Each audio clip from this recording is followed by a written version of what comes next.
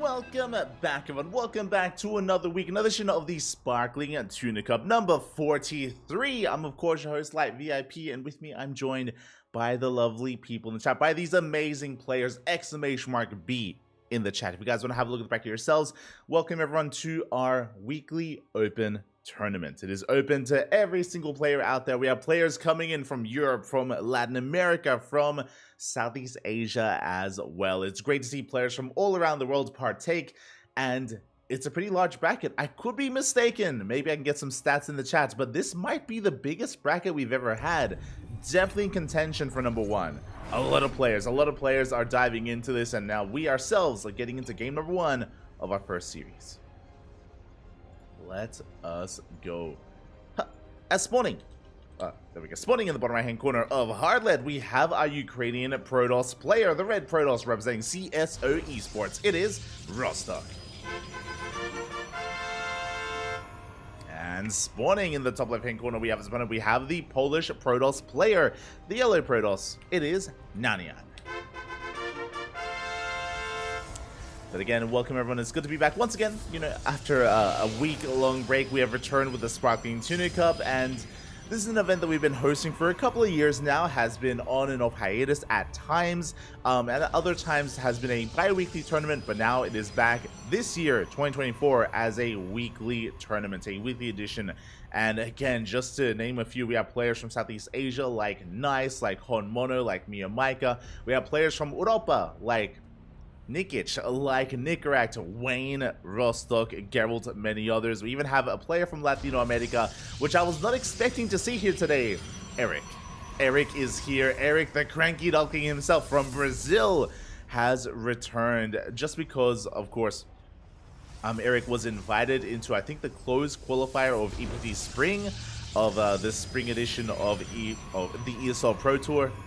So of course he is ready to compete, ready to improve, ready to get back into the swing of things, get into that grind set, and shake off all the rust. And I'm here for it. I'm here to see him shake off that rust as he's waiting for the win of this series. He's waiting for either Rostock or Nanian, and I'm ready.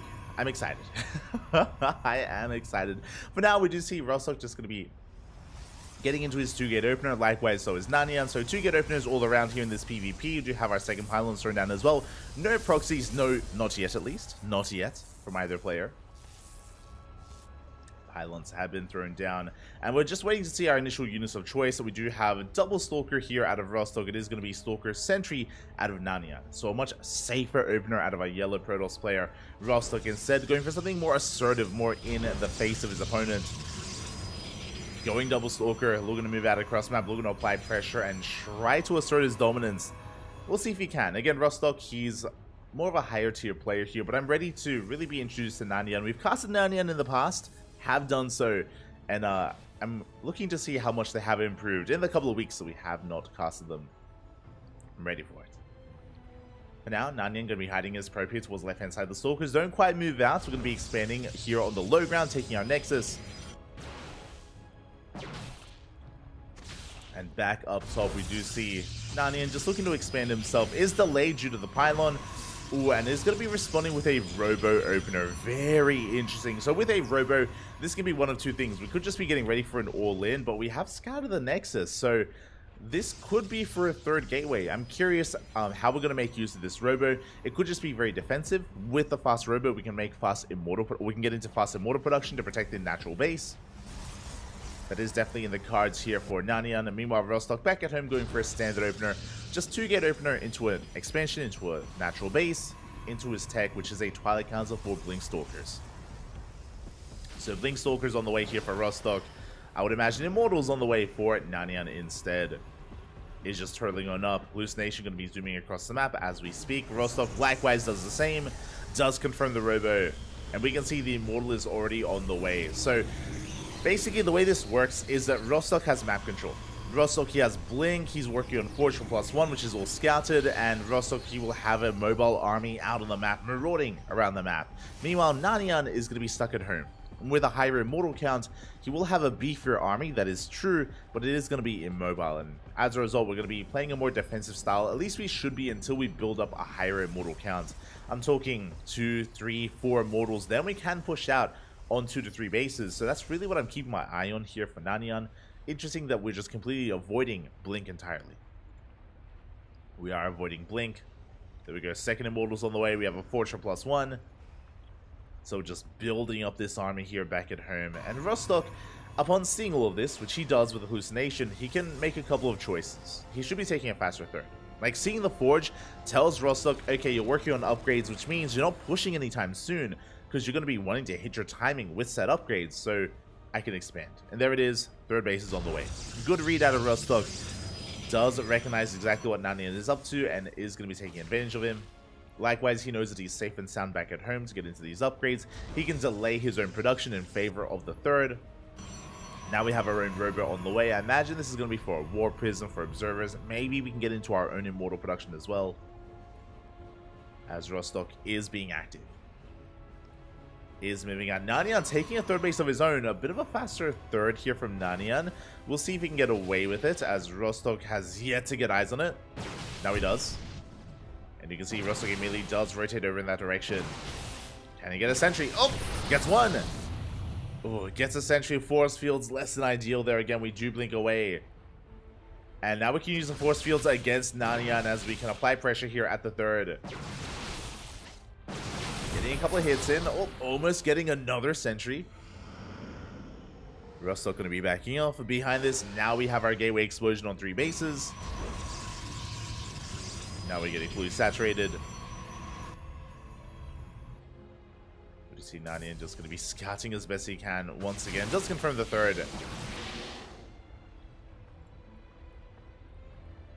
He's going to be pushing right through the center. I mean, he does have the Observer, does get eyes on the main army, and I do like this push. We spoke about it. +1. +1 is finishing up in a couple of seconds, so this is a very strong timing for Nanian. He's moving out with 2 Immortals. Ooh, I would have liked him to have waited for a third, but regardless, 2 Immortals is still a pretty large army. Good force fields here out of Rostock. Again, you can see a good portion of that army. The Immortals, they just weren't able to fight. We sniped the Prism! Prism goes down. The Immortals are just having a hard time engaging. And we see Rostock just kite back. Avoiding the fight with the Immortals, does respect them, but he just picks apart at the Prism and at the army. And you can see the first Immortals, they are going to be falling. Up! We do recall 1 Immortal does survive, we're down to 2, but Nanian, he just lost so much there in that fight. Again, just a really solid engagement out of Rostock.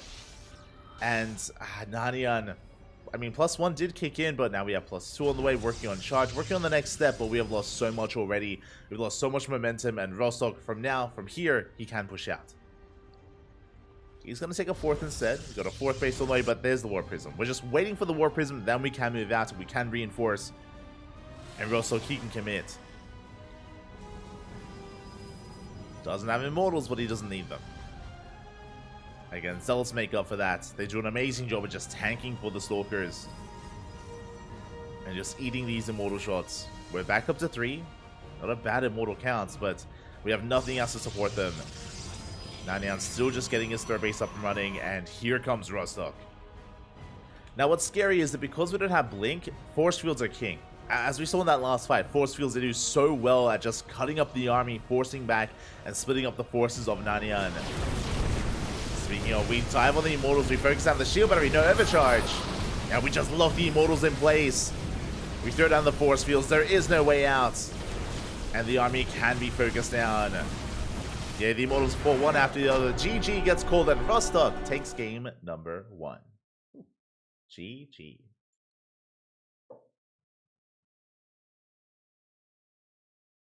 GG, well played. And with that, again, Rostock does take the first game, and he is coming in as the favorite player, but I'm not too opposed with Nanian's playstyle, is what I will say. I'm not too opposed to his playstyle there. I do want to believe that Nanian, if we can still refine ourselves, we can still make this work.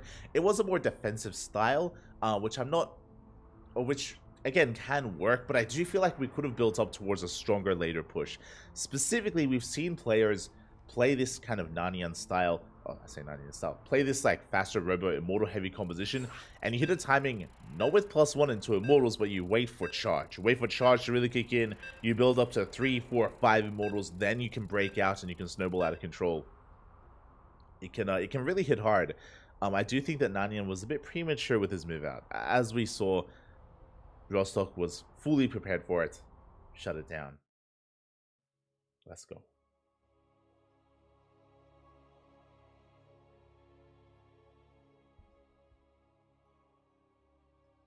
Catching up in the chat.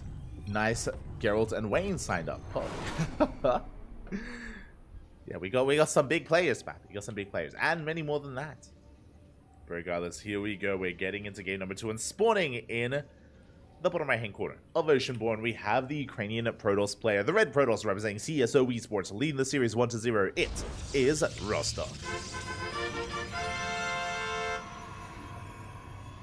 And spawning in the top left-hand corner, we have his opponent. We have the yellow Protoss player, the Polish Protoss. Down in the series, they're going to fight back. It is Nanyang. Here we go. As for now, we're looking at some standard openers for the time being. We'll keep our eye on these probes to see if they head out in any other direction. So, hello, Monsieur Tuna. Looking beautiful. And of course, if you do enjoy the Sparkling Tuna Cup, if you want to support it as well, there are ways to do so via Matcherino, via Patreon. Many ways to support the Sparkling Tuna Cup if you're interested. Otherwise, you know, enjoy the show, enjoy the cast, enjoy the tournament. Looking at the bracket, I can tell it's going to be amazing. The one problem with the bracket, and we'll get into the bracket after this series, the biggest problem with it is that there are too many good matches.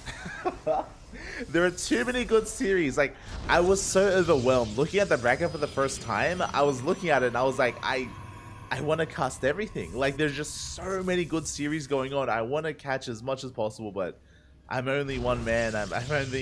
We only have one stream at the moment, and yeah, as a result, there are going to be matches that we won't be able to cover, unfortunately.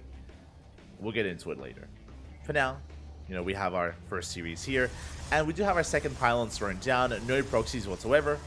Nanyang throwing down his second pylon here in the main. Likewise, Rostock throwing down his second pylon in his main base as well, so there is no proxy. Oh, and Rostock going to be a little bit greedier here. Okay, so he's showing 2 units being built. We can see him here cancel that Zealot. Getting into a Sentry does make it look like he was opting to go for something like Double Stalker. Likewise, Stalker Sentry coming out from Nanyang as well. Okay. So some slight deviations, but for the most part, Stalker Sentry is on the way. Again, the Sentry was kept hidden, was not revealed here by the scouting probe. And once again, Rostock does go for the pylon block. It is going to delay the expansion of his opponents, and Rostock he will be free to take his own. Ooh, as Nanyang, a much more aggressive build this time. Instead of going for the Robo Opener, it's a Twilight Council. Twilight Council instead here at Nanyang. Do love to see it. With this, it leads into faster blink. This could lead into a Dark Shrine. Speaking of, are we going for a proxy Dark Shrine? This Twilight Council is lined up with this pylon. So by the time it does finish, we can throw down a Dark Shrine. We can try to get one over on Rostock. We spoke about this yesterday even, because we casted a game in the KSL, the Korean StarCraft League, where Hero went for a Dark Shrine against Creator, and he just ended the game then and there. And we could see something similar here, as we have a Dark Shrine on the way, as we mentioned. And if there is no detection, then this can end the game.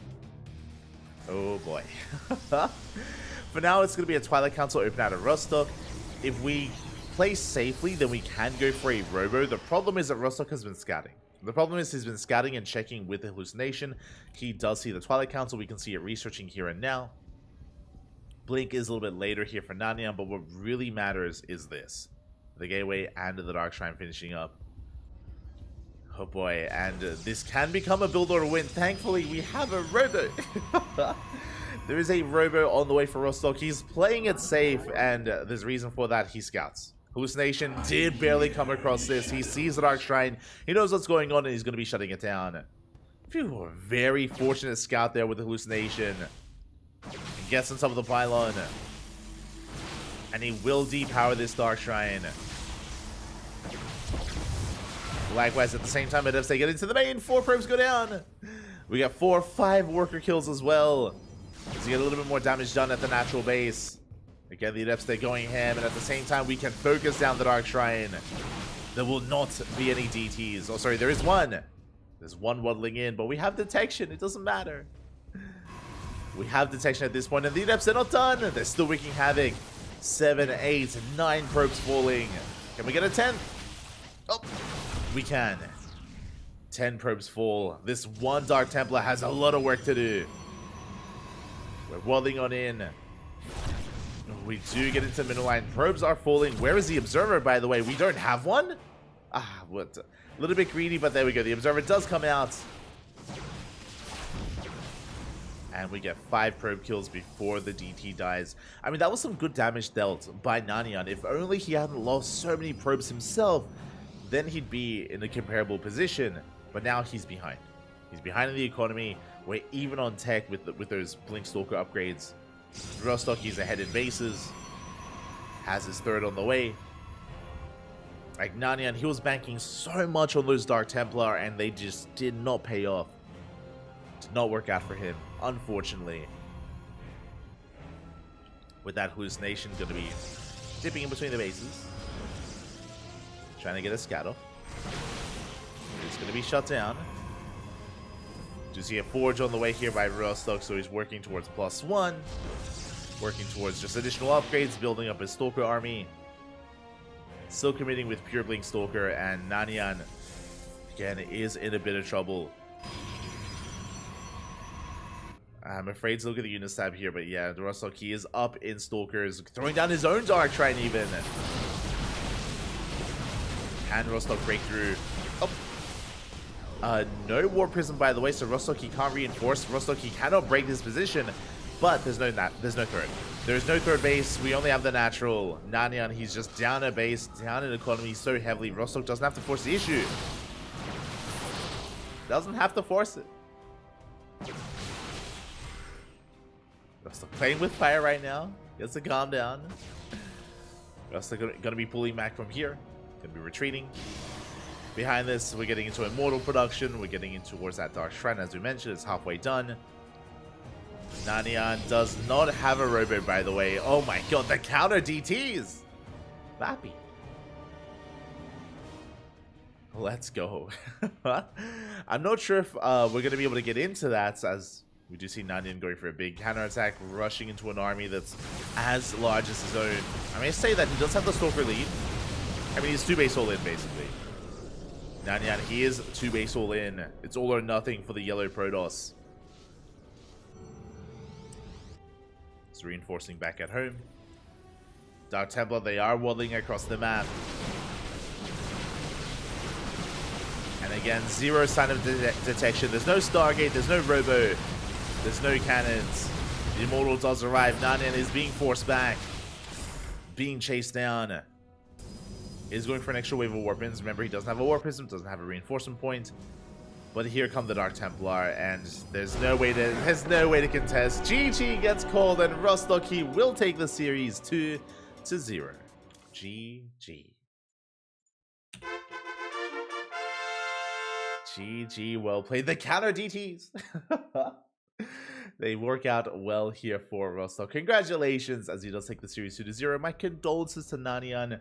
But again, he didn't look too bad here in this series overall. I did like his plan and his strategy in game number 2. Unfortunate that he got scouted. It is unfortunate. And sorry,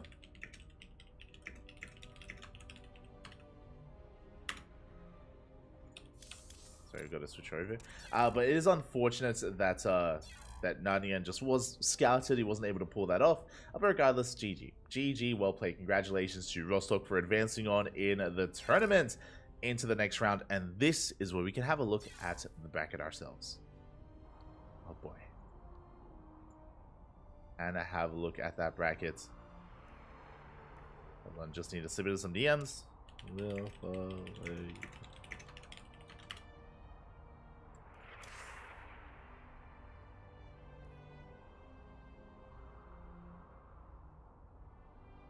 Slipping into some DMs and making sure we don't get left behind. But here we go. We're going to be switching our scenes over and going over the brackets. here we go. Okay, from the top, it's a big bracket. It is a very large bracket here, and I need to even resize the challenge a little bit just so we can see everything. Oh my god, we just can't, it can't all fit. It can't fit, man. Okay, hold on. I'll make it a little bit larger just so we can read it. Okay, from the top, as I can interact. Okay, from the top, we do have Roselia, the Korean Terran player, up against Moon in the first round. Winner goes up against Wayne. Wayne, of course, one of the best Zerg players in all of Europe, so we'll be keeping our eye on Wayne. Wayne is going to be one of the favorites to take the entire tournament. Scrolling down, we have Nikic. Nikic did get a walkover in the first round, and we have Nikic alongside Davultos as Mio Micah. He doesn't show. Mio feels bad, man. Mio Micah, the Vietnamese Zerg player, the King of the Sea, does not show. So Nikic and as well as Dave, they get the walkover. Nikic is, of course, the best player in all of Belarus, and Nikic is going to be favored in that series.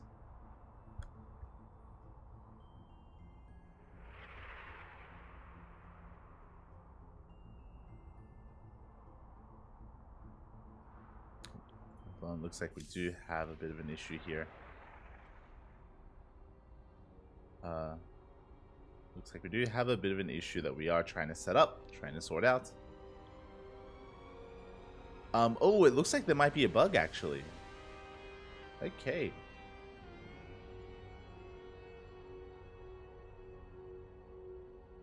Interesting.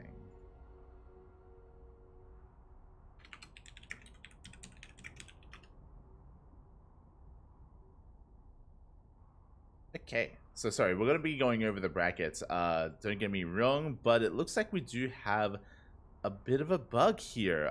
Many players, myself included, when we try to make a custom game on the Americas server, we're crashing. we just can't make it. So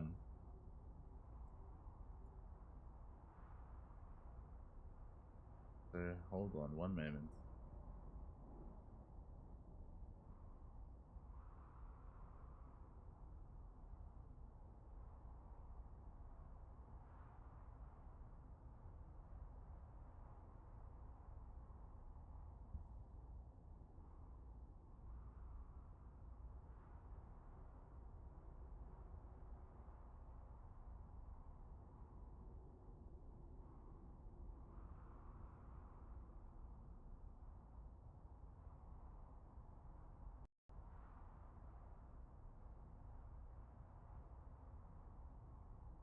Okay, hold on. We're good. We found a workaround. We found a workaround, but we're gonna have to close some stuff up. So, for those of you curious, apparently there's a bug on NA right now, and you actually can't make a custom game if you try to enter the custom lobby through the main menu or through the outer game screen. But you can make it if you come in through the campaign. So we have found a workaround, thankfully. We have found a workaround. Thank God.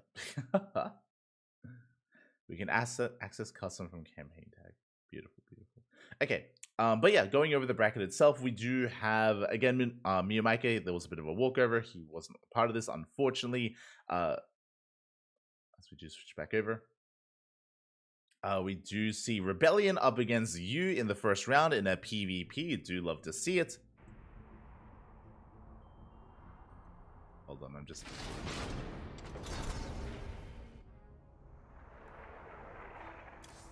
Let's go. Okay. Gonna message the players about this.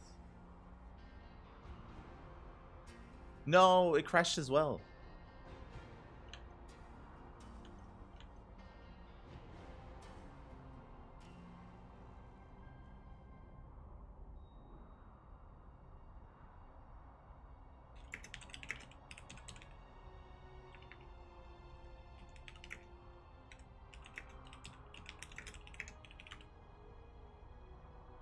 Hold on, we're going to be going in a short break. I do apologize, we do have some technical issues. Check out the back of yourselves. Our next match should be Eric versus Rostock, but we may head on over into another region to play it out instead. Fingers crossed. We'll figure this out. See you soon.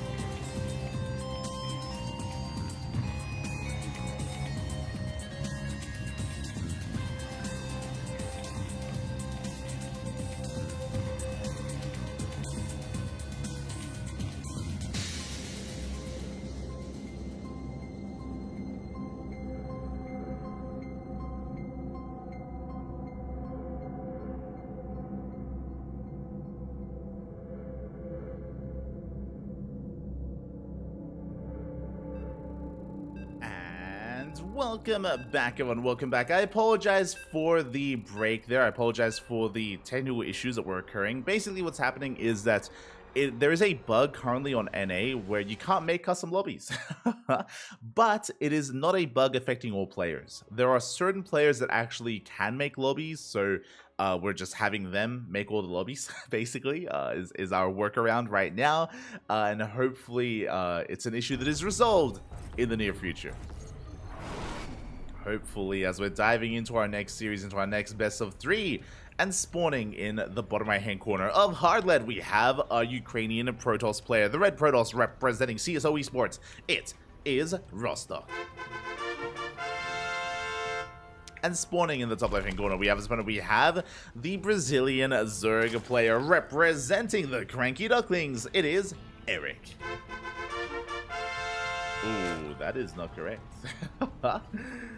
So I do apologize for the casting tool there, but we will fix it momentarily. We are going to be opening up with a 15-15, going for the extractor trick, but it is going to be a 15 spawning pool first, not a 15 hatchery first. Very interesting, as there we go, 15 pool into the 15 hatch. A much more aggressive opener here out of Eric. Just catching up with the chat, making sure that everything is okay. What is Sparkling Tuna? I know Sparkling Water. Does Sparkling Tuna make bubbles too? The real backstory is the name... Yeah, it is inspired by GSL. True.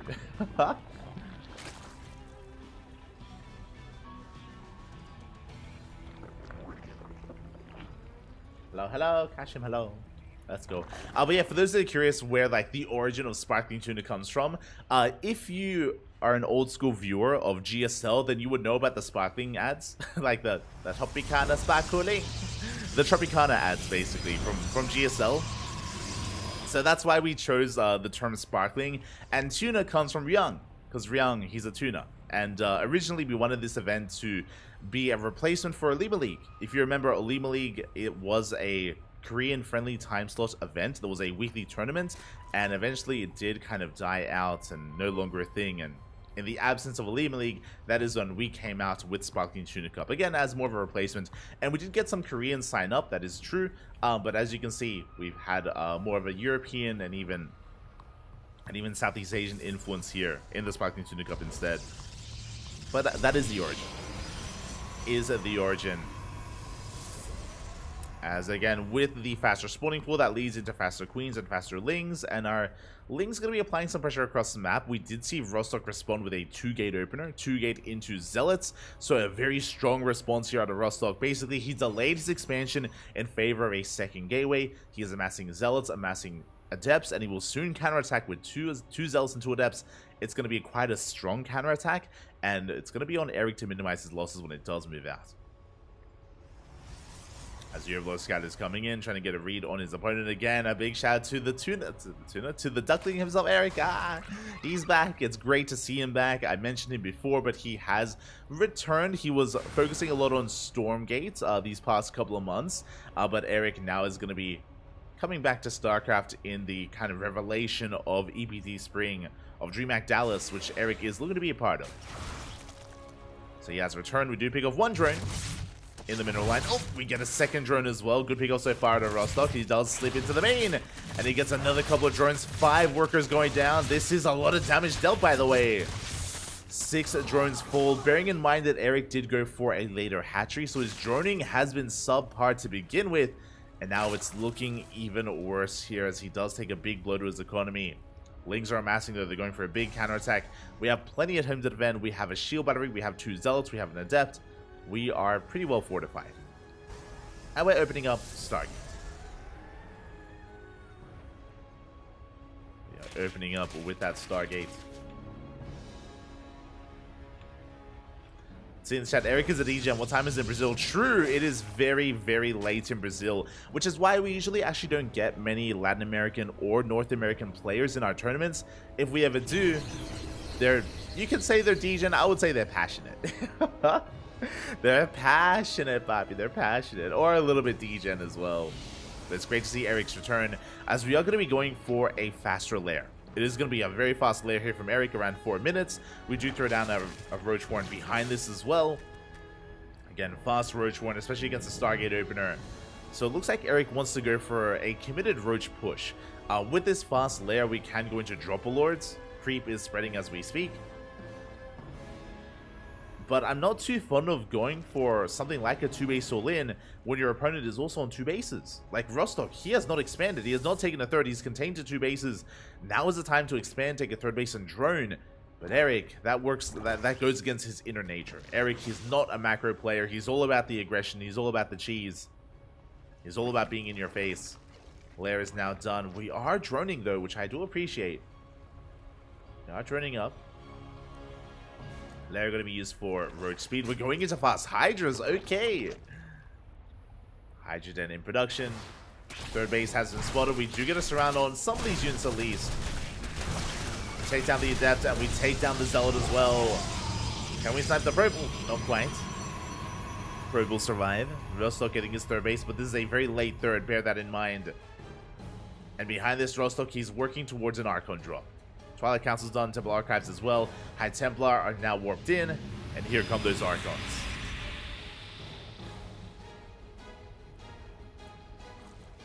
Going for the job.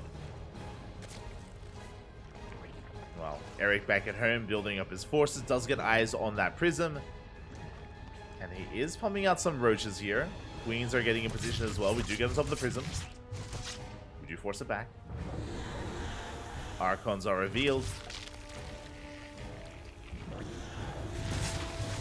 Rostock is gonna try to push forward here. Gets a couple of volleys off on the Queen. Will have to retreat. So far, no real damage dealt by the Archons yet. But they are keeping the Queens busy. Oh, the Prism takes a lot of damage. Takes a lot of hits, getting very low. Rostock has to be so careful with this. It's such an expensive load in that Prism. So we have to back off. Behind this, he's building up towards Charger Archon. Chargelots, Archons, Immortals. We're building up towards a Death Ball of an army. Likewise, Eric has been droning somewhat. It's always one of those things, whenever I cast Eric or Miyamika, for example, like, it's so difficult to, like, read how committed they want to be.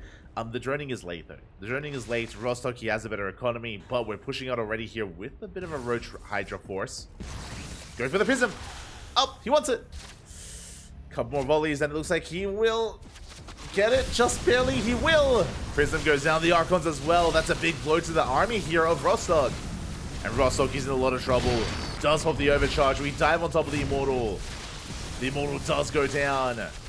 And before Rostock can really get going, he is being caught out. Zealots are falling. We have 3 Zealots left. We have a Sentry. No more overcharge. We have a Shield Battery. But it's not going to be enough. GG gets called. Eric, he barely catches Rostock with his pants down. And Eric takes game number 1. GG. Oh. And with that, Eric does take the first game here. Again, it was a very wonky game is what I will say. As I do have to restart. God damn it. I do have to restart my client here, but it was a bit of a shaky game out of Eric. It was very hard to read. Likewise, Rostock, assuming that maybe his opponent was going to be joining up his third, and Rostock, he was caught without an army. His Prism was caught out as well. GG, well played. Eric takes the first game. Now we're getting ready for game number 2. Again, because the bug, I do have to restart my client, and hopefully I don't get left behind. Fingers crossed.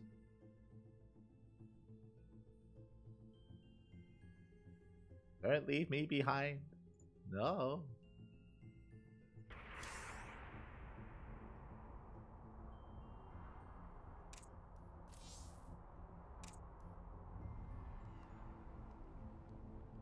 Here we go. As we're going to be getting ready for game numero 2. And Eric, he does have a lead in this series, but it's the best of 3. It is the best of 3. There's still plenty of opportunities to bounce back in this series. Just going to be waiting for a moment to set that up. And do we have any other updates on the bracket? We have plenty. We didn't even get to go over it before. But we have players like Azura, the Italian Protoss player. We have Mino VK, Lanjoy, Gref is here, Ashbringer, Hatsu as well.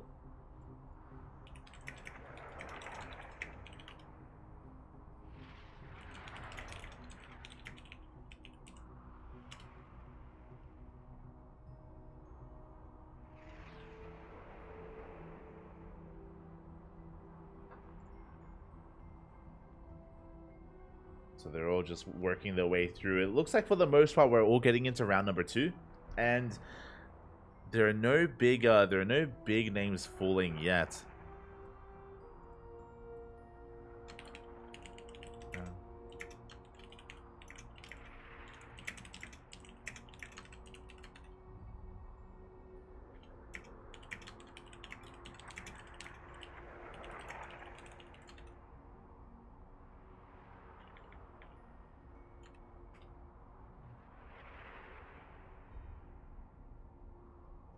Let them know.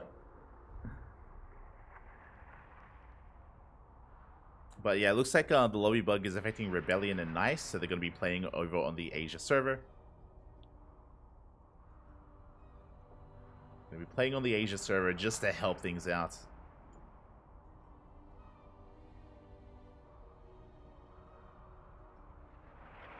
But yeah, I guess since we have a little bit of downtime here, we can go over the brackets. We can go over some of these results. And I go over them from the top. We do have Wayne still waiting in the second round for his next opponent, whether it's Roselia or Moon, yet to be determined. We have Nikic up against Dave in the second round as well. We have Nice versus Rebellion. I just referred to them. They are facing off on the Asia server just to avoid that bug. Meanwhile, we can scroll down a little bit further here to catch up on some of these other matches. There we go. We have Eric versus Rostock, which is our current series. Geralt versus Azura. They're in the bottom half of the bracket. We have Nick Rack versus Mindle VK in a TVP. Wish them both the best of luck. Likewise, I wish Azura the best of luck as well. And can I scroll down a little bit further here? At the very bottom, it's cut off there on the brackets, but we do have Art versus Gref and Honmono versus Ashbringer. So a lot of Protoss, a lot of Terran representation there towards the bottom half. I just realized both notable Zerg players are in the upper half of the bracket. Eric and Wayne. They're both in the upper half instead. Can you make lobby, or is it bugged?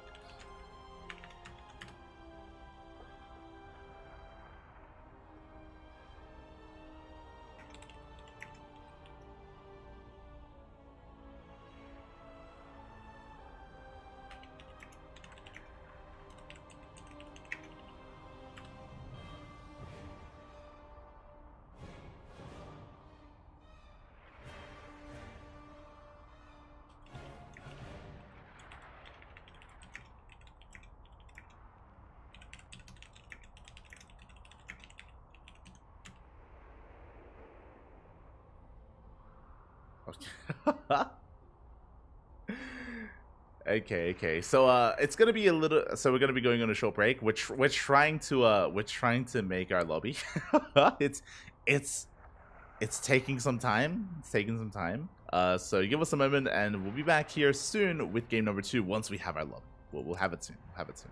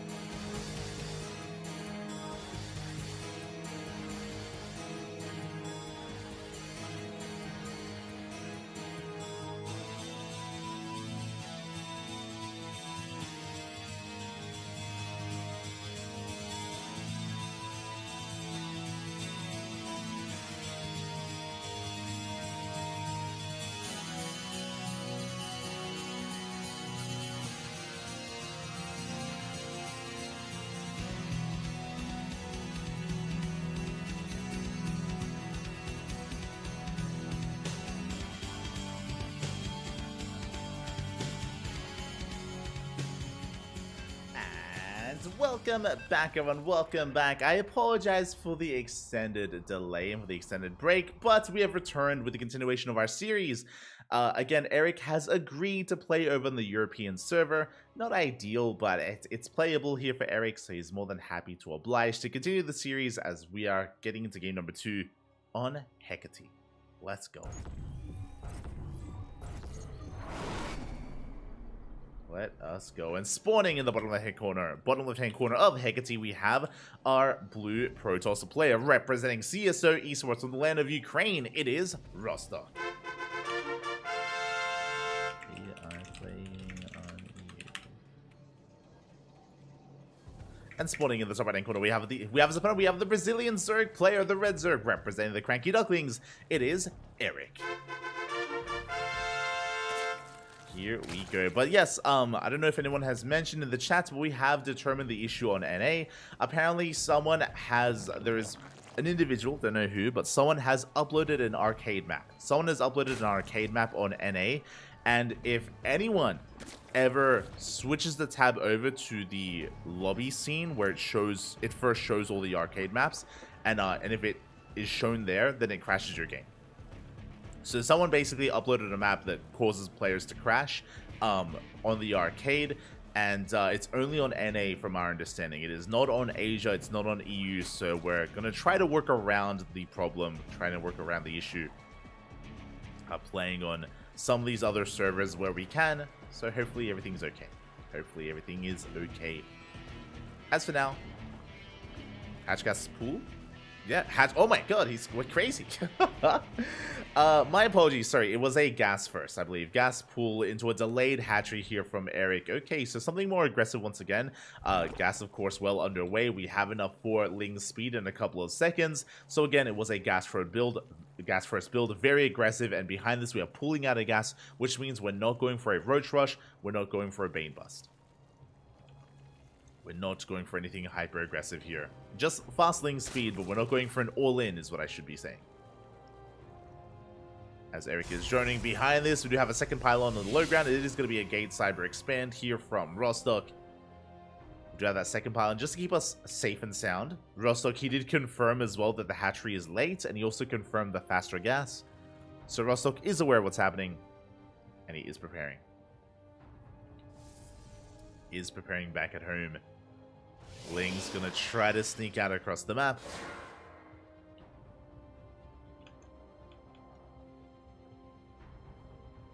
Attempt to at least.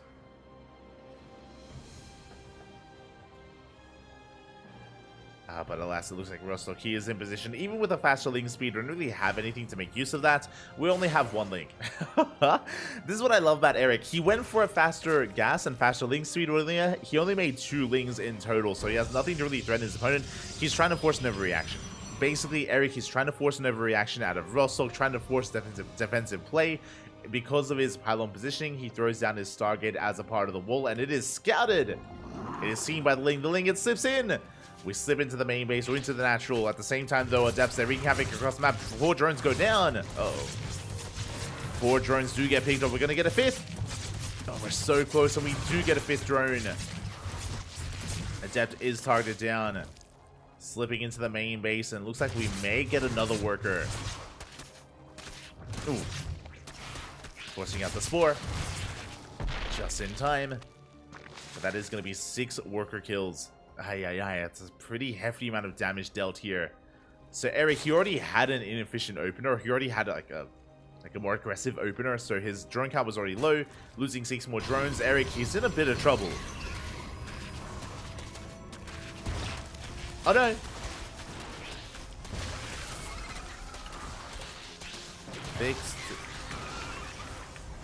Fixed in 2 minutes. I do apologize. Yeah, sorry, I do apologize for the technical issues that have been occurring. Because of that, I did actually turn off the scene switcher, so my apologies here, my apologies. Smooch.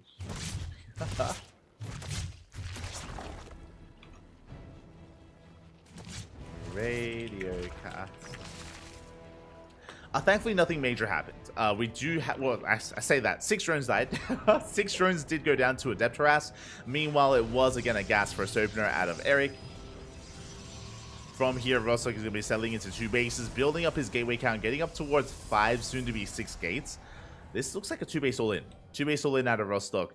He is just going to be doubling down. Meanwhile, Eric, can he survive this? Again, I do like that Rostock, he's trying to be the aggressor instead. I feel like Eric and Miyamaika, they thrive when their opponent plays standard. They thrive when their opponent tries to macro. But when they try to be aggressive instead, that's when players like Eric and Miyamaika can struggle.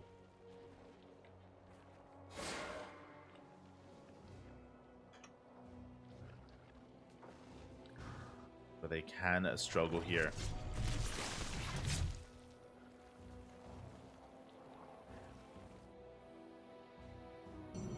As behind this, Rostock is getting his 3rd base. We are building up towards Archon, so never mind. I assumed it was going to be a 2-base all-in out of Rostock, but no, he's transitioning out of this. He's working on more upgrades. Charges on the way, Templar Archives for Archon production. Rostock, he's taking a bit of a slower approach, and that is giving Eric the opportunity to build up. Eric, his creep is spreading very quickly across the map. We have Roaches on the way for our Brazilian Zerg player as well. Roaches are amassing.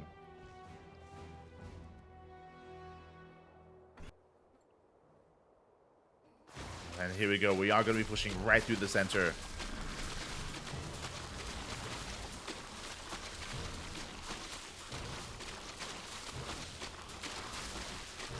But there we go. It looks like it has been fixed.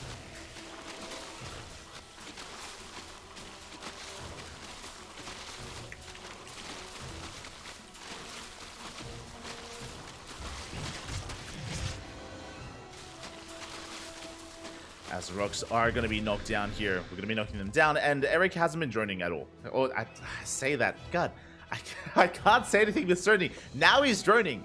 Now he's droning behind this as he's pushing in. We do have a shield battery on the way for Rostock. Is in production. Is setting up, and Eric, he is going to be backing off. Once again, trying to force some warp-ins here, but I do have to give the edge to Rostock. Rostock, he has a good economy. He's up to 57 workers. He's taking more gases. Rostock, he's settled in quite nicely here on 3 bases, and it's Eric who's playing catch-up. Eric who's trying to rebuild his worker count, or build up his worker count. Working towards +2. Chilling here outside the bases with his army. And again, he's hoping to catch Rostock off guard. Zealot drop poised to go into the main. Eric, some Ravagers do get caught out.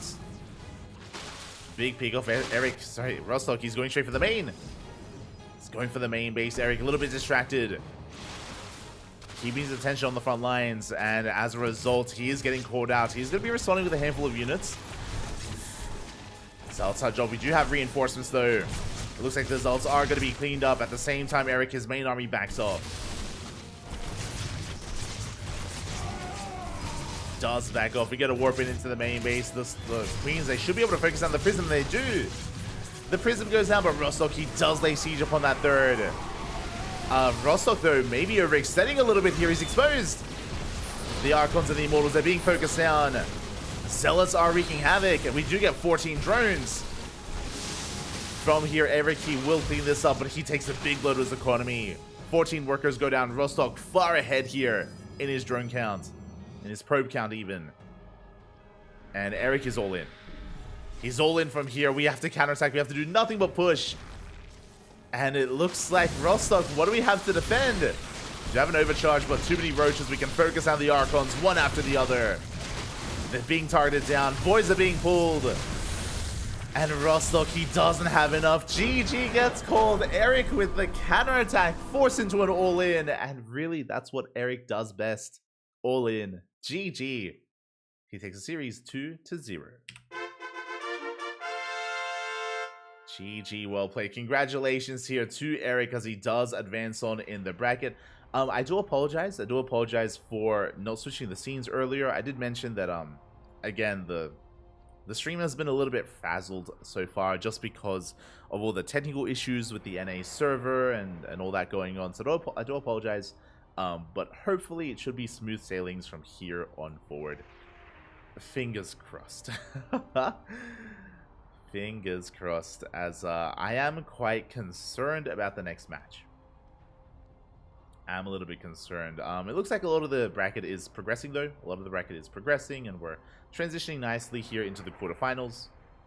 We can have a look at the bracket together. And congratulations to Eric.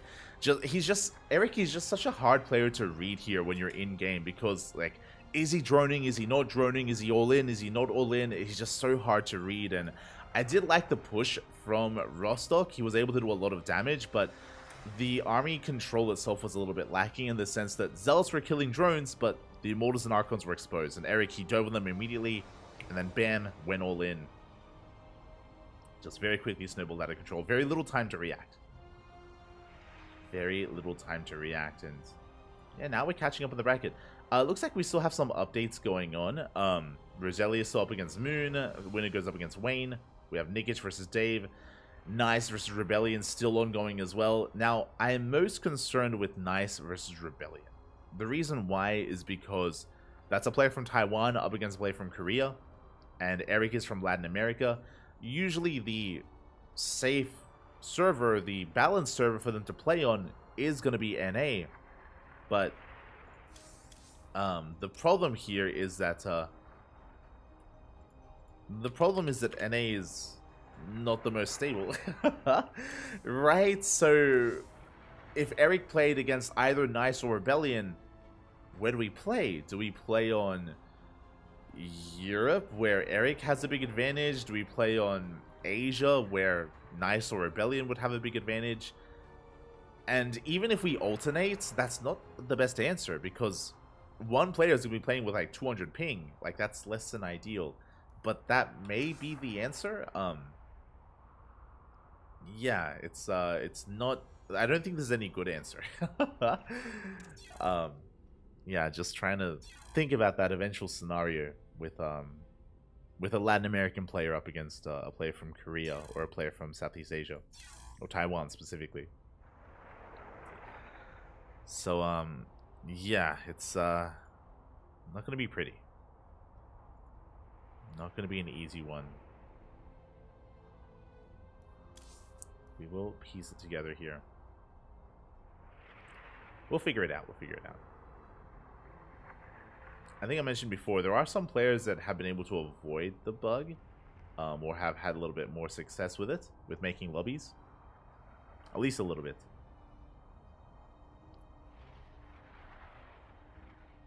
But until then, I think we're going to be going on a short break. I think we're going on a short break here. No shot. I say that we do have an update.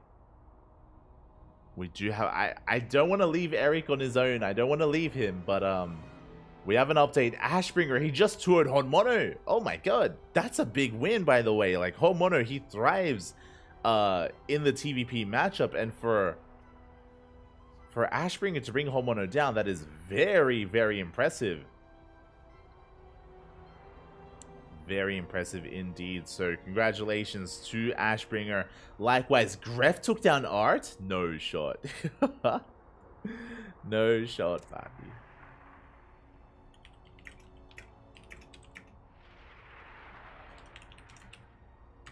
Okay, we're heading over to Europe. We're heading over to Europa.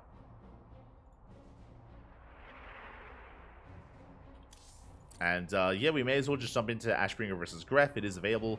I am going to have to message our lovely admin though about the eventual problem that we're gonna have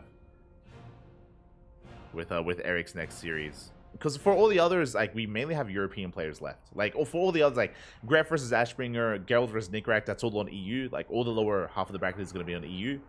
Nikic versus eventually Wayne, that's going to be on EU as well. So we mainly have European players left, so there's no issue there. Just Eric's next series might be a bit of a problem. We'll figure it out. Regardless, we're going to be going in a short break. When we return, we'll have our next series. See you soon.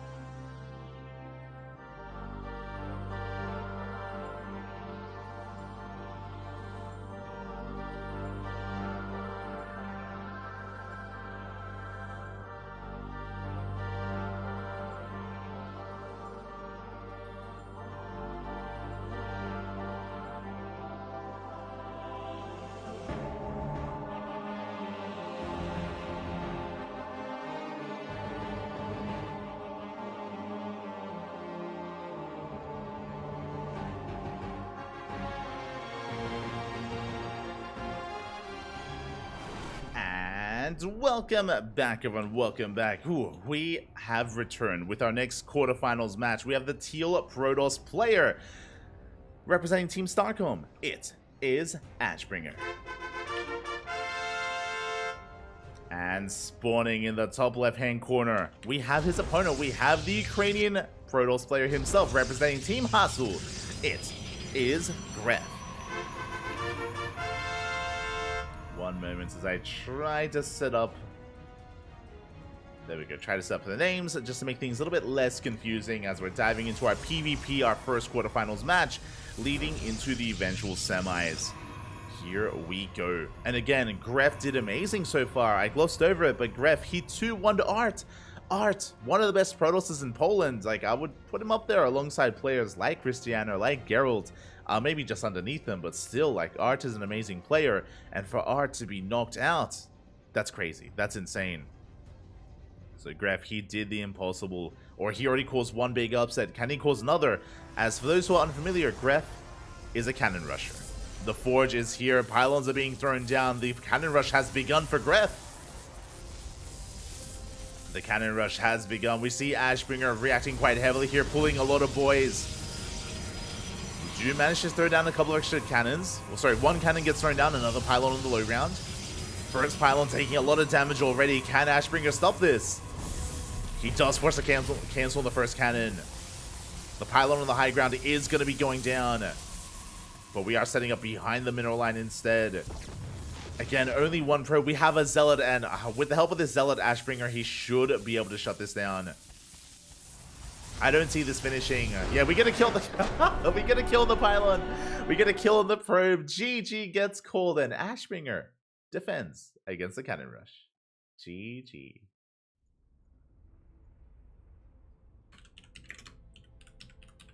GG, well played. Sorry, I'm just quickly setting things up. Again, this is going to be a short series, but I wanted to bear witness. I wanted to be here and bear witness for the nonsense that's about to come.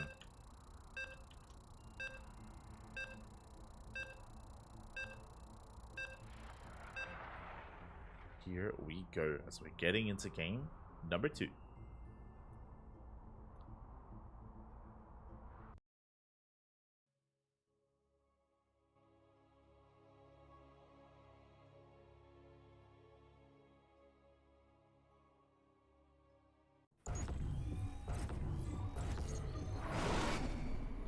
Here we go, we're getting into that second game, and spawning in the bottom right hand corner of Oceanborn, we have the Teal Protoss player leading the series 1-0, defending against the first cannon rush quite well, quite easily. Can he do it again?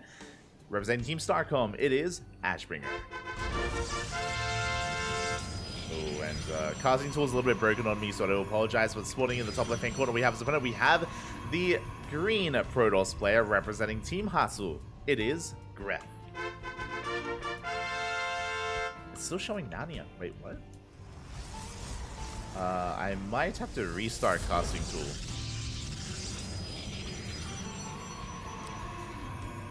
I do apologize if the intros are a little bit broken, but we'll fix them. As there it is, Forge is on the way, Probe is being sent out across the map, and we see Ashbringer immediately pulling the boys. Pylon has been thrown down.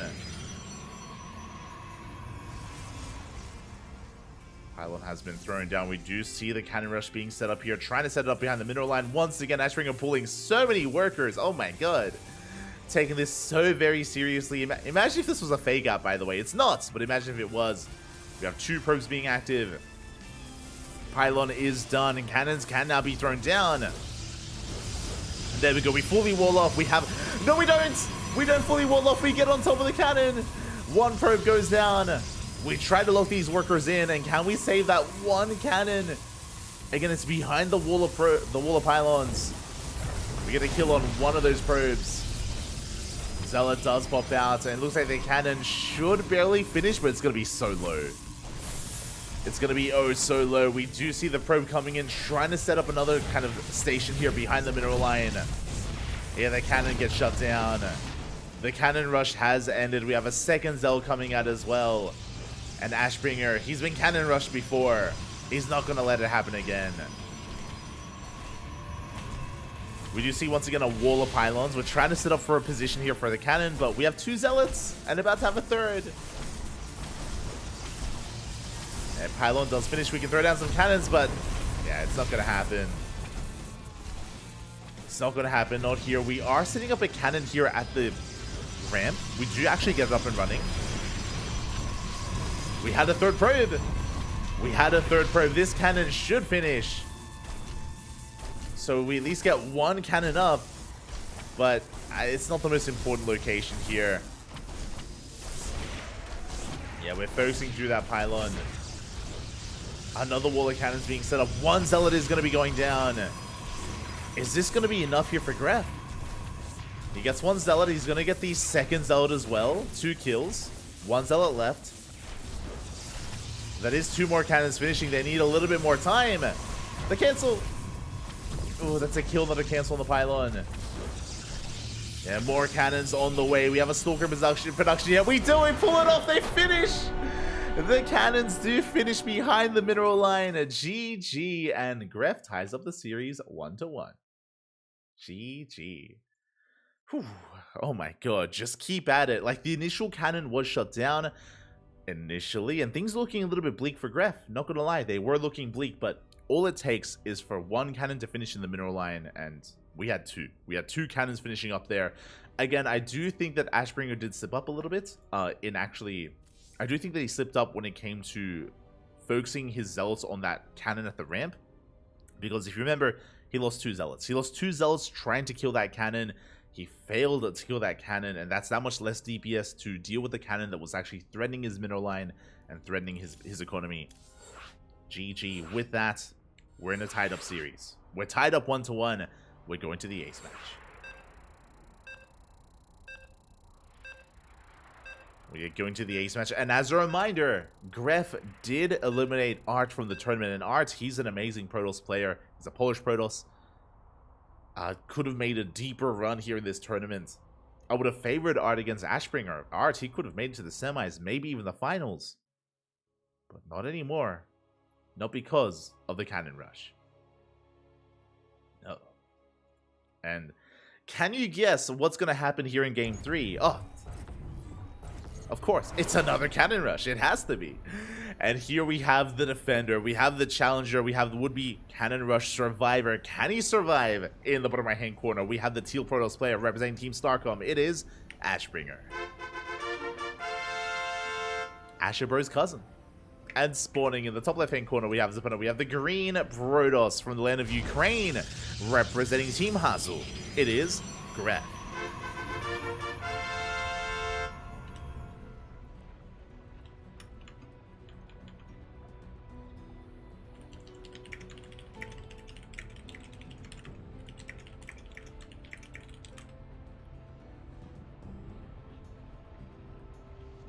Here we go. As we have our probe scout moving out across the map. Likewise, Forge has been thrown down. The cannon rush is going to be continuing once again here for Gref, as to be expected. Meanwhile, second probe is on the way. Ashbringer pulling the boys. The pylon has been thrown down. Now, the initial defense from Ashbringer was solid. You can see here, like, he's rotating or he's patrolling here on the low ground, making sure our pylon doesn't get set up. We have 3 probes on the first pylon, and we have 2 probes on the second. Ooh, we do set up behind the mineral line. This is brutal. This is brutal. We need to kill this pylon because a cannon is going to be thrown down and it's within range of the mineral line. Yeah, we have 2 probes being active here. A lot of workers not mining. This first pylon is going to die. But again, we have 2 more to keep this powered. And yeah, we're setting up a secondary wall here towards the left. Using this first pylon as an anchor point. Looks like the Zealot does come out in time. This cannon is going to be cancelled. We have another cannon on the way.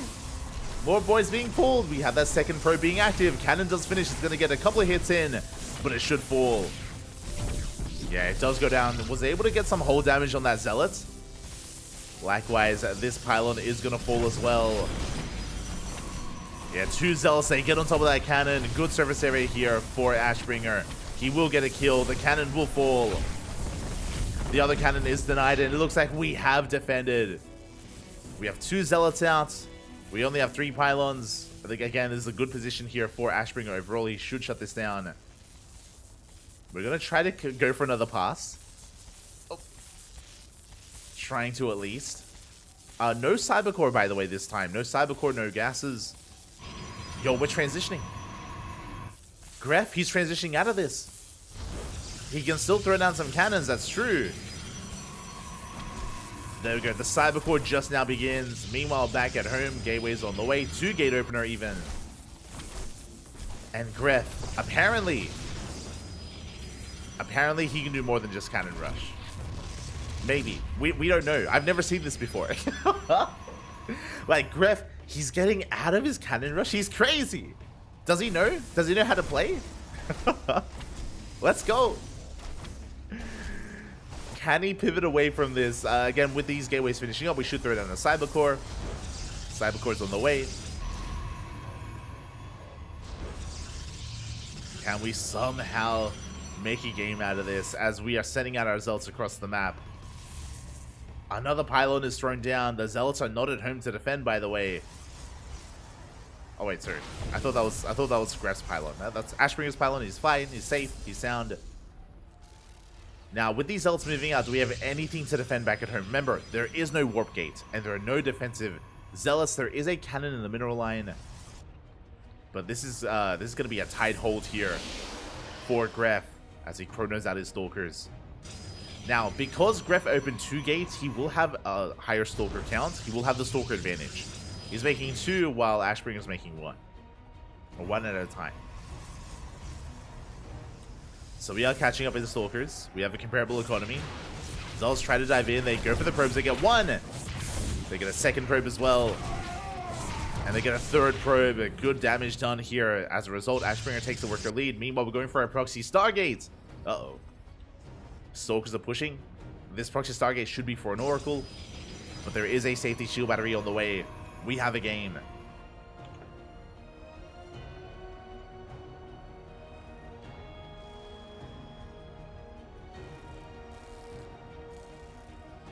Do you have a game? Sorry, I apologize. I thought it was going to be an Oracle. It's going to be a Void Ray instead. Okay.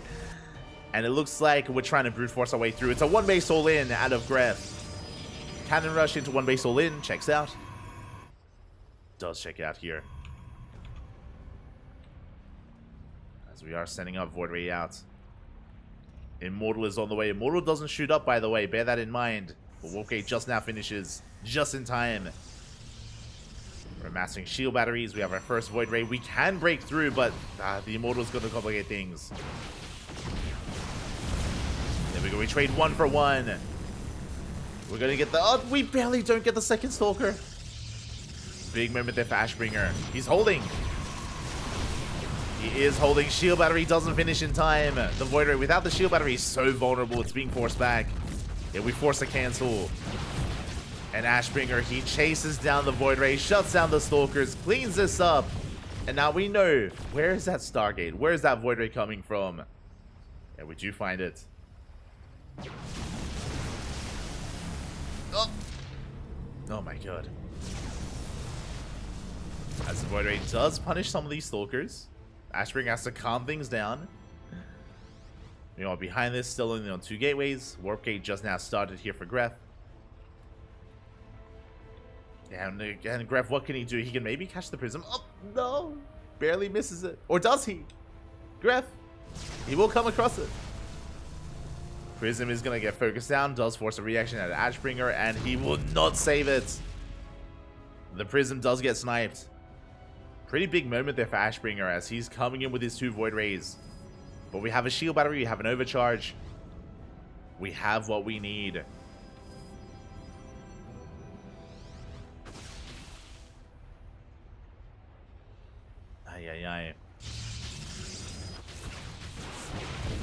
There we go. We are pushing forward. We're going for the pylon. It's Nartosis pylon, and everything is depowered. We deny Warp Gate. We deny the Stalkers. And you can see Gref racing back home. And what can he accomplish here? He's got 2 Void Rays against 4 Stalkers. I mean, he can maybe clean this up. It's possible with 3 Void Rays especially. But they base the Nexus is getting low. Getting insanely low. Oh, can we snipe it? It's gonna be close. The boys are being pulled, and it looks like we will get a kill on the Nexus. No more economy. Nothing left here for Graf. He can maybe cancel all of his upgrades and Stalkers and throw down the Nexus, but nah, he's pulling the boys. It's all or nothing.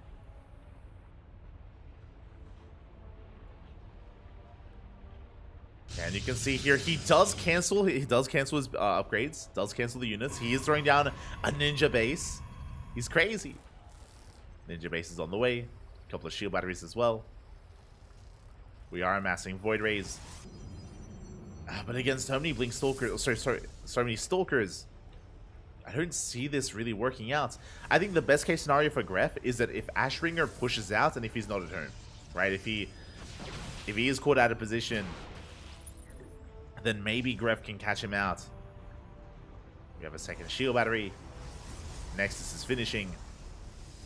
We do have some saturation going on here, at least mineral saturation. We could do with some gases.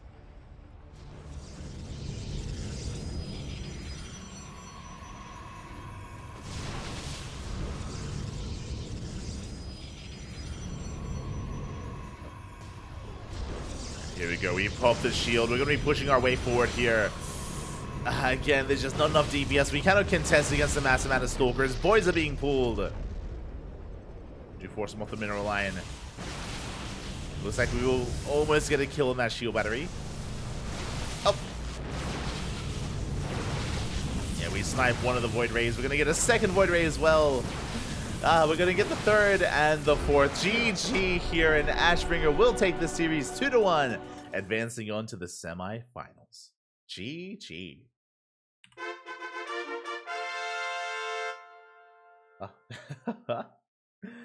GG, well played.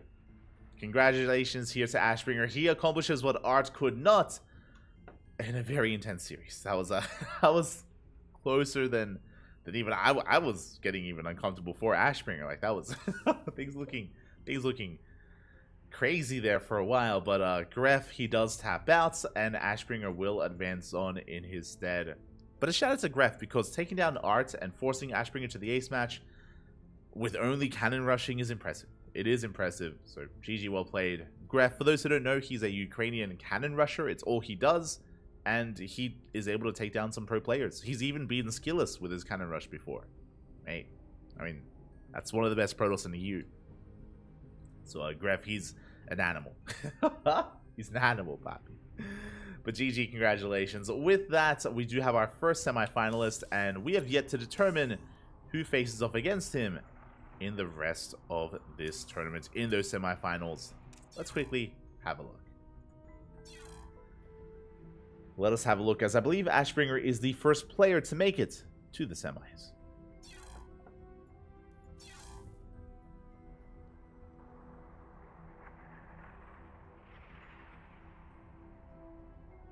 Here we go. Again, exclamation mark B in the chat if you guys want to have a look at the back of yourselves. Wayne, he's still facing off against Roselia in the quarterfinals. That series is still on, sorry, in the round of 16. That series is still ongoing. Nikic is still waiting for the winner of that series. But again, at least Roselia and Wayne are duking it out as we speak. Eric's still waiting for the winner of Nice and Rebellion. They are currently mid-series. They're playing over on the Asia server. Just as a heads up. Oh, and it looks like Wayne and Roselia are wrapping up. So we might be able to cast a Wayne or that series, the winner of that series against Nikic. That is on the table. Meanwhile, when it comes to Ashbringer, he's waiting in the semifinals for either Geralt or Nicaract. He's waiting for a Protoss or Terran opponent. Which one exactly, yet to be determined. But we will be casting both semis. We will be casting both semifinals. So don't worry there. We'll be casting either Geralt or Nicaract versus Ashbringer. One or the other. Well, we're getting there. Oh.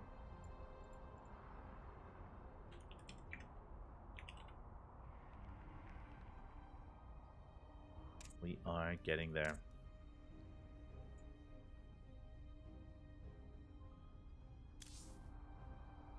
as I'm just trying to get an update here on what is going on. Basically, we're either going to be casting Wayne versus Nikic next, or we might even end up casting Ashbringer versus either Geralt or Nickrat, again, depending on who makes it through. We will see. For now, I think we're going to be going on a short break. I know, it's, we've had a lot of breaks here, and it's just, a big reason for it is just because of the technical issues that we've had in the servers and in-game. Because of that, I've been hopping servers a lot. I've been hopping a lot of servers, and I'm just, like, trying to catch players, trying to find results, trying to make sure that everyone is in the know. It looks like we might have found a workaround for the server issue.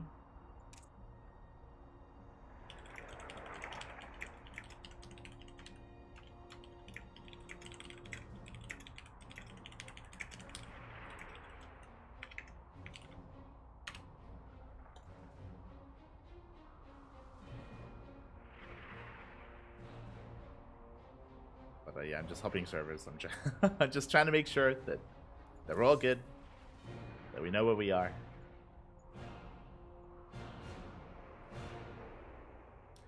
And now that I think about it, I should wait for Geralt and Nickrat actually, because the lower semis is about to begin, like, soon. We'll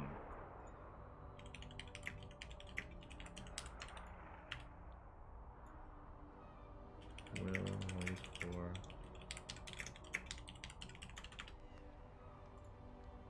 yeah, okay, so we're going to be going in a short break, and we're going to be waiting for Geralt and Nickrat to finish up. Once they do finish up, then we'll be following that series into Ashbringer. That is going to be the plan. That is going to be our goal here, moving forward. So we're going to be going on a short break, and we're going to be waiting for Geralt and Nickrat to wrap up, or to give us an ace match. We'll be here for it. See you soon. Take this moment to hydrate Hydra Search Roaches, massage your Marines, and drain your Disruptors. We'll be back in a couple of minutes. Also, if you want to support this tournament, you can do so via Matcherino or Patreon. Both are commands in the chat. And again, I do apologize for the more kind of like frazzled cast today, just because of all the issues that have been going on. So I do apologize for that. But again, you know, the games have been good, and the games will continue to be good. I promise. Going to be going on a short break. See you soon.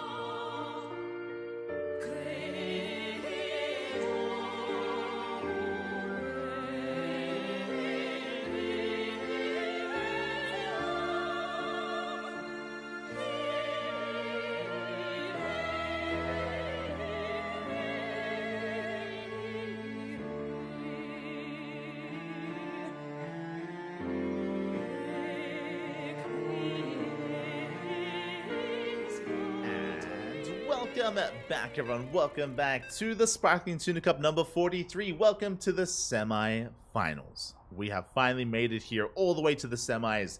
And again, to apologize for the extended break, but we are here with our next matchup. We just casted Ashbringer, survived the cannon rushes of Greth, but now he's up against Nicaract, the best Terran in the entire bracket. Let's go. We have a TVP. By the way, Nicaract did bring down Geralt in the last series. It was off stream, it was in the quarterfinals, but Geralt has been eliminated. Nicaract brought him down 2-1. That's already a big win. Geralt, arguably the best Protoss in the bracket, has already fallen to this Terran player. Can he make a deeper run? Can he keep it up and keep going all the way to the finals, maybe even further? We're here to find out. Spawning in the bottom left-hand corner of Hecate, we have our red Terran player representing the Platinum Heroes. It is Nicaract. And spawning in the top right-hand corner, we have as opponent, we have the teal Protoss player representing Team Snarcon. It is Ashbringer. Here we go. And again, Nicaract, already a big result coming in for him to bring down Geralt in such a fashion. I mean, it was a close series, went all the way to the ace match, so very close, very back and forth. But again, you could argue that Nicaract, he's already climbed the mountain that is Protoss in this tournament. Now, can he clean things up? Can he head all the way to the finals? Can Ashbringer stop him? To be fair, I haven't casted Ashbringer as of late. It's been a couple of weeks, if not actually a couple of months, since I've casted Ashbringer on the regular. So I'm curious to see how he has also been improving over time. It is going to be an eBay block here out of Nicaract. A lot of progression already on the eBay. It's almost done at this point. And it's going to delay the expansion for so long. We're forcing out a Zealous. A great start here by Nicaract. Again, this was a late Probe Scout out of Ashbringer. Because the Probe Scout was late, that means that this eBay, it's almost done. It's going to take so long to expand, and we may even force the unnatural natural. Ashbringer instead is making a Zealot. This Zealot will eventually force a cancel, but it's going to be such a delayed expand here for Ashbringer that Nicaract, he's going to be feeling pretty comfortable so far. Feeling pretty comfortable here back at home. Do you have a gas steal? We have a gas steal coming out from Ashbringer. You'd love to see it. It is a way to disrupt Nicaract in some way, shape, or form, but the second gas doesn't matter too much. It was a Rax expand setup here from Nicaract, so he's perfectly fine, perfectly safe, perfectly sound. Should be looking good here as we settle in towards the early to mid game. You can see the probe being as annoying as possible. You have the Marine coming out. We can focus on the probe. We can get our production well underway. We can get our racks up and running. Bunkers on the way as well. Back at home, we should force a cancel, not a kill. It's going to be close. Ooh, and there it is. We do have the cancel on the eBay. Reaper sips into the main base. Going to be delaying more mining time in the main. Forcing boys off the mineral line. And Ashbringer, he will eventually chase this down. And the question becomes, what kind of tech do we work with? Do we go for a Twilight Council or a Stargate? We have our answer. It's going to be a Stargate. Stargate opener out of Ashbringer. Meanwhile, Nicaract behind this going for a 3-Rax. And the gas does not see this. But the fact that there is a gas geyser is a bit telling. It should be a sign that there's no factory or starport follow-up. Otherwise, we would prioritize taking this gas or shutting down this gas. I guess, to be fair, Nicaract could just be taking a second gas on the low ground. And he is. Second gas is on the low ground. So Ashbringer, he only has a piece of the puzzle, is unaware of the 3-Rax. And basically the way this works, as adepts, they will shade into the mineral line, get a couple of SCVs, as they will be hunted down. But the way this works is that Nicaract is going to be building up a death ball of a bio army, and is going to be hitting a strong timing with Stim. Stim and combat shields. Upgrades are going to be on the way, and this is ideal against a Stargate. The reason why I say that is because Stargate openers, they give you oracles, they give you phoenixes, very fragile units that don't really help too much against a death ball of a marine army. What we would need is blink stalkers, fast colossi, anything else. Now it does look like we're transitioning out of this. It looks like it's not going to be phoenixes. We're going oracle into a tech transition, which is kind of good, kind of bad. The downside here is that this was a big commitment into this tech option, into the Stargate, and this oracle has to pay for itself. If it doesn't, Ashbringer is going to be falling behind, especially after a delayed expansion. So here we go. Oracle is moving out, heading out across the map. Back at home, what do we have to defend? We have Marines, yes, but they're not in position. They're here at the natural. They're not in the main base. We can get some SCV kills. Yeah, as the Oracle does slip in. We're going to get one. We're going to get two. We're going to get a handful of SCVs. Pretty good damage so far. Getting 3, getting 4 SCVs in total, and we do back off. On top of that, did we scout? We did. We have spotted the second and the third racks. We're fully aware of what's going on. And what do we make at home? We have an Immortal on the way. We have the Bay on the way. Fast Colossus. We need Colossi as quickly as possible here to defend. Likewise, a safety Immortal to make sure that we actually, have an army to defend as well. As we're going to get a couple more SCVs, we're going to get 3, we're going to get 4. 4 SCVs go down. This is 8 worker kills in total. This is some good damage. This is very nice here for the Oracle. But here comes the push. And we're not going to have the Colossus. The Colossus will not be out in time, but we do have a ground army. And it's a little bit of a kitchen sink, right? We've got some Adepts, a Zealot, a Stalker, a Sentry, an Immortal, a little bit of everything, but all coming together with the help of a shield battery and an overcharge, we should be okay. We can, I say should, it's going to be a close defense. We go for the scan. Nickrat trying to judge whether or not he can dive in. Behind this, Oracle headed towards the natural. Yeah, Nickrat, after the scan, he backs off. He himself knows, like, oh, it's going to be a tough fight. So he will respect it, he will retreat. Nickrat, he will come back home. Now, what's important here is that you may be thinking, hold up, Nickrat, he was building up towards a 3-max push.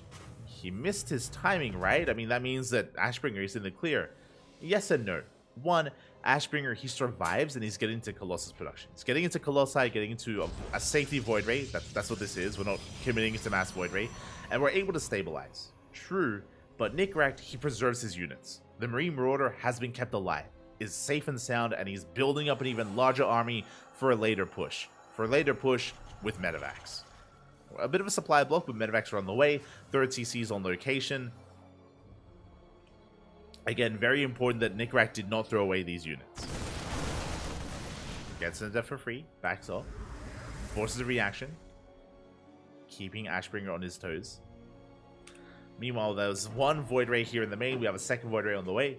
This is a very interesting way to deal with drop play. Basically, I think we're going to be leaving these Void Rays in the main base just to catch any kind of stray Medivacs coming in.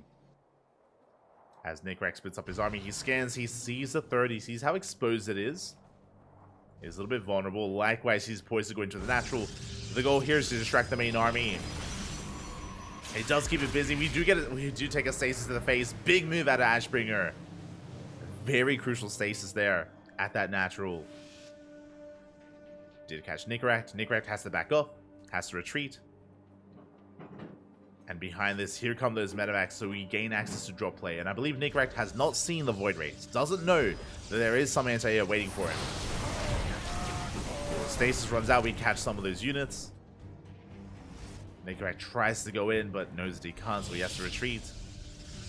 And so far, Ashbringer doing well for himself. He's, again, stabilizing, as we mentioned before. Now he's stabilizing on 3 bases. He's holding on, building up towards a higher Colossus count.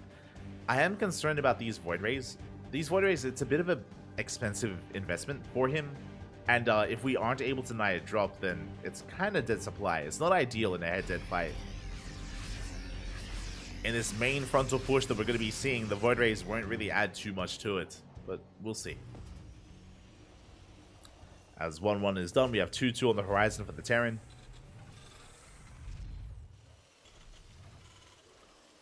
2-2 on the horizon here.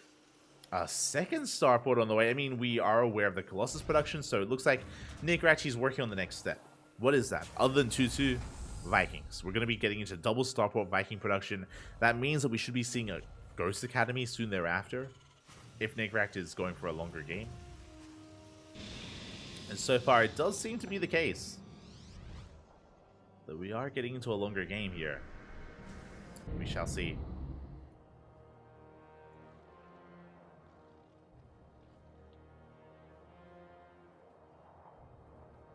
As Ashbringer is going to be rotating over to his right-hand side. Getting out his units, does get the revelation off on the main army. Oracle does fall, but he will be able to push up this ramp. You can see Nickrat trying to get in position, trying to get ready. is trying to prepare. As Ashbringer is pushing in, activates the shield. Guardian shield has been activated. Void Rays who activate their prismatic alignment as well. Good kiting so far to Nickrat. Yeah, he kites the hell out of those Zealots. The Colossi left behind. And now the Colossus engage. It might be too late. We're trying to break through. Vikings going ham, but the Bio Army, it melts here before the Colossi. The Marines and Marauders do fall. We might have needed to pull the boys. GG gets called, and Ashbringer, he breaks through and takes game number 1. Whew. GG. A solid game 1 there from Ashbringer. And again, when it came to that fight, there was some good kiting from Nickrat, but I think in that moment we did need to pull the boys. We needed to tank some of those Colossus shots. The swipes from those Colossi were insane on the Bio Army. It took a while for them to really engage, but once the swipe started, the army melted.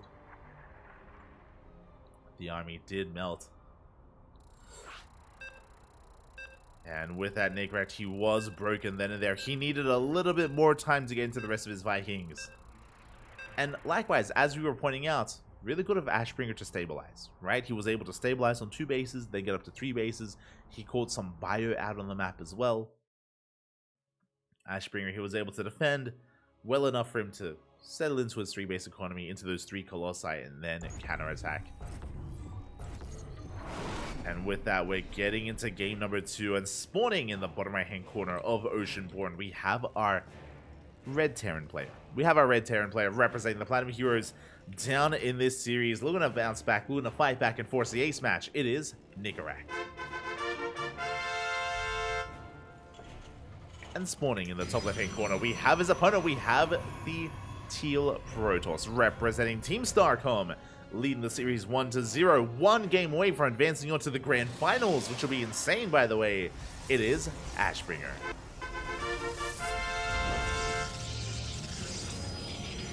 Here we go.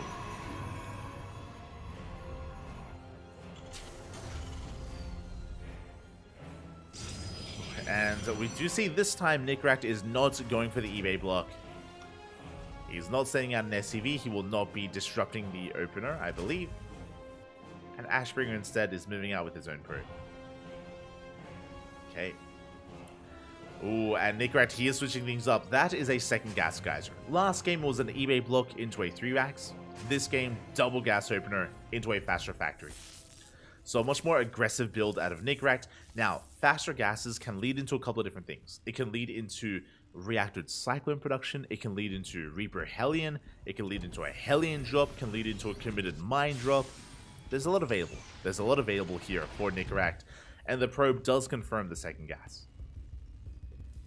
So Ashbringer knows he has to be a little bit more safer here as we get into game 2. Factory now on the way. Again, with these 2 gases being taken, we can rule out 3-racks, as we now know for certain. And we can rule out some more greedy economic opener. So Ashbringer setting up back at home, going to be expanding, waiting for his Cybercore. I imagine this game he's not going Stargate. After seeing the double gas, we should be going for a Twilight Council. Should be. Very early shield battery in the main base to defend against the Reaper. Shield battery is on the way. Reaper is going for a counterattack. CC is thrown down on location. As the Reaper moves out, so what are we working with back at home? We're going for a reactor on the racks. We are making Hellions initially. This could just be Reaper Hellion. That was one of the options. Yeah, it could just be reacted Reaper Hellion here out of Nickrat. Reaper gets across the map. Slipping into the main. Again, the shield battery is done. So we shouldn't lose anything in the main base as we do defend with our first sentry. And Stalker. We do see Ashbringer trying to intercept it. It looks like he will. Will intercept, will shut down the first Reaper. And that's brutal because we are going Reaper Hellion. Like, we're massing more Reapers than Hellions. Losing 1 Reaper already does take a lot of the wind out of the sail of this build. So traditionally, this is 3 Reaper and 2 Hellion. Now it's 2 and 2. The goal of this push is to get into a mineral line and kill workers. It's to kill some probes, get ahead in the economy, Necract is looking for a dive.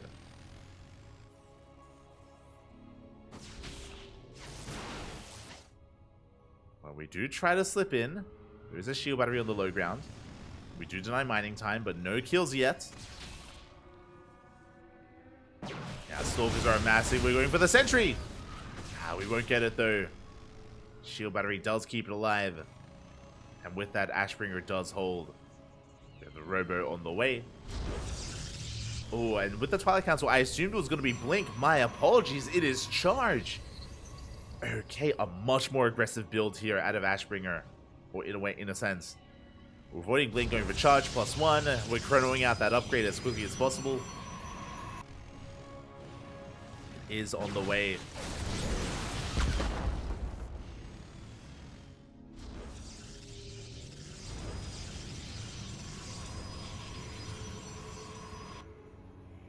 It is on the way here, as you do see the drop headed towards the main. It is going to be the mine drop. So mine drop into the main base. We have Hellions threatening the natural. Can Ashbringer hold? So far he can. Splits up his army. Behind this 3rd CC on location. Bold move out of Necract. Is trying to catch up economically as Necract is down in workers. Here comes that mine drop into the main. Does find a way in. When Ashbringer doesn't react in time. Oh my god. That is going to be 2 probe kills. Only 2 workers go down. We get a kill on one of those Widow Mines. So far, good defense out of Ashbringer. Good defense so far. The Bay is on the way for Colossus production. Charge is now finishing up. +1 as well. We're getting into +2. And Ashbringer, he is pushing. We spoke about how this was a bit of a more aggressive build, and I mean, 4-gate Blink Stalker is, I would say, more aggressive than this, but we are pushing nonetheless. Now, thankfully, the 3rd base is done. It's already done. Can be lifted. At the same time, Hellions, they do dive in. They go for the dive. They get a handful of probes. But the 3rd base is denied. Force lift up. We can see Necract preparing back at home. We have 2 bunkers on low ground. We have 1 bunker on the high ground. Tanks to set up as well. This is a beautiful defense against 4-gate Blink, but it's not Blink. It was Charge. And again, we're getting to Colossi instead. We're taking up even further. Necract expecting the worst. Prepared for the worst. When Ashbringer is just going to be expanding. He should be expanding.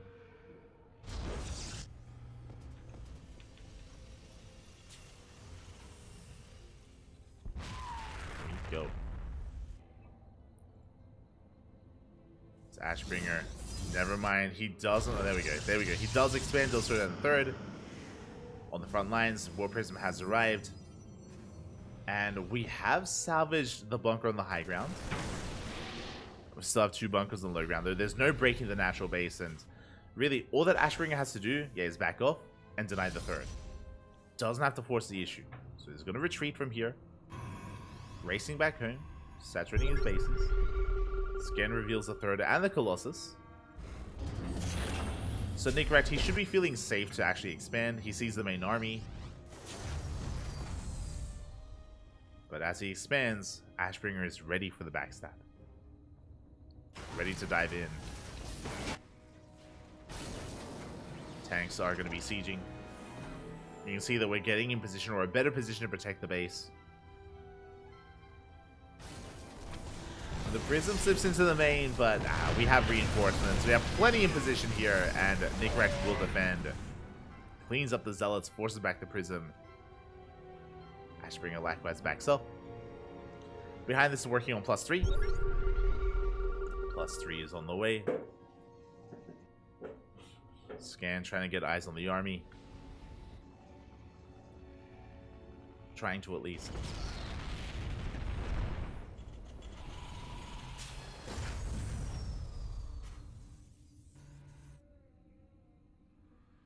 And with that, the game is going to be settling. The game is going to be we're calming things down, but we're calming things down. Necract, he does main out over. He takes his 3rd. Prism is going for a warping on top of the tank. Oh god, a bit of a bold move here. Prism goes down. Big pickoff. Zealots, they now trickle in. But we're throwing these Zealots away. They barely achieve any damage here. They're going to be shut down. Ashbringer just throwing away some of his army. And Nickrak just absorbing blow after blow. And Nickrak, you can see that he's up 40 army supply here as he has been building up on these bases non-stop. Now, Ashbringer back at home, he can still take a fight. Even being down in army supply, with some good force fields, with a good engagement, he can take a fight. But Nickrak, he does have a Raven. Ooh, no interference matrix though. Never mind. I was gonna say that Nickrak, he can dive in and he can disable the Colossi, but that is not true. Instead, going for a split push. Double jump into the natural. We have an army on the right hand side as well. Probes are going down, and you can see Ashbringer react with his entire army. He brings everything over to defend, and that will create an opening. Doesn't go for it though. Doesn't commit. Nickrak taking it slow and steady here, calming things down. Likewise, Nickrak working towards 2-2. Working towards those 2-2 upgrades.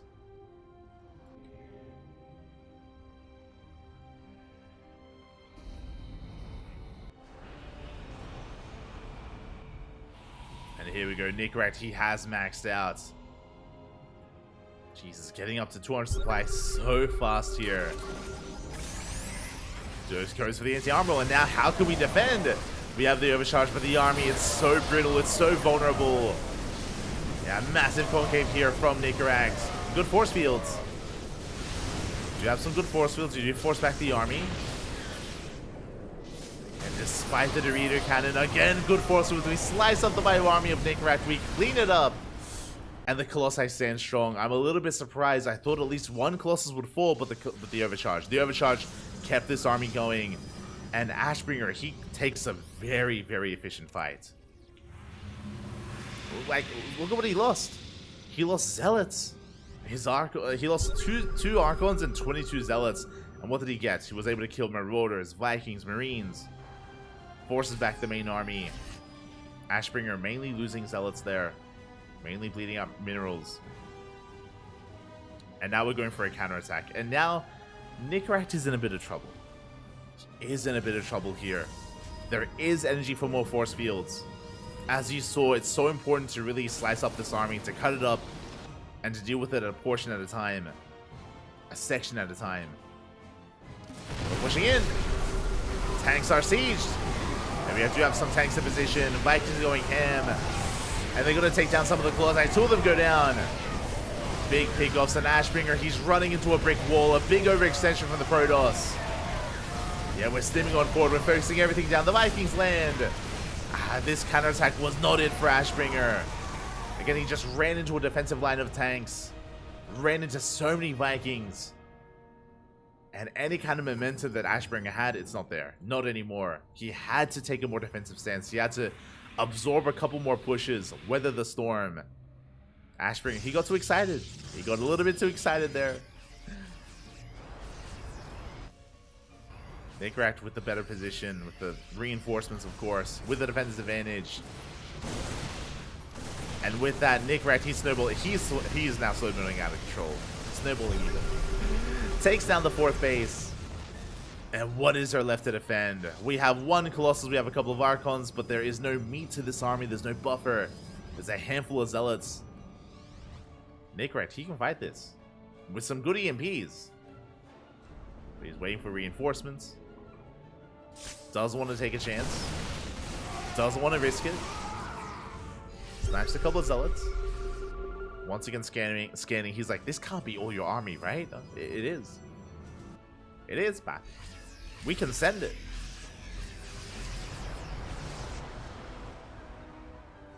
Can send it here. As Nickrak, he's up on bases. Again, something that you should not be seeing here in the PvT is a Terran up a base of the Protoss. So Nickrak, he's up on workers plus mules. He's looking to snowball out of control. Raven Rats getting a couple of probes. Nothing too major.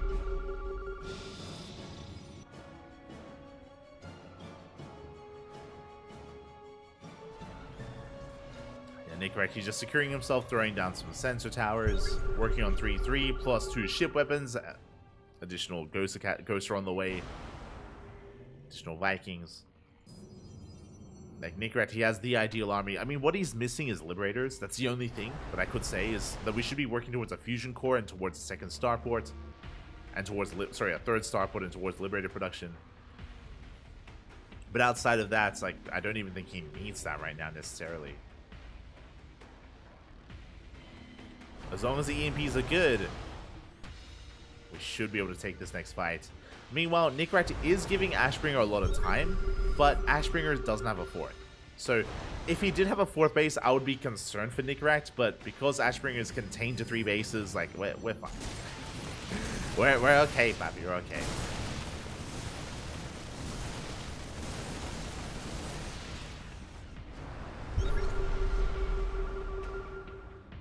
Just see Nickrat pushing on through. There we go. He has maxed out. But Ashbringer has had some time to recover. Does have his own army. First boss is going to be falling. EMPs will be connecting as well. Some of them at least. Yeah, Ashbringer trying to chase us down. The Vikings, they do land. They soak up a good amount of those zealots. It looks like Ashbringer is gonna be able to force back the army. But these have still been some expensive losses for the Protoss. Yeah, down to 1 Archon, down to 3 Immortals. GG gets called. The writing's on the wall. We don't have enough to keep pushing, and Nickrat ties up the series 1-1. GG. We're going to the ace match. We are going the distance here. All the way to game 3.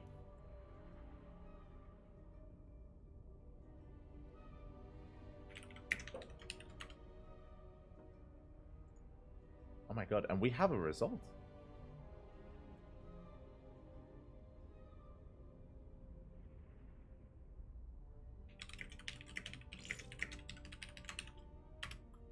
As we're getting ready for game number 3 here, we do have a result just coming in here. Nickich, he took down Wayne 2-1. Oh my, the upsets are real. The upsets are insane. Coming into this tournament, I feel like most people were looking at both Wayne and Geralt. I feel like most people were looking at Wayne and Geralt like that should be the finals, you know, a PvZ. Wayne from the upper half, Geralt from the lower half. But no, both Wayne and Geralt, they fall in the quarterfinals.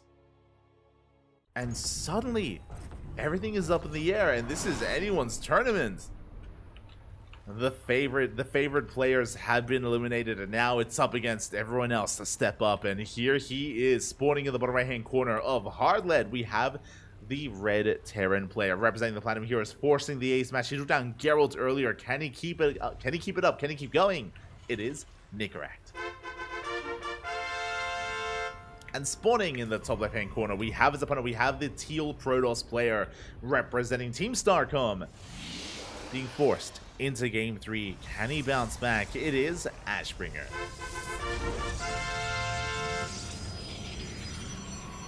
Here we go.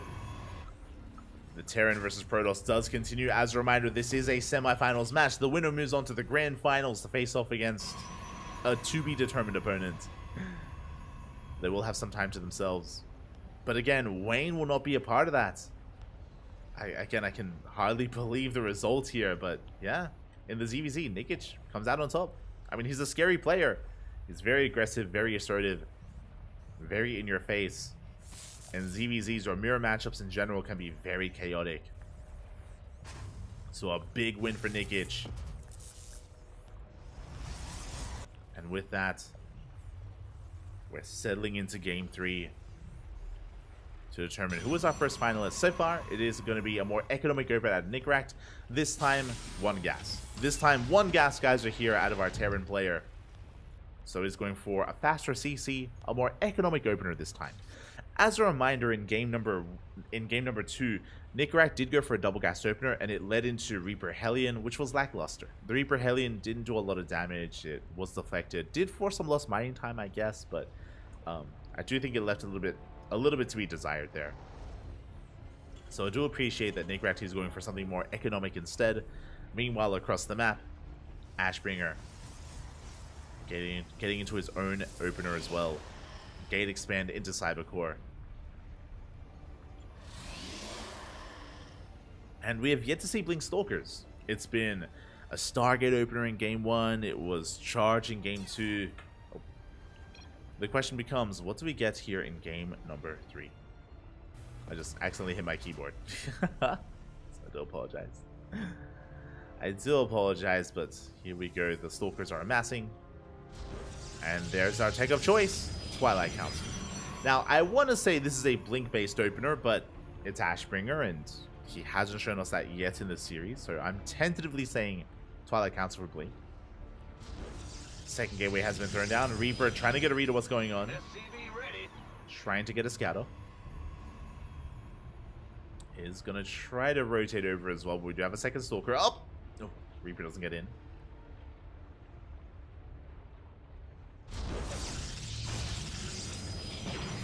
We're unable to quite make it in there. Second Stalker has arrived. Ashbringer, he does deny the scout. Does deny for the time being. Behind this, we're getting into a 1-1-1. Ooh, getting into Hellions, actually. Interesting. Okay. We're committed for additional Hellion production. This is for a dive. And we're going for Banshees. Okay. Hellion into Cloak Banshees from Nickerack. Very committed. Very risky play here. This needs to get damage done. Basically, Hellions are looking for some probe kills at the natural. Banshee's going to be looking for some probe kills in the mineral lines in general. Here we go. Hellions are pushing towards that natural base. Do we wall off? Oh, we do! We do wall off in time. Good reaction so far out of Ashbringer.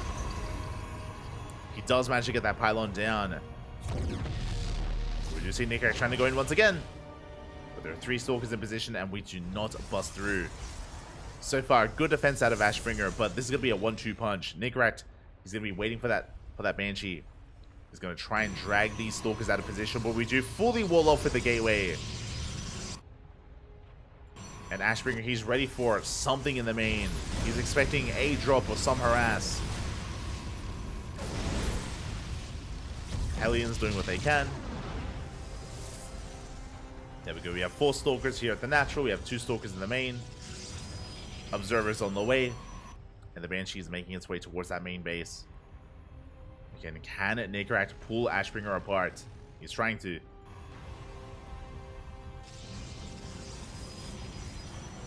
Let's see if we can bring it together here. Banshee does rock up. Cloak is done. And there's no detection. Probes are going down. But here comes the Observer. The Observer is making its way into the main. Blink is done, and we do manage to chase back that Banshee. Gets 3 probe kills. It's an okay amount of damage. Not ideal, but okay. Meanwhile, it was a 3 gateway opener. 3 gate blink. Out of Ashbringer.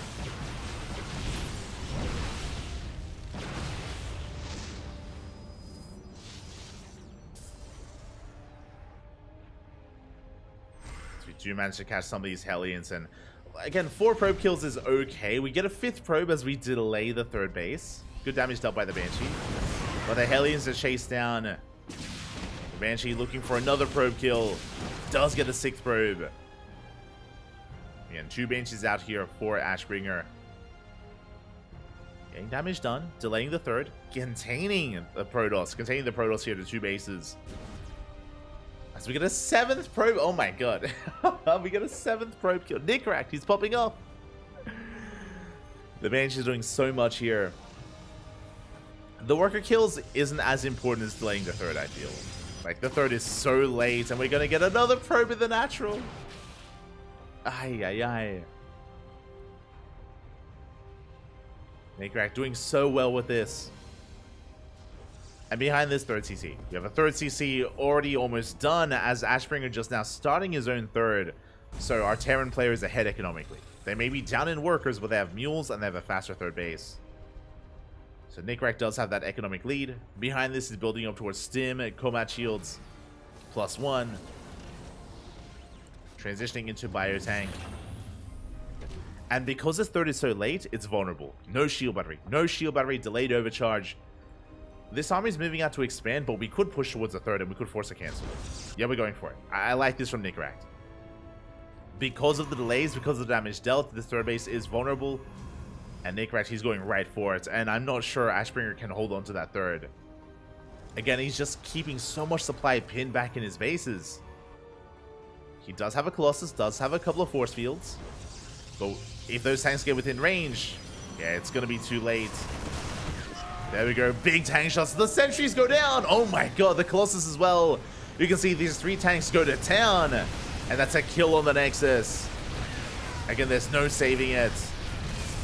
Big tank volleys. Nickrack catching Ashbringer completely off guard.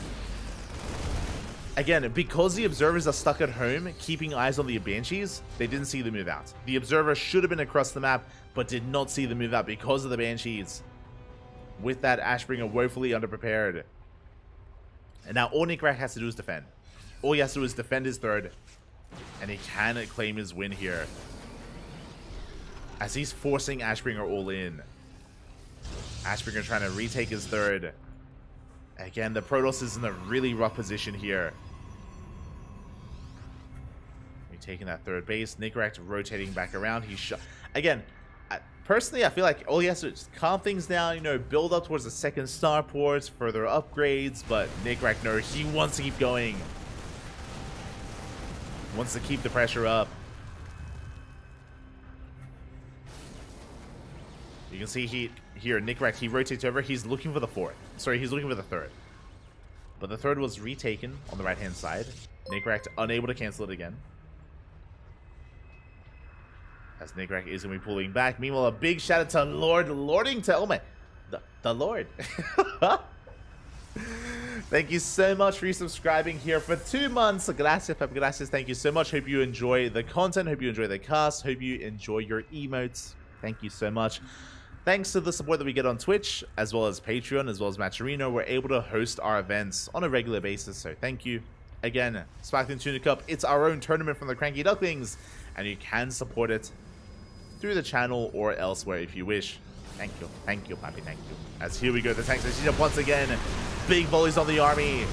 Ooh, Colossi almost go down, and we just bully Ashbringer back. He cannot engage, he cannot touch this army. Nickrack suffocating Ashbringer, choking him out, and he cannot breathe. Nickrack pushing forward. At the same time, we do have a big counterattack, getting a lot of damage done, but it might be too little too late. SCVs are falling. We have reinforcements back at home. We're cleaning up the Zealots at the same time. Banshee is still alive, by the way. We still have the Banshee in the main. Gets a pylon. Nickrack backs up. Again, he doesn't have to commit. Doesn't have to go all in. Nickrack, he denies the third for a second time. From here, he can just retreat, reinforce. Again, work on his upgrades. He can work on a fourth CC if he so chose to. The world is Nickrack's oyster. And once again, you see him rotate over to deny the third that doesn't exist. Scans, sees an opening towards the natural. Dustin forward, tanks are sieging. And yeah, the Colossi are going to be going down. There are too many Vikings, not enough anti-air. We focus on one, and we're going to get the other Colossus. GG gets called, and Nickrack, he will take it. Takes down Ashbringer 2-1, advances on to the grand finals. GG. GG, well played. Congratulations here to Nickrack for taking the series 2-1, for advancing on into the grand finals. GG, well played. My condolences to Ashbringer, but he had some really rough defense against the Banshees. He was able to shut down the Hellions. Remember, the Hellions didn't do much, but the Banshees did. And I guess you could argue that maybe the Hellions were keeping the Stalkers busy. And in that moment, we were able to pop off. In that moment, the Banshees were able to not just cripple the economy, not just kill probes, but delay the third base time and time again. And because the third was late, that meant that the stack defense was late, the shield batteries, the pylons, because of the observers were kept busy by the Banshees. We had zero vision on the map. and we did not see the move outs, we did not see the tank push, and we were not ready for it. Ashbringer pulled apart there in Game 3. GG, well played. Very well played. Congratulations to Nickeract, and with that, we have our first finalist. We have our first finalist, and we have yet to determine our second finalist. We have yet to determine, as we're going to be switching our scenes over, and you can have a look at the bracket yourselves. You can see here, we spoke about it. Nikic took down Wayne. Big result coming in. Wayne did come in as the highest rated Zerg player in this bracket. Wayne was the favorite. Likewise, so was Geralt, and they have both fallen. They have both fallen here in their respective series. They have both gone down, and as a result, it is anyone's game. Nickeract going for a deep run here, popping off, making it to those grand finals. We've yet to determine, though, as we still have one quarterfinals match left. Eric versus Nice. Eric versus Nice. They're currently mid-series. They're currently in game. I'm not certain as to the result so far on the scoreline, but they're mid-series nonetheless, whether it's Game 1, Game 2, or Game 3. And we will follow the winner of that series into Nikic in the semis. That is what we are hoping to do.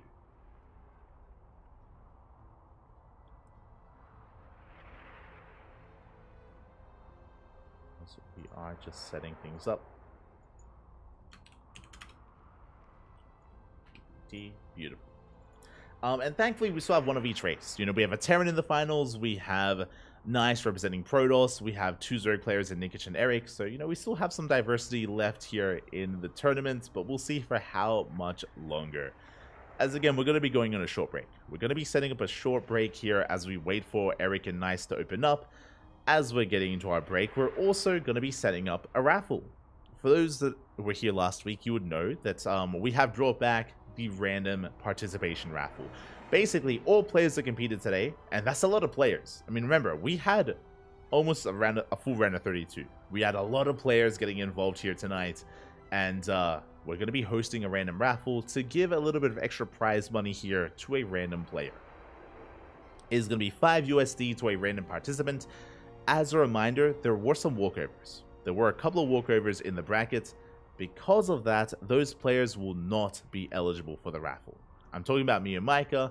I am referring to some other players as well. Again, due to because they didn't compete, they are not eligible. Everyone else, though, they can earn some extra money. Again, who can win the raffle? I mean, it could be a finalist like Nickeract, or it could even be someone that got knocked out in the first round, like Sneaky Assassin or you, for example. Every player is eligible. Until then, we're going to be going on a short break. When we return, we will have Nice versus Eric, or the upper semis. See you soon.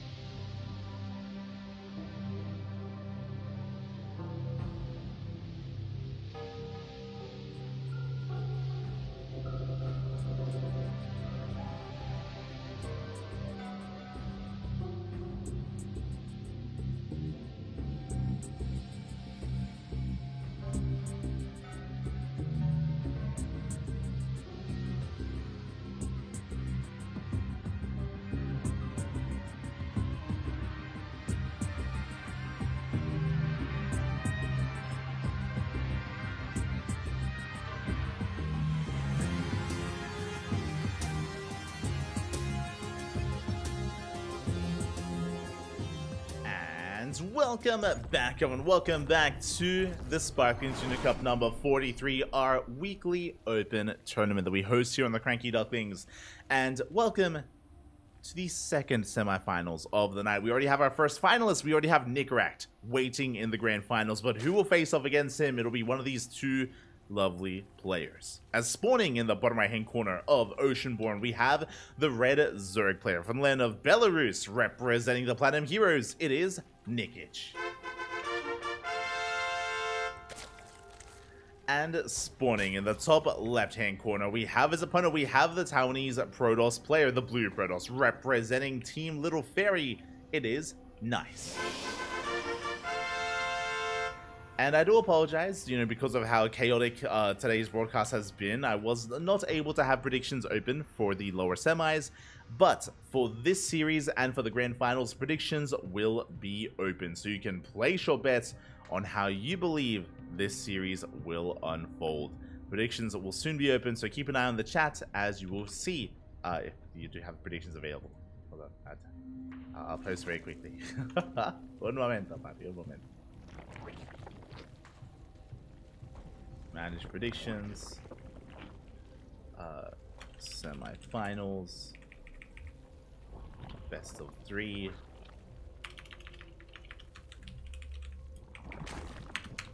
There we go. Predictions in the chat are open. Upon hearing this message, you have a minute or so to actually get your bets in. So best of luck.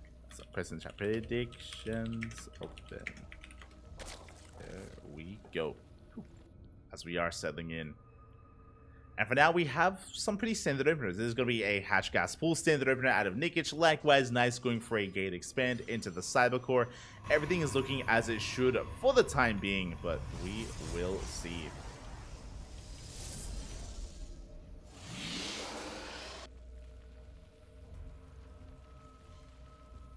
We will see.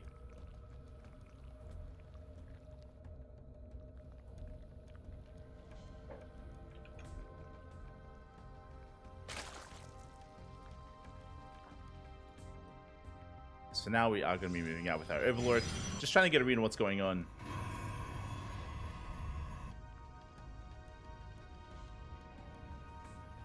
Trying to get a read on what's going on. We have our tech of choice. It is going to be the Stargate opener here out of Nice. Is going to be Stargate first. Pretty standard opener so far. This should be leading into an Oracle. Likewise, behind this, we should be seeing Nikic get into his own opener as well. Nothing too crazy for the time being. Have our initial Lings chasing down the Adept.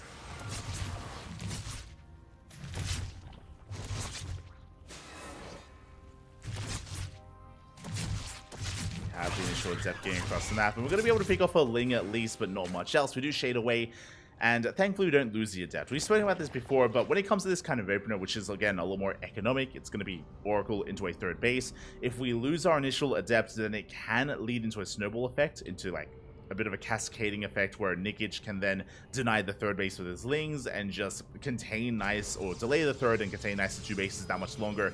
It's a terrifying thing, so we have to be very careful with our initial Adepts. It does race back home, which means we should be able to maintain this third. Should be able to get up and running.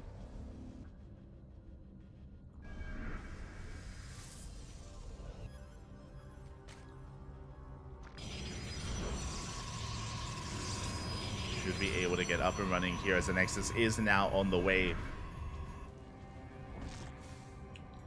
And likewise, we're going to be settling into a pretty standard game. To talk a little bit about the players, sorry, I wasn't quite able to dive into them, but Nikic is traditionally a more aggressive player in this matchup, or in general, he's a more aggressive player. He thrives in the mid game. We haven't seen any signs of aggression yet. He's applying pressure here at the third, but isn't achieving more than that. We'll keep an eye though on the gases. We'll keep an eye on the saturation to see if he does end up cutting workers at some point against Nice. Until then, we're just checking each other. Oh, we do catch some transferring drones. We do catch a couple of transferring workers here. 5 drones do go down. Ooh, we get a 6th worker there towards the end as well. Good damage dealt by Nice. As he is going to be backing up.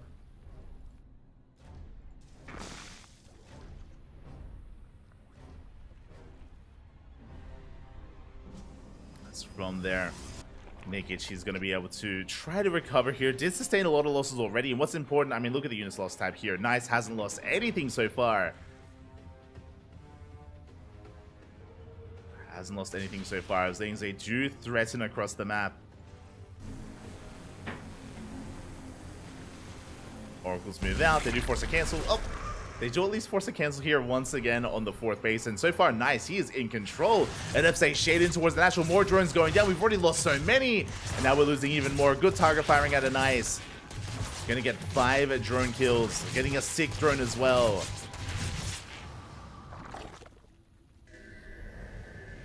Getting 6 workers. Stasis trap here. No! Stasis trap at the 4th base. And again, we're just pulling Nikic apart here. Getting a lot of economic damage done. Delaying that 4th even further.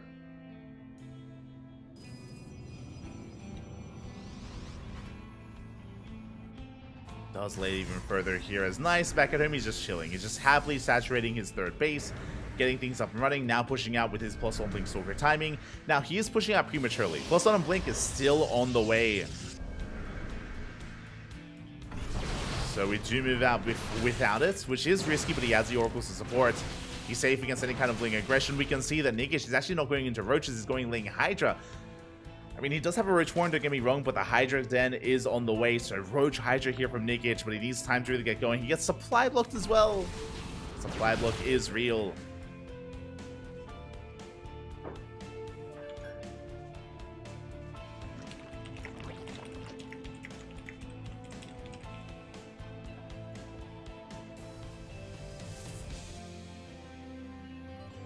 Supply block is real here as Nice is going to be continuing his harassment, his aggression across the map.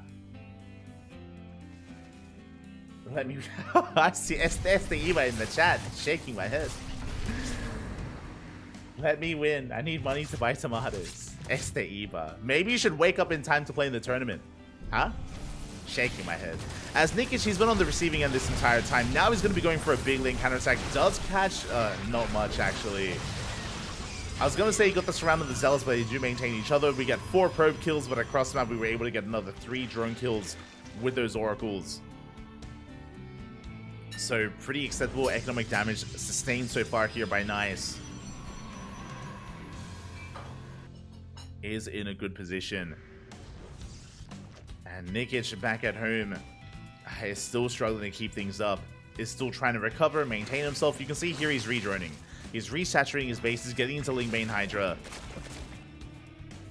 But he isn't able to get into army production as well as he would have liked to. Because he has to reproduce every single drone he just lost. So he has been slowed down quite a lot.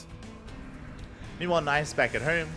Throwing down a wall of stasis traps. Oh my god, the defensive setup here is insane. We have Sim City, we have stasis traps. And everything we could want. Everything we could need.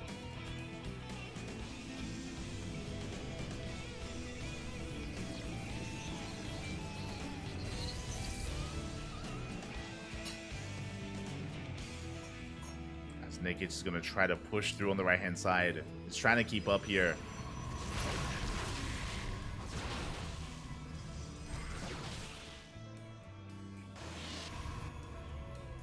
And something that I can say here is that Nikic, because of his tech of choice, he can go into Lurkers. Like, Lurker tech is available for Nikic, so he can work towards Hydra Lurker Viper. The problem is that before Nikic can get into that kind of hive tech, into that army composition, he's vulnerable. And Nice, he's building up towards a death ball of an army. He's making 2 Colossi at a time with double robot production. We have a Templar Archives on the way for Archons, for eventually Storm. And Nice, he's going to be able to hit his timing first. He's going to be able to spike first when it comes to his power spike, I should say. Just because of these losses. And just because of the delayed economy. Nikic, he is maxing out, that's true, but he has +1. He's now getting into +2, still with Lingbane Hydra. And Nikic, he cannot touch Nice right now, unless Nice pushes. And I think he has to be careful. I was going to say that this move out is a bit premature for Nice. He's waiting for his Immortals, waiting for the rest of his gateways. Shots fired. Funada Eva.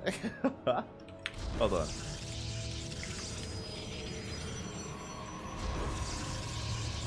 Eva. Shaking my head. But here we go. Nice pushing to the center. Again, slowly just clearing up some creep, and this is the correct move to go for. Nice, he could try to break Nigish before he gets into Lurker Tech. That is true.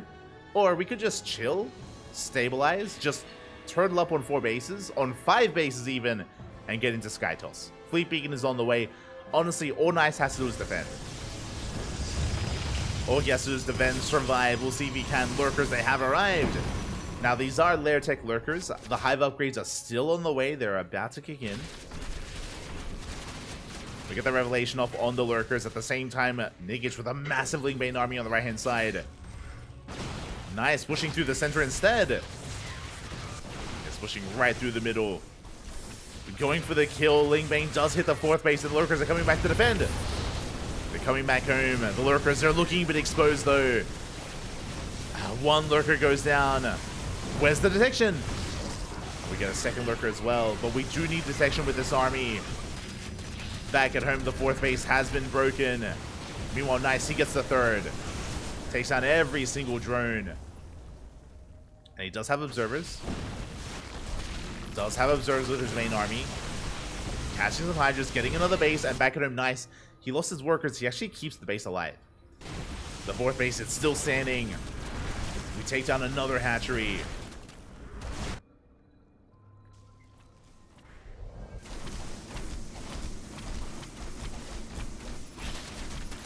We do take down another hatchery from here. Nice, gonna rotate back around.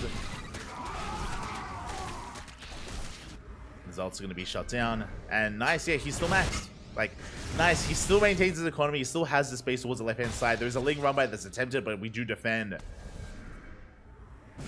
And Nice, he hasn't lost any of his high-tech army. No, yeah, but here we go. We try to cut off the army. We try to cut off the Colossus. But the Concave is in favor here of Nice. He shuts down the Lurkers, one after the other. They're going to be going down. Brutal losses here for Nigish. He has a couple of Lurkers behind this. But again, there are 2 Lurkers left. And Nice, he just had too much of an advantage early on. And he was able to just run with it. Too many losses for Nigish. GG gets called, and Nice will take game number 1. GG.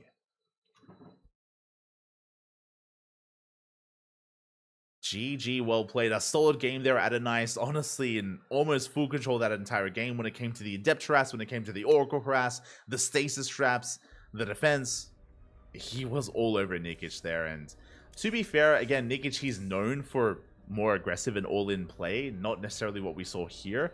So Nigish kind of, again, playing outside of his elements. I'm hoping he can bounce back here in game 2, but we'll see, because it's not going to be on me. It's going to be on Nigish. The pressure is on.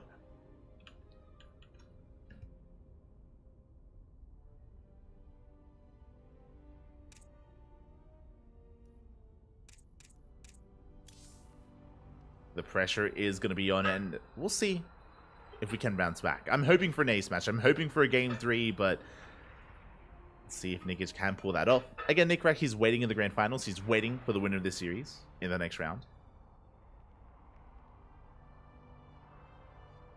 Iba responding in the Este Iba. Shaking my head, Papi, shaking my head. Funari, fun fact, Iba, he was messaging me earlier today. It was after the tournament started. He was like, check me in. I'm like, mate, the tournament started like half an hour ago. What do you mean? What are you talking about? Este Iba. He slept in. Slept in, Papi. Shaking my head.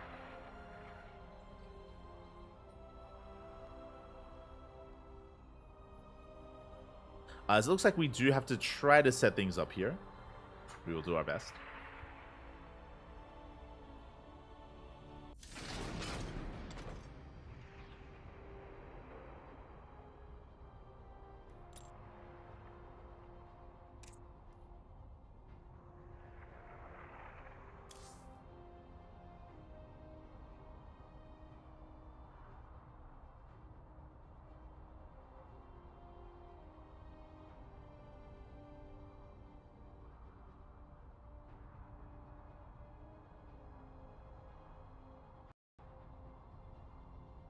But it looks like we do need a little bit of time here to set our lobby up. Once again, we have some issues on NA.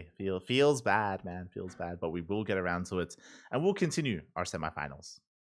And again, hopefully these issues and hopefully the technical issues that have been plaguing NA will be soon cleared up in the coming days. I'm hoping that it's cleared up before ESL Americas. I'm hoping it doesn't affect that tournament.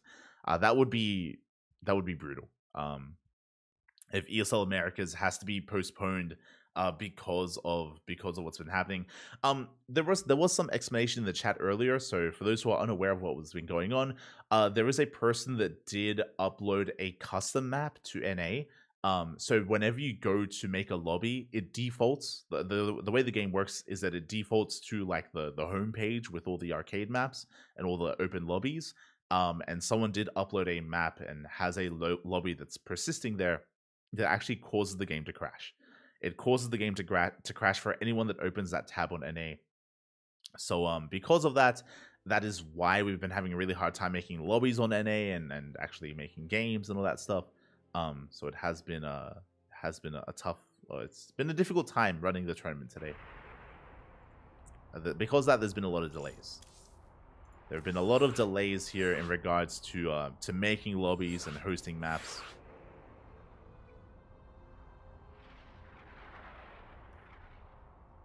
But we're here.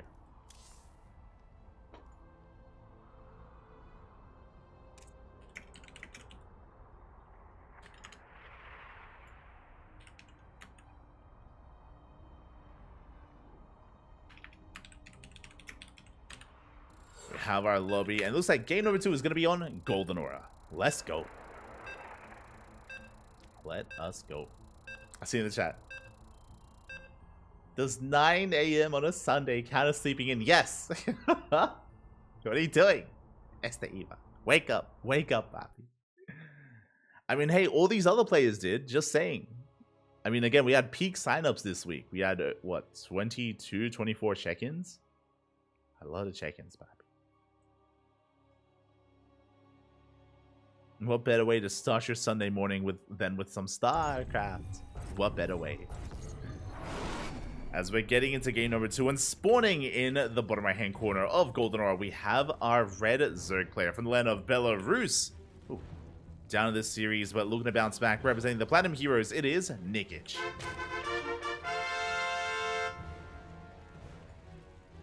And spawning in the top left hand corner, we have his opponent, we have the blue Protoss player from the land of Taiwan, representing his new team, Little Fairy. It is Nice. One game away from advancing on to the grand finals. Let's go.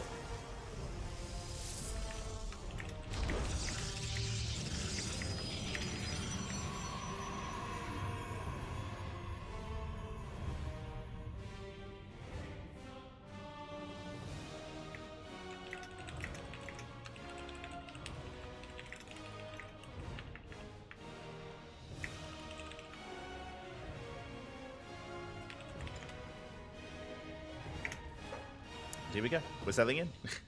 We are settling in. We do have Nikic, of course, going for his Hatchgas full standard opener out of our Zerg player. Meanwhile, we do have another standard opener here out of Nice, going for a gate expand into the Cybercore. Nothing too crazy so far, but we're loading into Golden Aura. Now let's talk about the map. Again, I apologize for being a little bit distracted. There were some admin issues happening behind the scenes, but now I can focus on the game at hand and focus on the series and focus on the rest of the tournament. When it comes to Golden Aura, rush distance by ground is quite short, so this is not a bad map to go for something like a 3-base all-in from the side of Nikic. I want to believe that he can whip that out, that he can be assertive here. We will see if he can pull that off. Meanwhile, Nice didn't really show anything too fancy. I'll be honest, like last game, he was harassing with Adepts, harassing with Oracles, but the build itself was quite normal. So, again, with that, Nice was able to really flex his play and really assert himself over Nikic, which is concerning, which is why I feel like the pressure is now on Nikic to bounce back as hard as he can.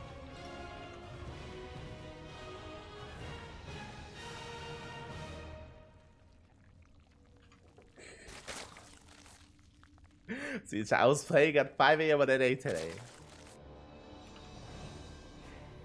Este Eva.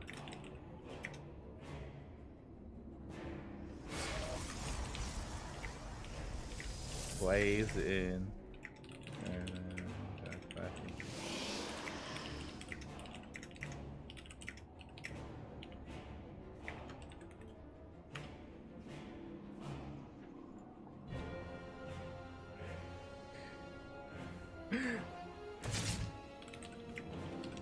We should host that. We're having fun. I'm good friends with Eva. Good friends. We're just bantering, but we're just bantering. As we are settling in. So far, again, it's going to be another Stargate opener into an Oracle from Nice. As to be expected, the same opener so far as game number 1. Really, my eyes are on Nikish. So far, he's going to be droning. He's making his queens. This time, I'm hoping he can have a better response and a better defense against Nice's aggression. I'm hoping he can.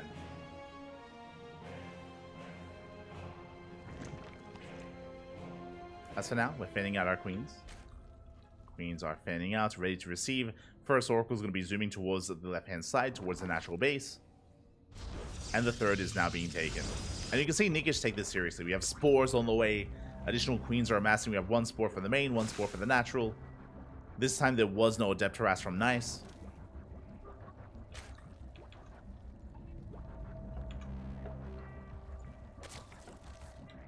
There was no Adept Harass. And we're going to be able to zone that Oracle out. At least for now.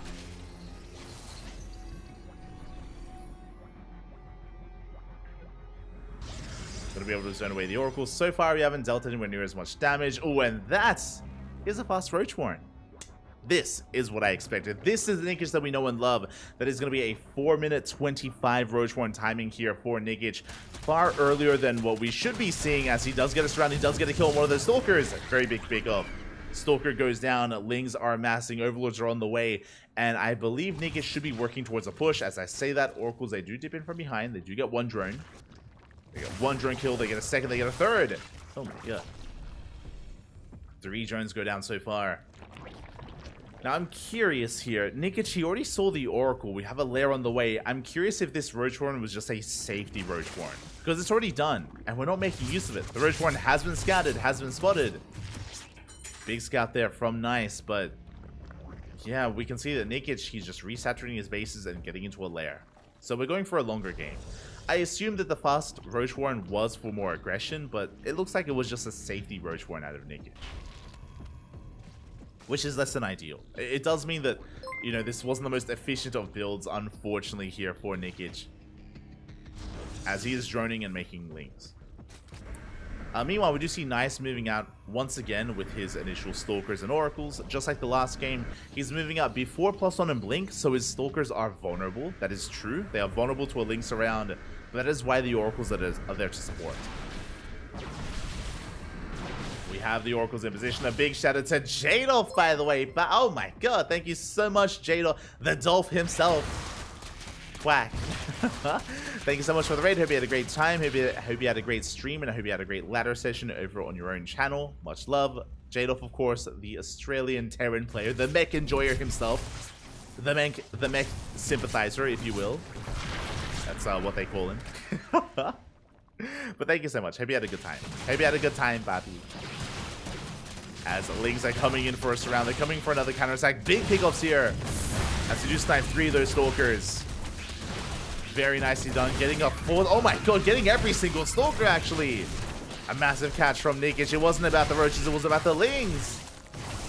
That was 7 dead Stalkers. Again, everything would have changed if we had some Oracles to defend, but the Oracles, they were out of position. And those are some hefty losses for Nice, and now he's stuck at home.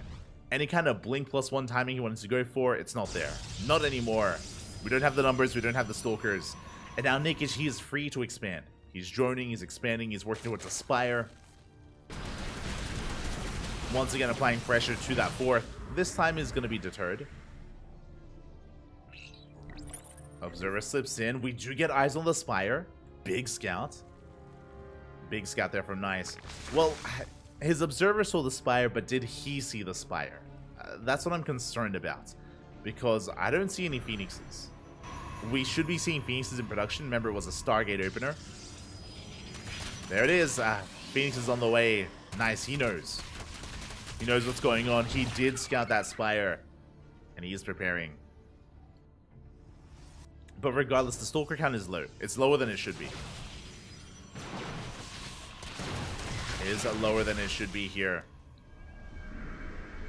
So Nikic still has momentum on his side. As he is amassing his links and mutas. Mutas towards the left. Links towards the right. And can Nice keep up? As they dive into the mineral line, they're going to get a couple of probes. Stalkers are in position. At the same time, Lings, they do hit towards the right-hand side. The Stage Trap does connect. Yeah, we do get a couple of stasis. The Colossus is perfectly safe and sound. We did bait out the overcharge. It was a bit premature. But regardless, good defense here by Nice. Cleans up the Lings, cleans up the mutas. Or I say cleans up. Forces them back. So we get another revelation of mutas are being chased down. Lings, they get cleaned up by the Colossi. Yeah, the Lings are cleaned up. Mutas are forced back. And Nice, he's building up a bit of a death ball here. We do have a fleet beacon on the way now. This is not for Sky Toss. This should be for Phoenix range. Should be for eventual Phoenix range.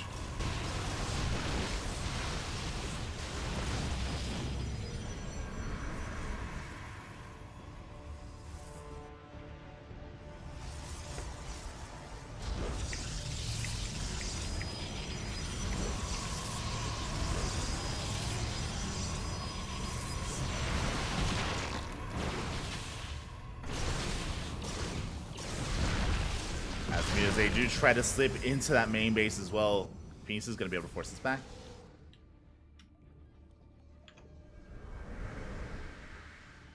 Are going to be able to force him back here as Nikic, he's just trying to break through, trying to get some damage done. Unable to. Behind this though, thankfully he's transitioning into Hydras and Lurkers. There we go, Lurkers, they are on the way. Lurkers are amassing. And that is going to be the win condition here for Nikic, is to be able to get into that higher Lurker count as Nice count as he pushes out. And the Lurkers are finishing up just in time. Yeah, they finish up just in time here. We do see Nice pushing forward. So you get a revelation up. Wings, they catch the Disruptor. A big moment there for Nikic. Does catch the Disruptor. Lings, they do flood in. Wall was not a wall. Overcharges deep power with the Artosis Pylon. Brutal Artosis Pylon there for Nice. Lings are going to be wreaking havoc here in the main base. And we do get 16 probe kills, an insane amount of economic damage. Nice, he is struggling. And what this does is this buys time. This buys time and it allows Nikic to max out. Nikic, he's maxed out here with Hydra, Lurker, Viper. Vipers are on the way. I should emphasize that the Vipers need a little bit of time to get energy. They do need a little bit of time to gather that energy here.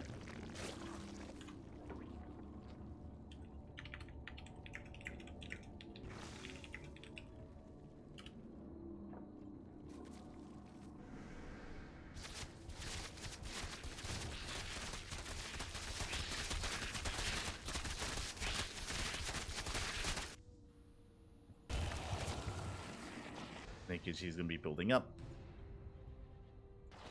He's going to be building up. We do see Nice just likewise settling back at home. And I do like this idea from Nice going for +1 air attack. I do think at this point he's lost too much map control. There's no point of Nice trying to push out. We're stuck defending. It's going to be on Nice to turtle. It's going to be on Nikic to break him. So the dynamic of the game has shifted. Has changed. Can Nikic break through? Lurkers are going to be sieging. Slowly pushing forward. Yeah, they do get on top of the base as well. Yeah, the Nexus is going to go down. And Nice just has to retreat. He's just being bullied further and further back.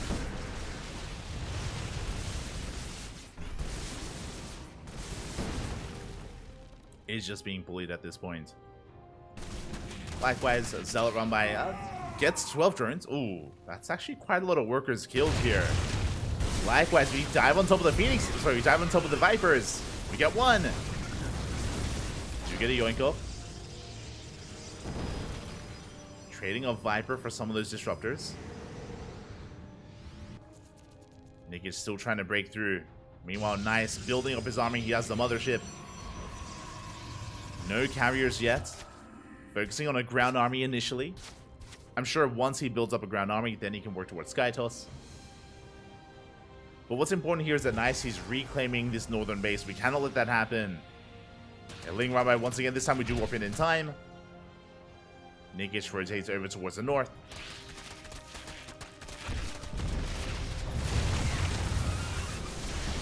Gets a shield battery. Slow zone on the army though. Nice. Can we engage? Nova goes off.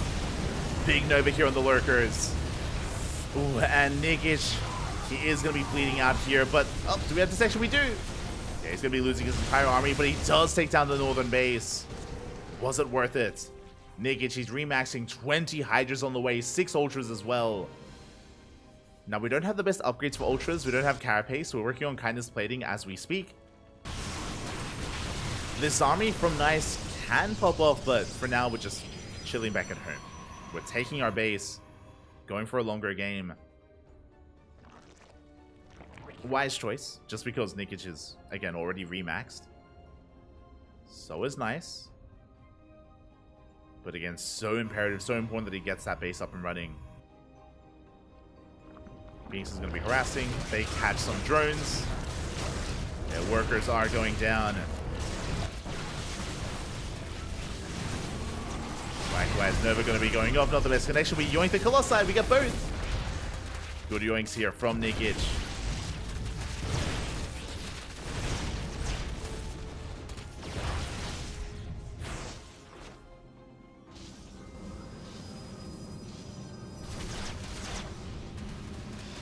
Nikic says he's going to be able to just rotate around, collapse on the army.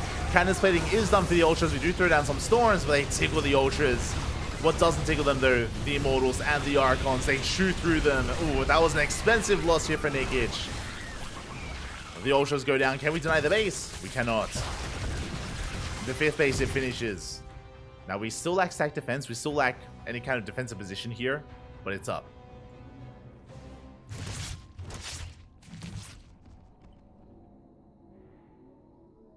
Very important here for Nice. Does get the base up. See Nikic backing up, getting back into lurkers.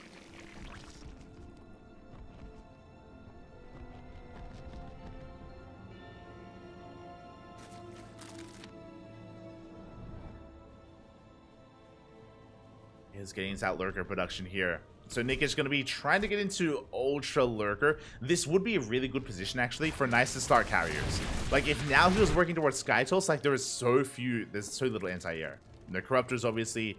No Hydras, as they were all morphed into Lurkers. But we're sticking with Ground Toss. And here we go. We are pushing in. Nick is trying to collapse on this. Ooh. Does borrow the Lurkers. Storm's going to be thrown down. Ultras are trying to break through. A Lurker's adding so much DPS in the backline, but they do get lifted. Nice. He lifts up all the Lurkers. They do nothing. Nice. Once again, having a really good engagement. I mean, so far, every fight has been in favor of Nice.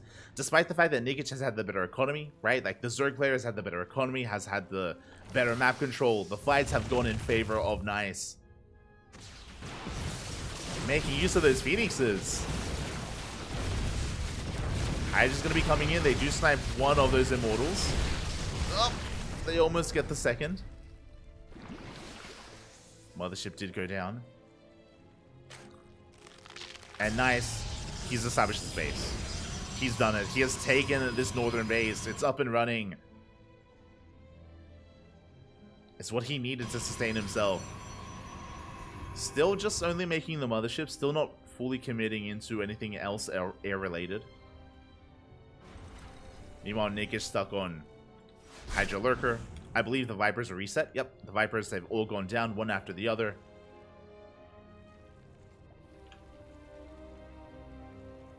Nick doesn't have much left to work with, or doesn't have any other tech to work with. Stuck with Hydra Lurker.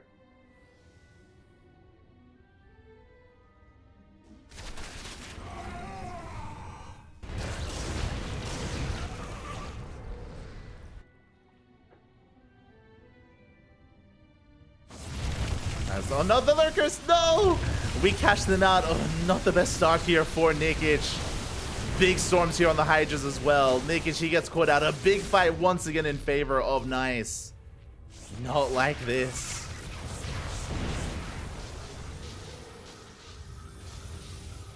Cloak gonna be going up. Oof. We do pick up some of the Phoenixes, but we can just lift up and pick apart these lurkers. There's 2 lurkers left. That is not going to be enough. Now that we're down to 1 lurker. Soon to be down to none. You can see that Nikic, she's actually going to transition into Corruptor. We do have Corruptors on the way, but we don't have Sky Toss. We're still with Ground Toss here. The Corruptors, what can they really do? Broodlord, there we go. Corruptors don't do anything, but Broodlords are on the way. Broodlords are in production. That is a way to bounce back. And as we break down one of these bases, we have a massive link counterattack. We have plenty of stack defense. The Lings, they're being cleaned up. They do nothing.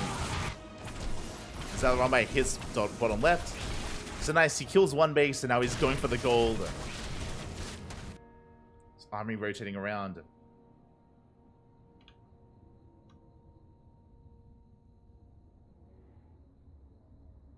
Army does rotate around.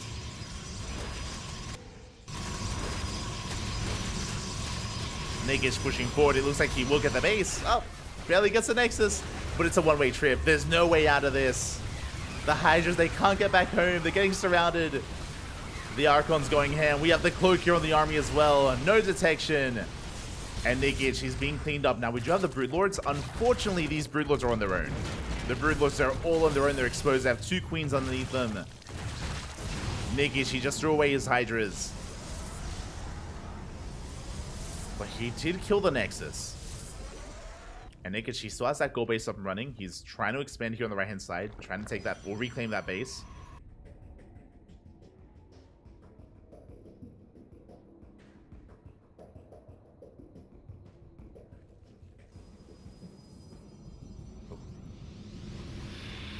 That's nice. From here, he's going to be backing off. He's still focusing on, like, pure Archon Stalker. Just still sticking with the ground army. Even upon seeing these Broodlords, by the way. He's like, what do you need against Broodlords? Like, Tempest? Carriers? Nah, Bobby. Ground Toss. Let's go. Not making it easy on himself. You can see here that the Broodlords, they can outposition. They do trade quite well. They get an Archon. And Nice, he's struggling. There we go. Finally, 1 Tempest on the way. Like, begrudgingly. Nice is like, okay, I'll make a Tempest. But he only has the 1 Stargate. Nice is in trouble. He's in a bit of trouble here. He's doing so well for himself, but the Broodlords have changed things. They'll snipe 1. Does snipe 1 Broodlord.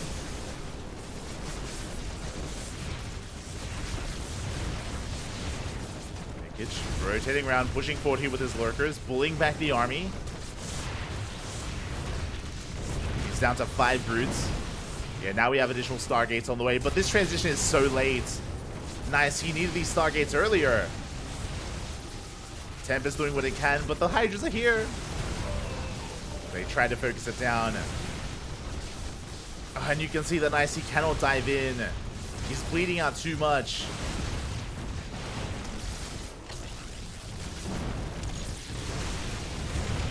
Bleeding out far too much here as he's just being pushed further and further back. Yeah, the boys, they have to evacuate. At the same time, there was a bit of a Zealot counterattack. 11 drones went down. 11 drones did go down. We do get a kill on the Nexus.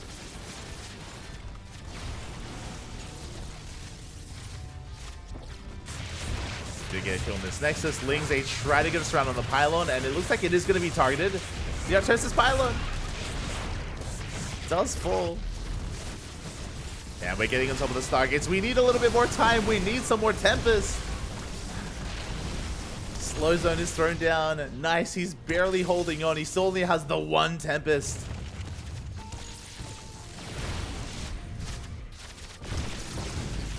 Still only the 1 Tempest here for Nice. But finally, it's joined. It's joined by a 2nd, a 3rd, and a 4th Tempest. Oh my god. We're up to 4. Crazy. We're getting up to 4 Tempest. Long distance mining probes. They're getting caught out. Nice. He needs a base. He desperately needs another base here as Nikic, he's remaxed. Again, the gold base and center right have done so much for Nikic.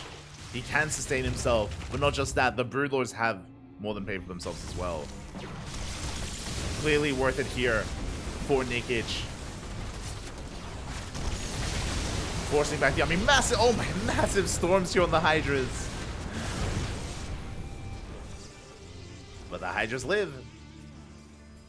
Again, storms, stacking them on each other doesn't do any extra damage. So some wasted storms there from Nice. Still a very tense moment. Ling's going for another run by.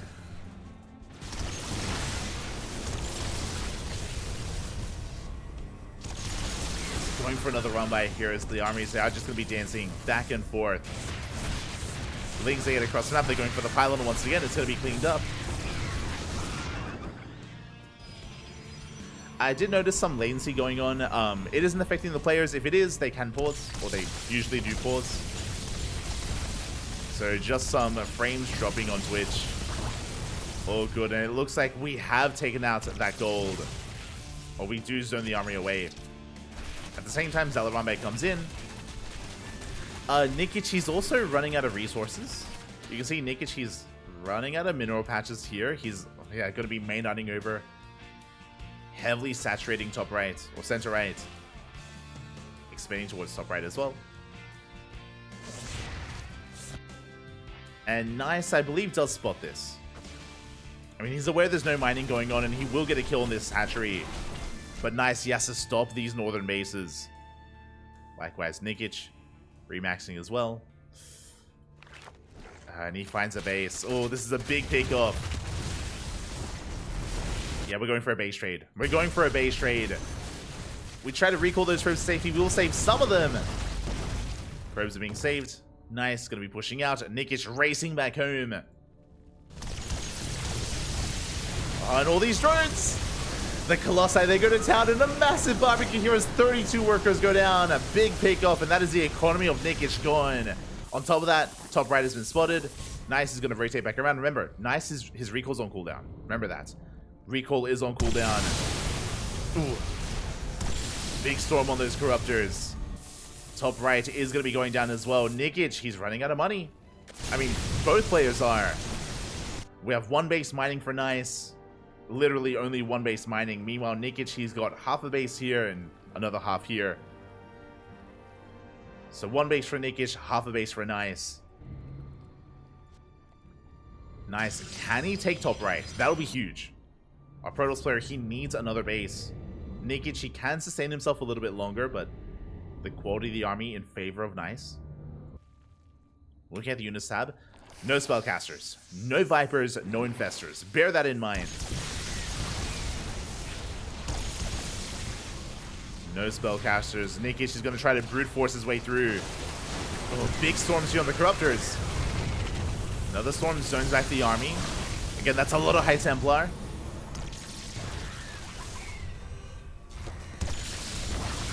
You can see how difficult it is for Nikic to engage when there are so many storms. And that's where Vipers would come in, right? We do snipe one of those Tempests. Storm once again. These Corruptors are so battered. They're so bruised. The Corruptors are so low. We're sniping Broodlords. Ooh. Oh my god, the storm is brutal. Bottom left is denied. Zealots, they're on top of every base. That's a kill, not a cancel on the hatchery. Nikic, he's running out of steam. He's running out of money. And he's running out of this game. As he has almost nothing left. Like Nikic, he had a strong start. Remember, Nikic, he had full map control. He was mining freely. He was the first to max out. Nice was in a lot of trouble early on. But we spoke about it.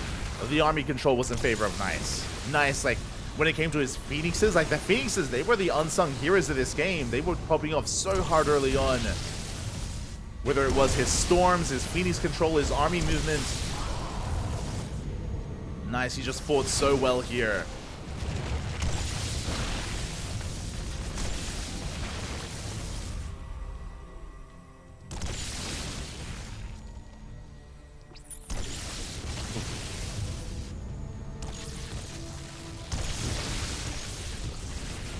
did fight so well, and now Nikichi is being picked apart.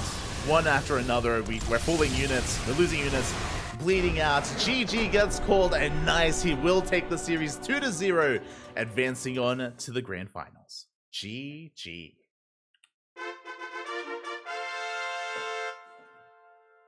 GG, well played. Phew. Congratulations here to Nice as he does take the series 2-0, advancing on to the grand finals. That was a wild game too though. Game 1 was heavily in favor of Nice. Nice, he was in full control of game 1.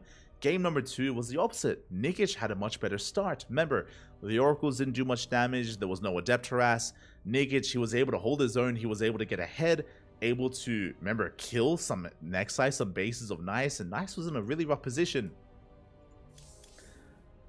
But he bounced back. He was able to somehow bounce his way back here, and Nikic, despite getting into the Broodlords, which was a big moment. It was a big moment for Nikic when he got into those Broodlords. He was able to bully Nice for quite some time, punish Nice for refusing to take up into Sky Toss, but it wasn't enough. Was not enough. GG, well played. Congratulations to Nice. My condolences to Nikic. And now we have our grand finals. We have our finalists. Let's go.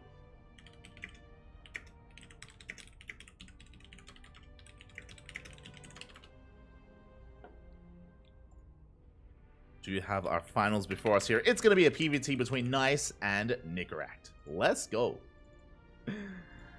Our final Zerg player has been eliminated. My condolences, Nikic. He did very well for himself making it this far. Remember, Nikic eliminated Wayne. Nikic took down Wayne in the quarterfinals. It was an insane upset, a big win for Nikic. But his run does end here, and now we have Nicaract versus Nice up next. Let's go. But before that, before the grand finals, we have something else here. We have something else. We have some love to share with our players here tonight. We have the random participation raffle. Oh boy. For those who are unaware, we do actually have a little bit, not a lot, but 5 USD. 5 USD set aside here for a random player who did partake in our tournament today. Doesn't matter if they made it to the finals. It could be Nicaract. It could be Wayne, for example. Could be Hatsu. Could be anyone in the bracket that can come out on top and actually earn some prize money here. So again, it is completely random. We do roll the dice. And when I say random, really, exclamation mark rigged in the chat. Clearly it's clearly it's going to be rigged. Oh, of course, Papi, of course. Let's go. But here we go. We do have our random raffle. This week we had 22 players. 22 eligible players. To be eligible for the raffle, you have to have played your game. And there were a couple of players that checked in but did not play. Specifically, players like Miyamaika. Miyamaika is not eligible for this random raffle as there was a walkover and he did not play out his series. So that is kind of our barrier to entry here. But here we go. We're getting into this. We do have the random raffle and this week's winner. I need a drum roll. I need a Congratulations to our winner this week. It is Wayne. Congratulations here to our random raffle winner. It is going to be the European Zerg player Wayne. He was one of the favorites, fun fact. He was one of the favorites for the tournament, but I mentioned before he got knocked out by Nikic. He got knocked out by Nikic in the quarterfinals, but he at least walks away with some prize money. A shout out to the runner-ups. I see Dave Latos, I see Mino VK, Nicaract Art, Nanian.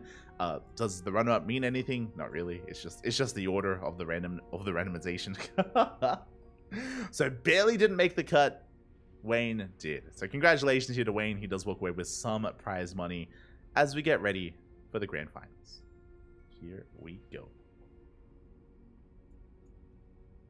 Here we go.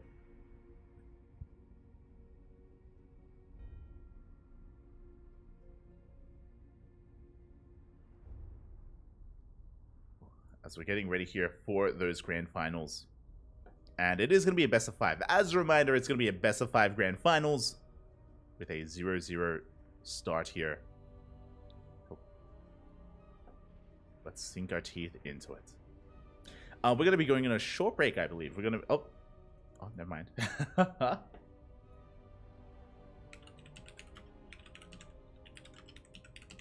As it looks like vetoes are underway, we have our map order. Okay, so game 1 is going to be on Hecate. We have Hecate up first, followed by Oceanborn, followed by Hardlead as game number 3.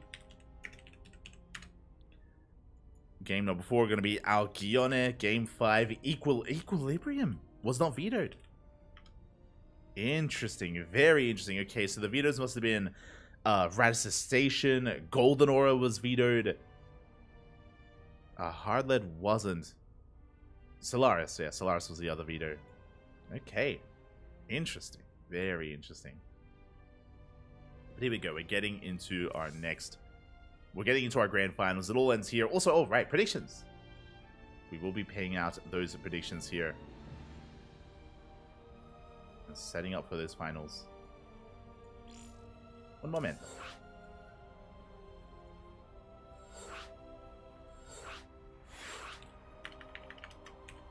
Alright, I should announce. Hold on.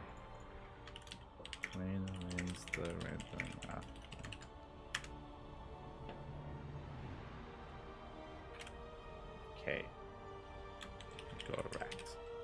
Alright, once we have our lobby set up, predictions will soon be open, and here we go.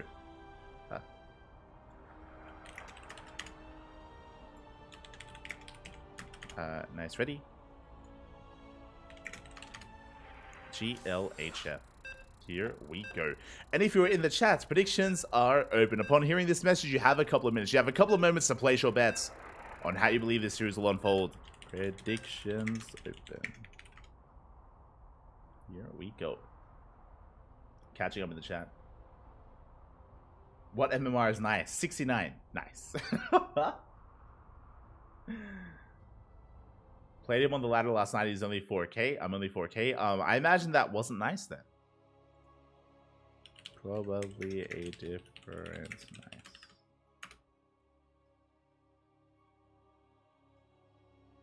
All this and live music? Wow. Yeah.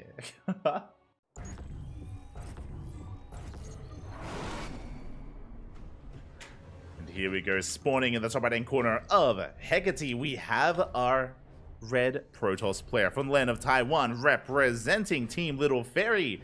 Ooh, it is our Protoss representative, Nice. And spawning in the bottom left-hand corner, we have his opponent. We have the Blue Terran player representing his new team, the Platinum Heroes. It is Nicorakt. Again, all Zerg players have been eliminated from the tournament. Some of them knocked each other out, to be fair. But now we have Terran and Protoss here left. Who is it going to be? Nice and Nicorakt. I believe they are both Sparkling Tuna Cup champions. I mean, we've been hosting this event for 43 editions already. So let me just quickly check some stats and have a look at that, as Nicorakt is going for an eBay block. It looks to be the case here, as the SCV is going to be skirting around the edge of the map. And no, my apologies, that is not an eBay. Are we going for the racks? We already have one racks back at home. SV, okay, yeah, there we go. We're going to be slipping in, and we're going for the block here at the natural. This is to disrupt the opener of the Protoss, and ideally force an unnatural natural. As we can see, Nice is late to scout his natural. In recent times, in the most recent meta, Protoss players have become faster at checking the natural base to stop this. To stop this from happening, but Nice, being a little bit lax, he goes for a later scout, and as a result, this eBay is almost done. A lot of progression on this eBay, a lot of HP, and Nice, he's forced to take the unnatural natural. This is ideal for Nicorakt. Now that Nice is forced to expand in a really uncomfortable position, Nicorakt can go for a factory. He can go for a factory follow-up into Cyclones. There it is, factory is on the way, Cyclone's going to be on the horizon, Nice is going to be in a bit of trouble. As you can imagine, it's very difficult for a Protoss player to defend your natural base and your main effectively against this kind of army, against Nicorakt. So we'll see if Nicorakt can pull Nice apart. Meanwhile, I was just quickly checking some of the stats here, and let's find out how do we have our champions. Let's see. Okay, so Nicorakt, he has won Sparkling Tuna Cup twice. He has 2 wins under his belt so far. I believe Nice has won a couple of times, right? I need to double check.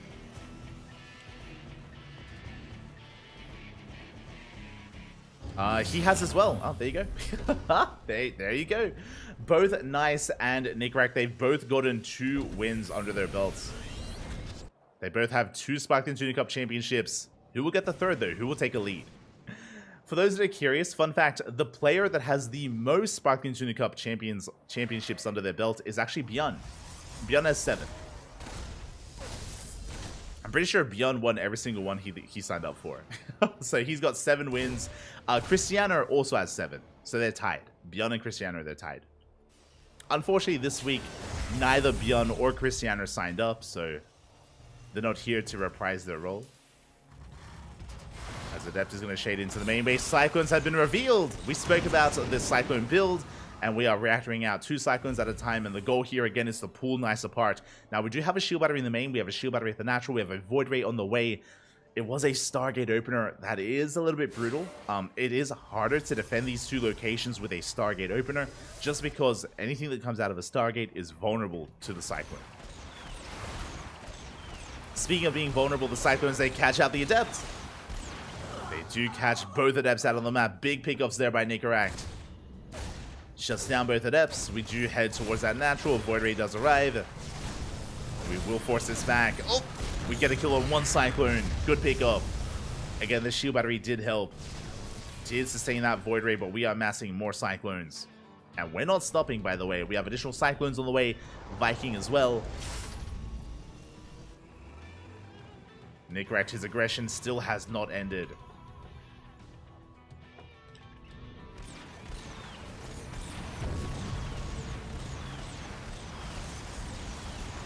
As it looks like we will be able to force a cancel in the pylon. Likewise, Reaper harassing on the right-hand side. Nice, trying to keep up here. Looks like so far he does. Nickrak just waiting for his reinforcements, waiting for his Cyclones and Vikings. Saturating his natural base, getting it up and running. The army a bit exposed, no shield battery within range. But we have the prismatic alignment, and ooh, that was a brutal fight there from Nickrak. He committed, he lost all of his Cyclones at the same time, a little bit distracted. He's going to be harassing on the right-hand side. But that was a big loss. That was a big loss there for Nickrak. Again, just overextended with all of his Cyclones, loses almost every single one. And Nice's health. Things are still a little bit awkward for him, especially with his build of choice. Like the Stargate, he has no Oracles to harass, he has no Phoenixes to keep up. It's a very strange kind of game state that we're in, where Nice is harassing with Void Rays, which isn't really seen in this matchup, but we have them. So we're moving out with a couple of Void Rays, with a couple of Stalkers. Again, we have lost a little momentum here from the side of Nickrak. He should be safe on 2 bases for now. And Nice, he recognizes that as well. He does back up.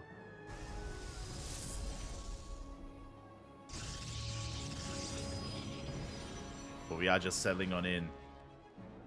Well, he kills the Ursadak. No! How could you? Este Nice. He's an animal. Oh no.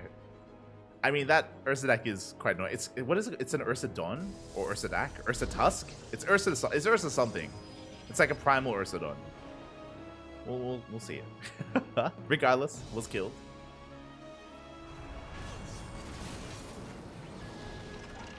It can be annoying because its unit hitbox is quite large, so it can like kind of mess up your micro and mess up your movement. Scan reveals the 3rd that Nice is expanding. Do we have one on this side? We should. It's somewhere. It's roaming. And oh my god! Nice! He's rushing into a fleet beacon. He's crazy. Okay, so we're making Colossi here on 3 bases. We're rushing towards a fleet beacon. I think this is just for Mothership. I think we're just racing into a Mothership here. But this is, again, very unorthodox from Nice. He's cooking, Papi. He's cooking. Let him cook. Let him cook.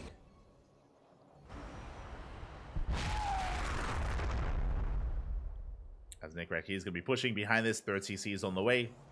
The move out is spotted by the Observer. So Nice, he sees, he's getting in position. We're just seeing more Colossi, more Phoenixes. So he's transitioning into Phoenix Colossus. Fleet Beacon is done. Phoenix range is on the way. Okay. He is committing to multiple Phoenixes. Or mass Phoenix, I should say. Necrack, he does end up throwing the needle. He does take down the shield battery, but the tanks are looking a bit exposed, and they will be lifted. Yeah, the Phoenixes, they pop off. We try to focus down the Colossus, but we won't be able to. Yeah, massive fight here in favor of Nice. Cleans up the tanks, cleans up the army. Again, it was a brutal push there from Necrack, and he is going to be shut down. You saw there that he tried to focus down the Colossi, which means that he left the Phoenixes alone. They were able to keep those tanks CC'd. And we are rushing into carriers. The Sky Toss, it's coming. Oh boy. We're getting into Sky Toss here. I mean, Necrack, behind this, he does have a third that he can fall back on. Can get into that third base. We do have a starport on the way. That is true.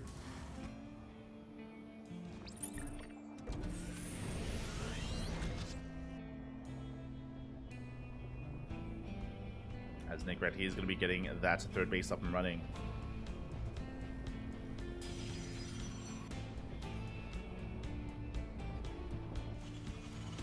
But the problem is that after that failed push, Necrack, he's stuck at home.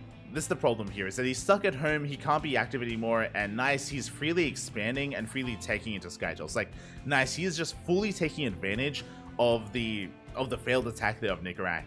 Taking up so hard, and he can't be punished, or it's difficult to punish him. Necrack gonna move out with a drop.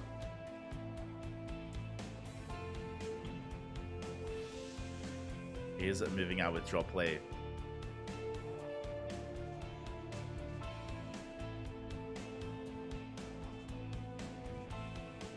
Necrack, he rotates over towards the right-hand side. With a bio army towards the left. Up! Do stim on forward.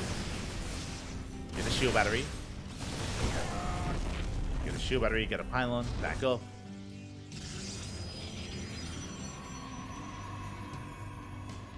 So far, not bad. Not bad damage dealt there by Necrack. Gonna be pulling back.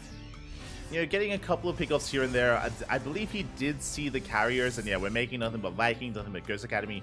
So the goal here, the hope, I think, is that we're able to pull apart this army.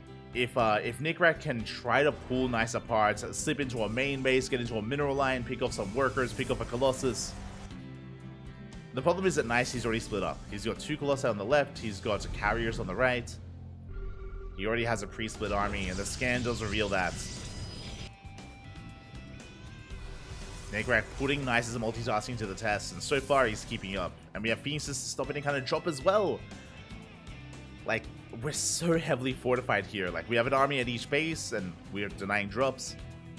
Necrack doesn't find a way in. Now, thankfully, Necrack doesn't force the issue. Thankfully, he doesn't overextend and commit here into one of these bases.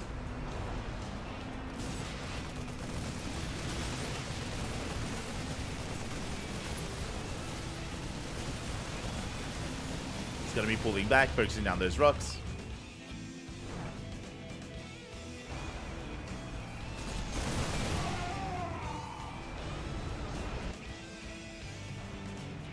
Just see Necrack just rotating around. Now, both players are about to max. That is true, but Nice's army is still of high quality. Doesn't have Storm, thankfully. Nice doesn't have Storm. He does have Colossi. We go for the scan.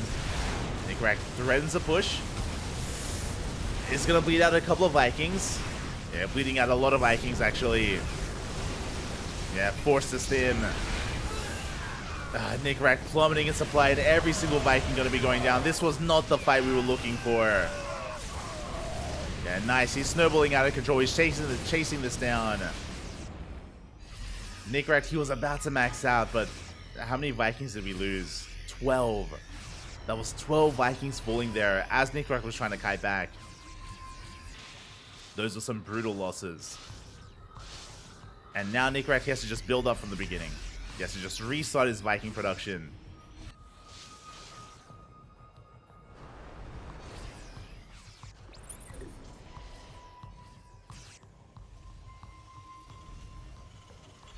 Does have to restart. We just see Necrack still being active here on the right at least. Doing what he can. There is a chance, again, on Hecate, these bases are quite spread out. If we can deny some bases, If we can force a mistake out of Nice, then there is a possibility, but that's the only possibility. That's the only chance here, is if we force some mistakes. Gonna get some gateways. Pick up some zealots. We're gonna deny top left.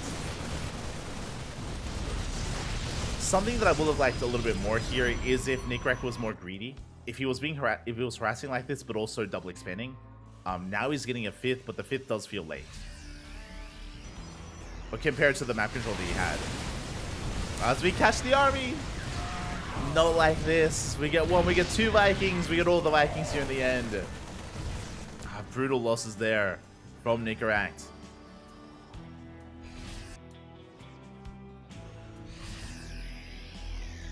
As Nickrak is going to be pulling back. Nice building up.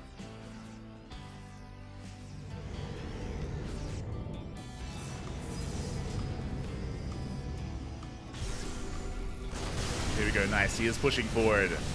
He's going to focus on that orbital. Yeah, there just is not enough here on the ground or in the sky. The Viking count was reset multiple times. And Nice, he's snowballing out of control. GG gets called.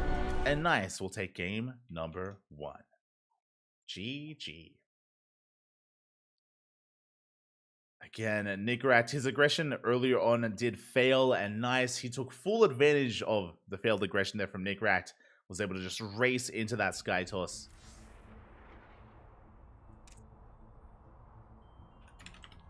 Was able to race into that sky toss and snowball out of control from there. And now we're getting into game number 2. Oh boy, here we go. Nickrak, he does have a chance here to bounce back. Do you want to believe?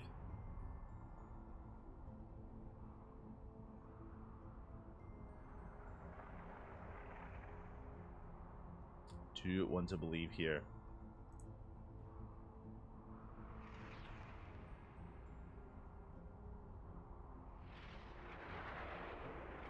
As we're getting ready for game number 2. And game number 2, as a reminder, is going to be on Oceanborn. Now, what I will say is that how that game played out is very unique to the game state. Very rarely do you ever see a Protoss player able to get away with rushing into carrier like that. Like, again, the kind of the events that unfolded there were quite unique, and it allowed Nice to really just snowball out of control and pop off.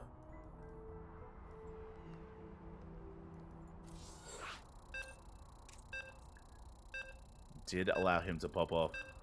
And with that, Nice takes the first game. But now we're getting into game 2, and I imagine Nickrak will be taking a different approach. He had a good start. Remember, he was able to eBay block, he was able to force the unnatural natural, he was able to get some damage done early on with his Cyclones, but then he lost his Cyclones, and the first push failed. Like, there was just a couple too many things going wrong too quickly there, early on for Nickrak. But again, I'm sure we're going to be seeing a very different dynamic here in game number 2.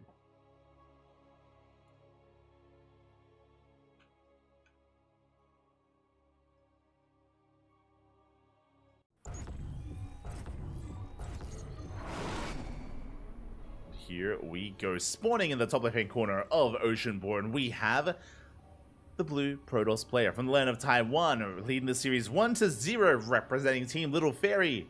But again, it's still best of 5. We still have plenty more games ahead of us. It is Nice. And spawning in the bottom right-hand corner, we have its opponent. We have the blue Terran player representing Team Platinum Heroes, or representing the Platinum Heroes. Down in this series, looking to bounce back, it is Nickrak. Now, if you remember, Nickrak, he also took a loss in game 1 against Ashbringer, and then he bounced back. Then he was able to just overcome and able to snowball out of control and take Ashbringer down with that momentum. I want to believe that we can see a back and forth here against Nice. And again, I don't think game 1 really tells us too much about our players, outside of the fact that if you slip up against Nice, if you make a mistake, if you lose too much too early on, he will just take up so quickly. Nice did prove that at least. And he can be a difficult player to read. Just because Nice, he's a little bit more of a chaotic player in general when it comes to his builds and his playstyle.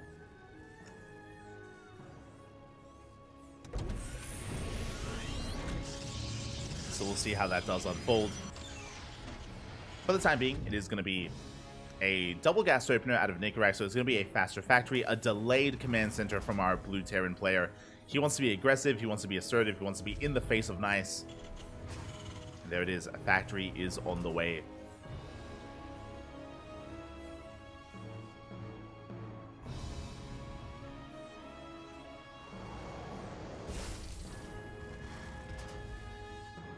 Factory is going to be on the way here. And from here, we're just going to be building up. Just going to be building up. Likewise, Nicorach moving out across the map. And now with this faster factory opener, this can lead into either Reaper Hellion, could lead into Cyclones, could lead into a mine drop that's more committed. We have options for Nicorach. Last time we saw this build, or this opener, Nicorach did go Reaper Hellion, and there it is. Hellions are on the way. We're going to be reactivating out Reapers as well. Does seem to be Reaper Hellion again out of Nicorach. And there it is. We're making 2 Reapers at a time. Now, this should just be a triple Reaper, double Hellion push. We can commit a little bit harder. It's up to Nicorach. As Nice is going for a Stargate. It's going to be a Stargate opener out of our Protoss.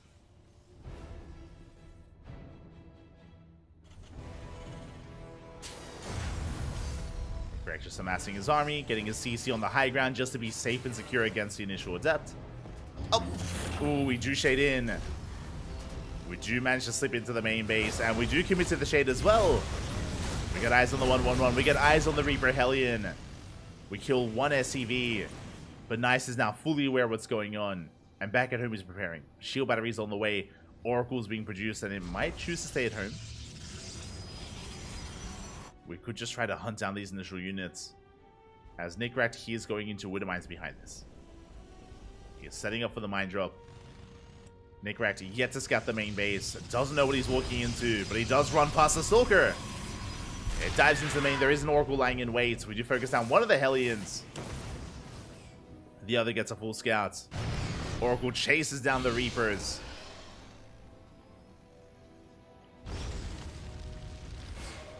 Reapers are going to be chased down, and the Hellion gets a full scout but won't get much done. This is a rough start for Nicorach. He invested a lot into the initial Reaper Hellion. He invested quite a bit here to get some damage done, and didn't get any probes. He got a scout, but that's all he got. That's all he was able to accomplish. As Nice is just building up towards 3 gateways.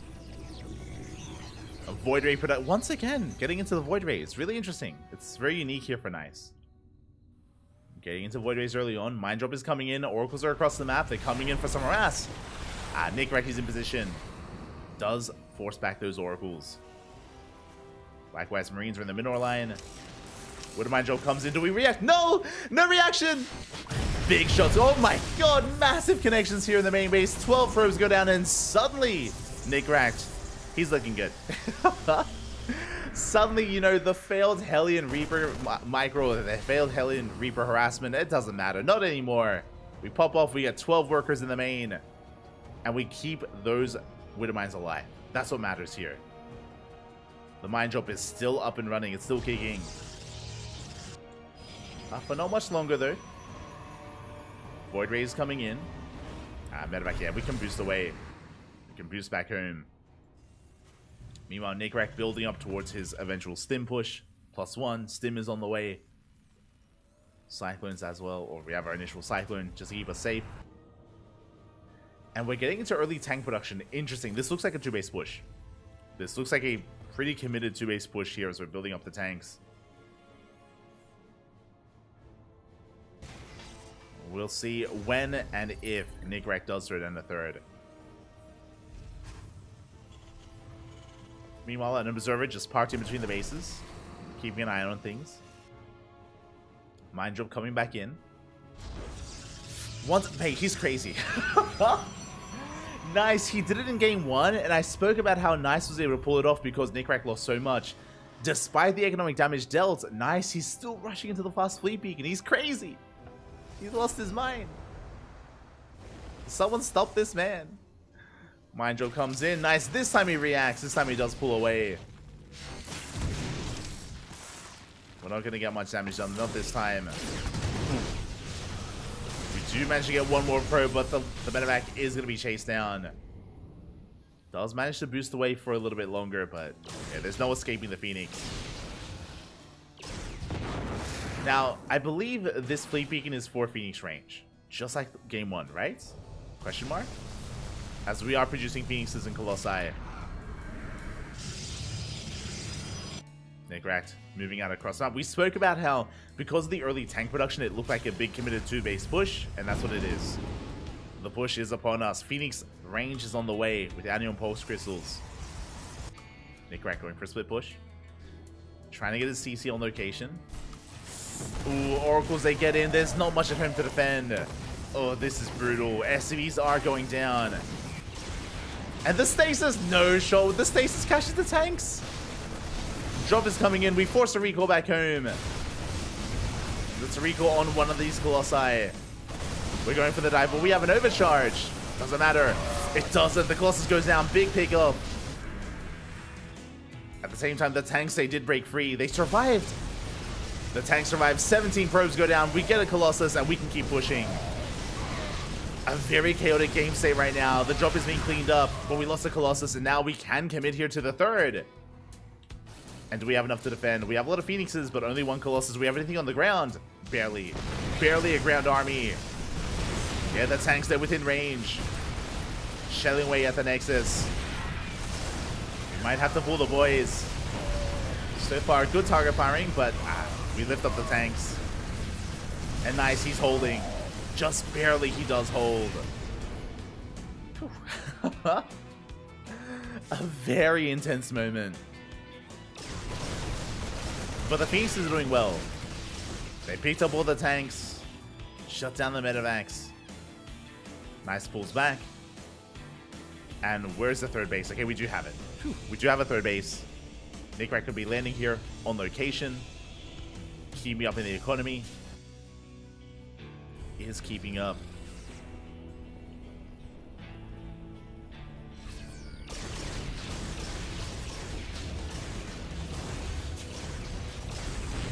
Phoenixes are going to be able to get an SCV here in between the bases. They do slow down some of the production. Keeping an eye on things. Nick, nice. I feel like he's overextending. We're making carriers. We have a Tempest. We have like a random Tempest, a random carrier. This army, it's so high tech, but it's so vulnerable here. Like, look at the army composition right now. We have one Colossus, one Stalker, one Adept, one Void Ray, one Temp, one of everything. We do have additional Phoenixes. Now we have a second Colossus, but still, like, this army, it's so bare bones. Like, Necrack, we can punish this. We can try. We're going for the scan. Shield battery just now finishing up here at the natural. Remember, we do have an overcharge defensively. Nice, he can take a fight back at home. But now forcing Necrack back. I feel like Necrack has to be careful not to be too aggressive. Like, I feel like we can just calm things down, make a wave of Vikings, make a wave of Ghosts, and then push with everything we have. But you can see that Necrack, he's tempted. He's so tempted to commit. He's going for it. And there we go. He's going to catch one of the Colossi. Does get a kill. He gets one. He's going for the other. And it looks like he will get the second Colossus as well. Big pickoffs from Necrack. But nothing shoots up. It's mainly a Marauder army. The Marauders are racing back home. There's some good pickups from Necrack, but they were costly. Lead out a medevac. Medevac for a Phoenix, not bad. Vikings have arrived, and this is the anti-air we were waiting for. Vikings, Ghosts, Marines. Like, Necrack, he knows he's so close. He knows he's so close to breaking his opponent. Likewise, though, we're making 2 carriers at a time. If Nice can survive, if he can get this 4th base up and running, he's going to snowball out of control. Like, he will just get out of hand with the Sky Toss. Like, it feels like we're on a knife's edge right now. We're playing on a knife's edge. Which way will this fall? Can Necrack break Nice? Overcharge is popped. We have to respect it. We do have to respect the overcharge. Going for the scan. How many Colossi? We have 2. 2 Colossi. Vikings are still on the way. Sorry, carriers are still on the way. Yeah, we dive on the army. Big EMP. We focus on one of the Colossi. We get the carrier as well. And we will get the second Colossi. And it looks like Nickrat, he's barely breaking through. We have 2 more reinforcing Colossi though. And the Tempest. Do we have enough anti-air? We don't. We don't have enough anti-air. The Marauders, they're going ham in the mineral line. They're killing as many probes as they can. Because they will all fall. And we clean up the Marauders. We get 10 probe kills. That's okay. We did clean up the ground army. That's true. But what about the carriers? We have 2. We're about to have 4. Yeah, we're about to have 4 carriers here. Again, Nickrat, once again, he knows he's so close. He's now getting his 4th.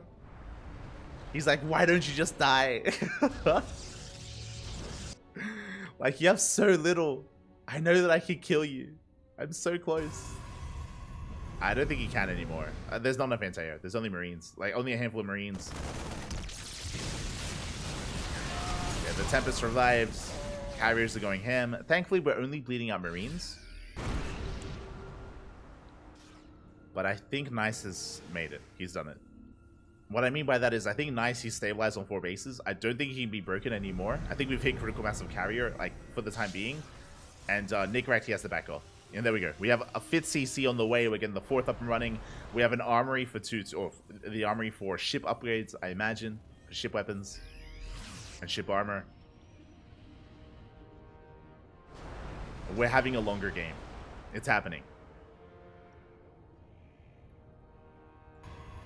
The rotation is spotted by the observer.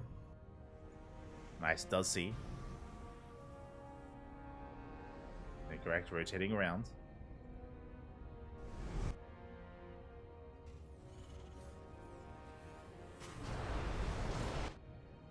He's rotating around. He is making 4 liberators at a time back at home. Is amassing libs.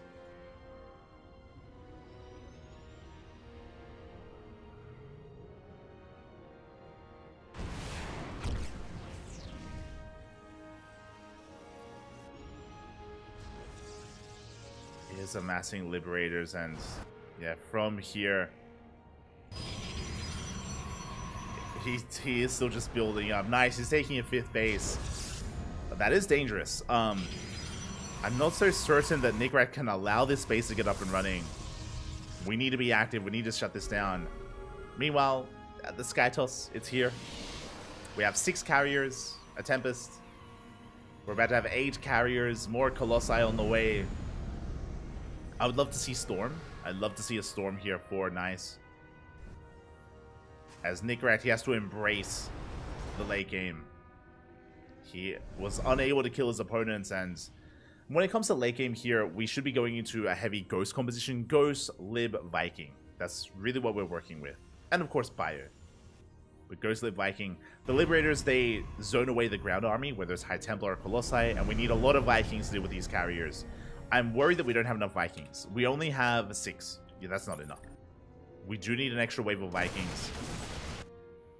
We do get eyes on the 5th. Gonna come into harass to try to pick it apart. Scan reveals the carriers in position. As else, they do clean up that drop or that run by. We're still making libs. Like, again, libs are amazing against ground toss, but against Skytoss we need more Vikings, and we're still making even more. I'm not convinced. How many liberators do we have? 17! Wait, what? We have 17 liberators! Are we just gonna... Oh, wait. Is our plan to kill the interceptors? Is that our plan? To kill all the interceptors? Will this work? Yeah, we are. We're going with the libs. EMPs on the carriers and the mass lib. Will this work out? It looks like it kind of is. Nah, no, it's not. The mass lib, it does not break through. We shut down the main army. Nickrat, he does crumble here, and we're snowballing out of control. Again, mass lib against Skytoss. For a moment, he had me believing. I was like, yo, is he gonna try and like splash damage all the interceptors to death? That's not what happened. He dove on top of the carriers themselves. Again, we only had 6 Vikings. We had 17 Liberators. And that just doesn't work out, unfortunately. Again, the DPS, the damage output of those Liberators on single targets, it's just not high enough. Not anti-air, I should say. Against the ground, sure, but that's not what this is about. It's not about the ground, it's about the air. We're still making more libs.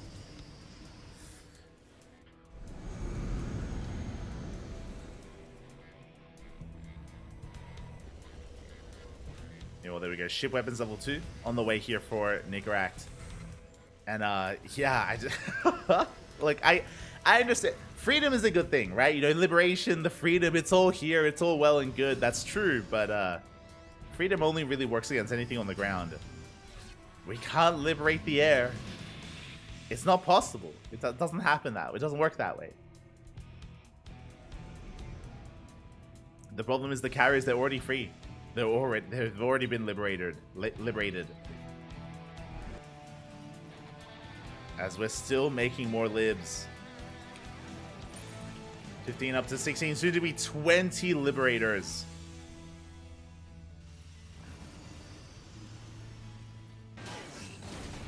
Here we go.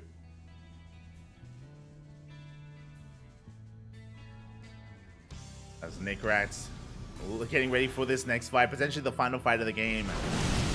Nice pushing forward. Again, the libs are doing what they can. They're trying to focus on whatever's in the air, but they tickle the army.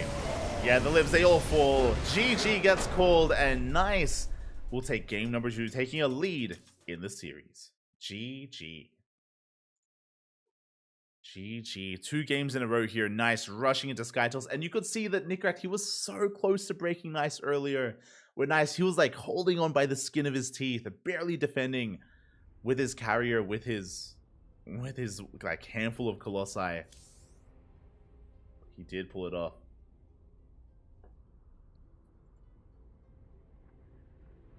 And this mass lib style from Nickeract was interesting, is what I will say. It was an interesting choice. Clearly did not work though. I like that we're trying different things, but as we saw there, fighting head to head with carrier with mass lib is not it's difficult to make work, is what I will say. I'll phrase it that way.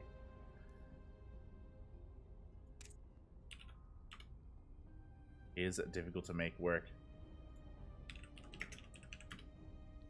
As we're getting ready for game number 3. Here we go. And game number 3 is going to be on hard lead. Now, I'm hoping that we can get it back and forth. I'm hoping that we can extend this series, but it does come down to our players here. Comes down to Nickeract. Can we bounce back? Will Nice go Skytoss again 3 games in a row? Again, this is a very unique style out of Nice, and it is a little bit brutal. Just because, like, if you can get away with it, you can see how heavily things can swing in your favor. If you can get into that Skytoss. Again, not something you see too often.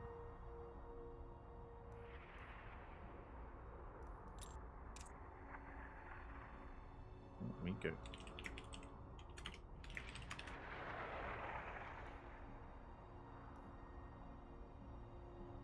We're getting into game number 3. I think yeah, we're just waiting for our players to ready up, and then we're going to be loading into hard lead. Here we go. Game number 3 here. And yeah, this playstyle from Nice has been brutal. But what I will say is that hard lead is a small map. It is a small map, short rush distance by ground. I want to believe that Nickeract can bounce back here and now with some aggression.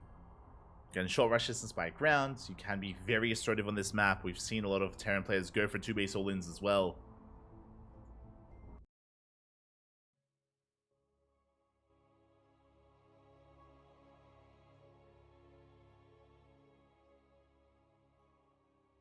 Here we go. We are settling in. As a reminder, it's a best of 5. I see some people asking in the chat. It is a best of 5 finals. We're getting into game number 3, and spawning in the bottom right hand corner of hard lead, we have our Taiwanese Protoss player, the Red Protoss, representing Team Little Fairy. 1 game away from becoming this week's Sparkling Tuna Cup champion. It is Nice. And spawning in the top left hand corner, we have his opponent. We have the blue Terran player, representing the Platinum Heroes. He has to fight back here and now to extend this series, have a chance at forcing the ace match. It is Nickerack.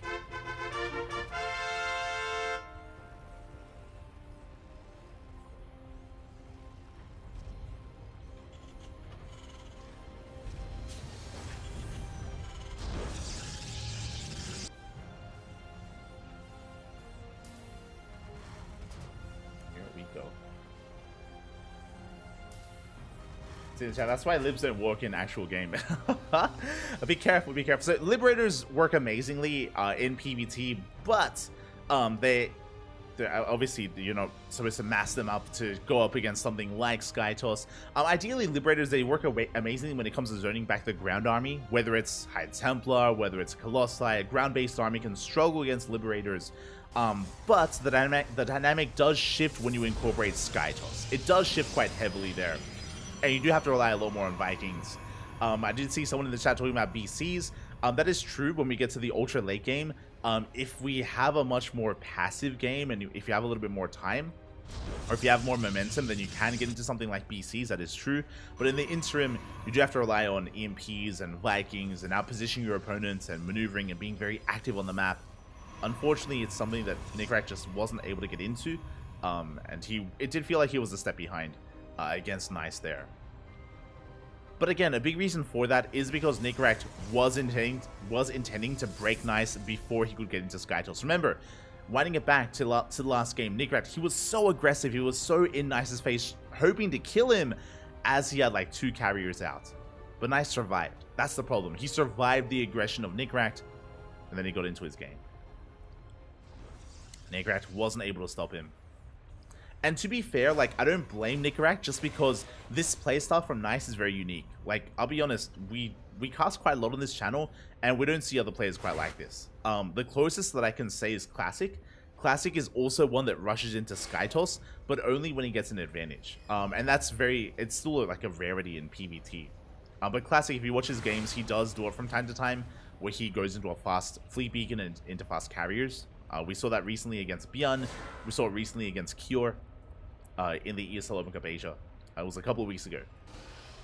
So Classic plays similarly, but Nice has been heavily relying on this, and it's not something you see too often on the European server.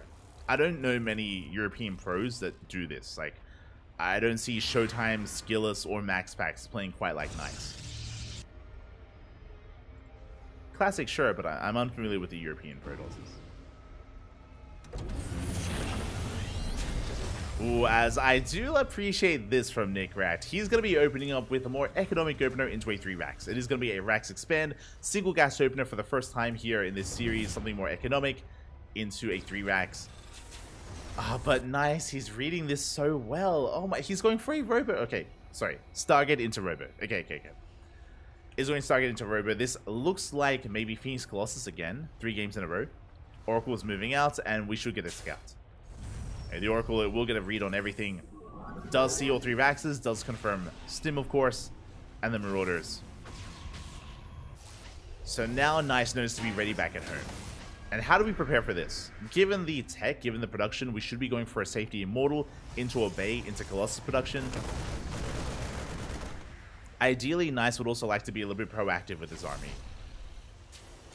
And there it is, there's the Immortal on the way. So usually this Immortal is skipped, but because Nice scouted, because he knows that Nickerack is going to be aggressive with a stim timing, he needs the Immortal. He needs that Safety Immortal. We need a Shield Battery. Shield Battery is done. We could even throw down a second Shield Battery as well. And we should be able to hold on to our 2 bases. And then get into Colossus production. We'll see if Nickerack can break him.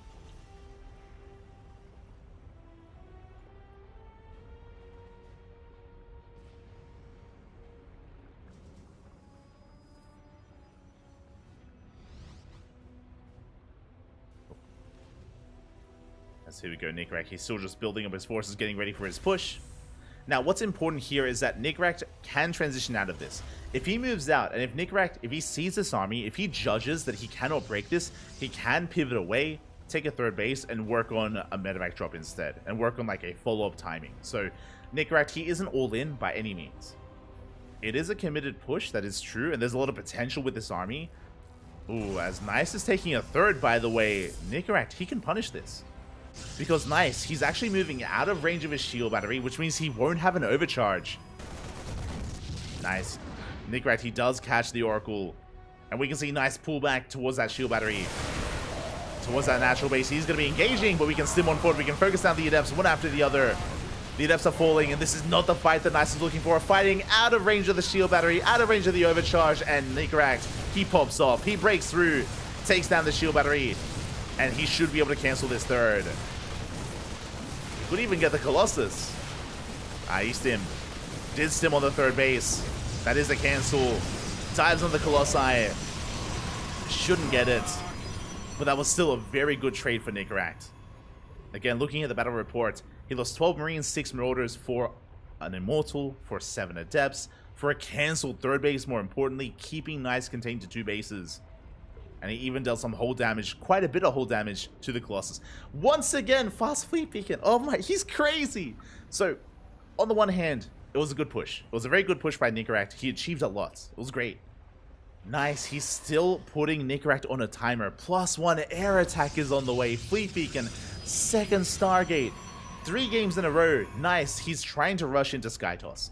And just like the previous games, Nickrat is on a bit of a timer. Because there's a window. There's a window where Nice is vulnerable. But that window is eventually going to close. As Nice is being far too aggressive. Oh man, he's crazy. As he's moving out with a handful of units. Not quite punished for it. But being very assertive. Trying to keep Nickrat on the back foot. I do like this from Nice. He has to try to keep the pressure up and make sure that Nickrat backs off.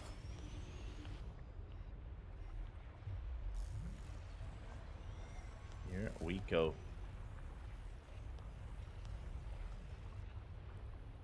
That's nice. He is going to be backing off for a moment here. Getting his third base up and running. Now Nickrat, he should be able to move out soon. Before this first carrier. There we go. We're making 2 carriers at a time. Nickrat is pushing, or he's dropping, I should say. Is going for a drop into the main.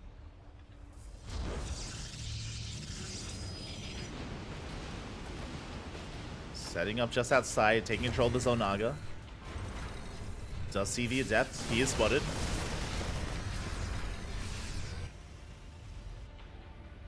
But I am concerned here for Nickrat because that's the first 2 carriers and they're finishing. They're finishing up just in time. I'm getting some deja vu of game 2. Scan reveals the army, reveals the base. Again, very little to support these Colossi. Nickrat, he sees. He wants it. And there was very little to support the Colossi until the carriers arrived. And they are banking up in the main. They're not with the carriers at... Sorry, they're not with the Colossi at the moment. They're not there. Immortal is spotted. We go for the dive. We do get a snipe. Immortal goes down. Carriers, they are revealed once again. Oh, and these Marines are going to be going down. The medevacs will go down as well. Big pick up here by Nice. At the same time, Nickrat pushing towards the left-hand side. Carriers are out of position. But we have an overcharge. Yeah, we have the Colossi. We have the overcharge. Nice defense. He defends. He takes the fourth. And he's looking solid.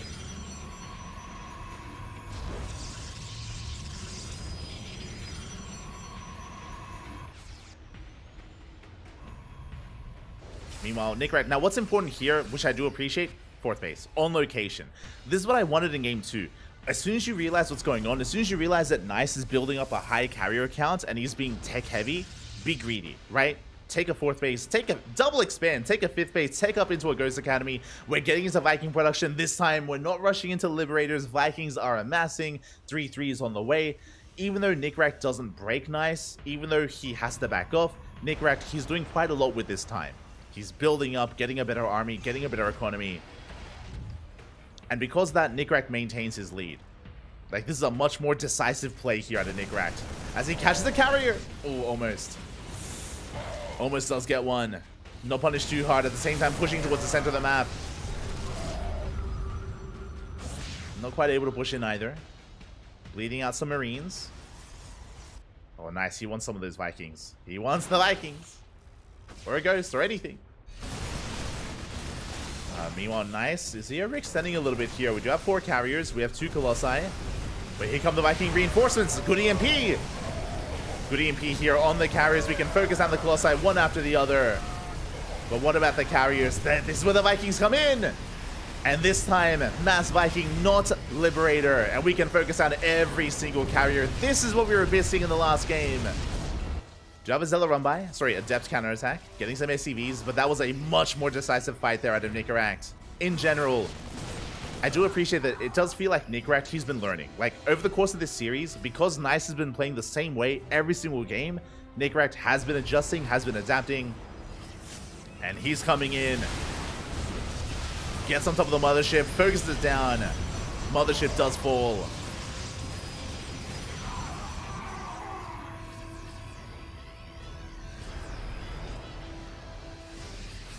The Vikings, they lay it. Oh my god. There we go. The Vikings, they do lift up. We're going for the final carrier. And we are extending this series. It's not going to be over. It's not going to be 3-0. GG gets called. And Nicaract, he takes game number 3. Let's go. GG. Whew. We have a series. We have a series on our hands. That's all I ever wanted.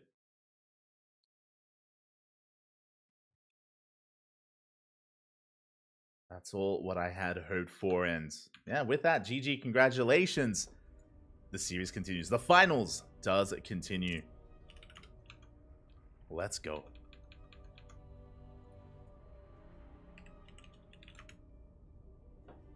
And the next game, game number 4, is going to be on Alcyone. Now, what's important here is a couple of things. Nice, he's been playing the same style, right? Stargate Opener into Colossus into Carrier, right? Into Sky Toss. He's been playing like variations of this every game so far in this series. Doesn't need to do this every game though. That's what I will say, right? It's like, Nice, he is not a one-trick pony. He definitely has a more diverse play up his sleeve. He can go into Blink Stalker based play, into Charge Lots, into you know, more heavy Robo based play instead. Nice, he can play differing styles. So I'm curious how Nice, how he adjusts. It's his turn. It's his turn to adjust here to Nicaract, because clearly if we do the same thing again, Nicaract, he's getting better and better at responding.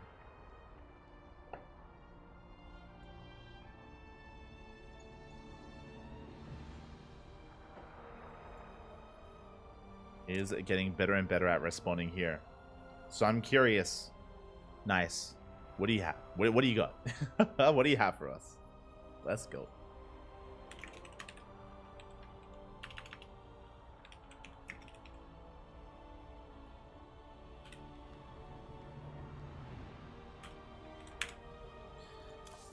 As we're getting into game number 4. Players, they just needed a moment. Did need a moment.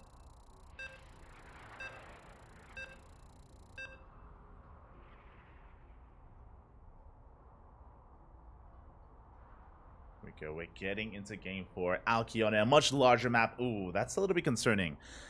So Alcyone, it's quite a large map, has a lot of base to be taken. It is very macro oriented. If Nice wanted to go into Fast Fleet Beacon and Carriers again, this is a pretty good map for it. Not gonna lie. not gonna. If Nice did do the same thing again, this is not a bad map for it. So I am a little bit concerned. I am a little bit concerned here for him, but we'll see. We'll see where this does take us. As we're getting into game number 4 and spawning in the bottom left-hand corner of Alcyone, we have our blue Terran player representing the Platinum Heroes. It is Nicaract. And spawning in the top right-hand corner, we have a spawner. We have this Taiwanese Protoss, the red Protoss player representing Team Little Fairy. Showing that he can bleed. Showing that he is not invulnerable. But he is one game away from becoming our champion. Can he take it all? It is Nice.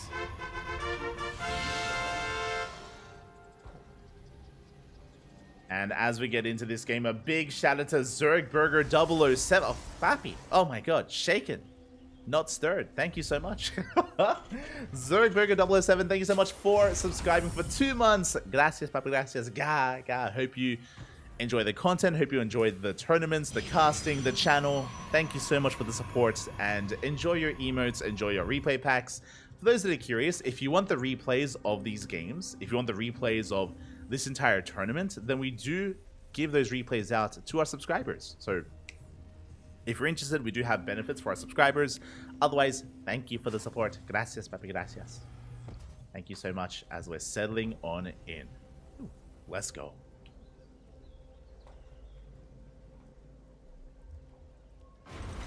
Let us go as Nickrat. He is going for an economic opener. It's going to be a single gas. It's going to be a Rax expand out of Nickrat. Something more economic. Meanwhile, Nice going for a gate cyber expand on his side. Pretty tame build so far. Nothing wild, nothing crazy. Not yet. Not yet, but it's coming. Let me tell you. As for now, we're just going to be scouting each other, just confirming that there is no hidden proxy, there's no proxy pylon or anything like that. Nickrat making sure that Nice is playing standard. And back at home, Nickrat getting his base on location, going for his Reaper scout as a follow-up. Purpose of this Reaper is to harass the mineral lines, yes, but also to get a scout off and to get a read on whether it's a Stargate, a Robo, or a Twilight Council. We do need to figure out what is going on and what is coming up next. As we can see, Stargate opener. Stargate opener here out of Nice. Nickrat, he does bypass the Adept. He slips in. And a big scout here. Nickrat, he does get eyes on the Stargate. So far, so good. He's aware of the build behind this. Oh, it is going to be a factory follow-up. Not a 3 racks. So racks into factory. Now, Nickrat has an option. He could go for a 2nd and a 3rd racks before Starport. But again, the rush distance by ground, it's difficult to really pull off 2 base all-ins on this map. Yeah, Starport's on the way. It's difficult to pull off 2 base all-ins because of the Zonaga. The Zonaga does control the center attack path. So it's very easy to take control of this and to scout any kind of push or any kind of all-in. Likewise, the 3rd and 4th base are very defendable. There's a ramp coming into the 3rd. You can mine through these minerals and expand towards the right-hand side into the 4th. And it's quite awkward to actually push here early on. So as a result, we have seen some longer games. Have seen longer games here. We'll see that if that continues to be the case. Oh, behind this, it's going to be interesting. Stargate not into Robo, but into a Twilight Council. This looks like Charge. I mean, it could be Blink as well, but this is different. This is quite different to what we've seen so far. So Nice, he is varying things up. Okay.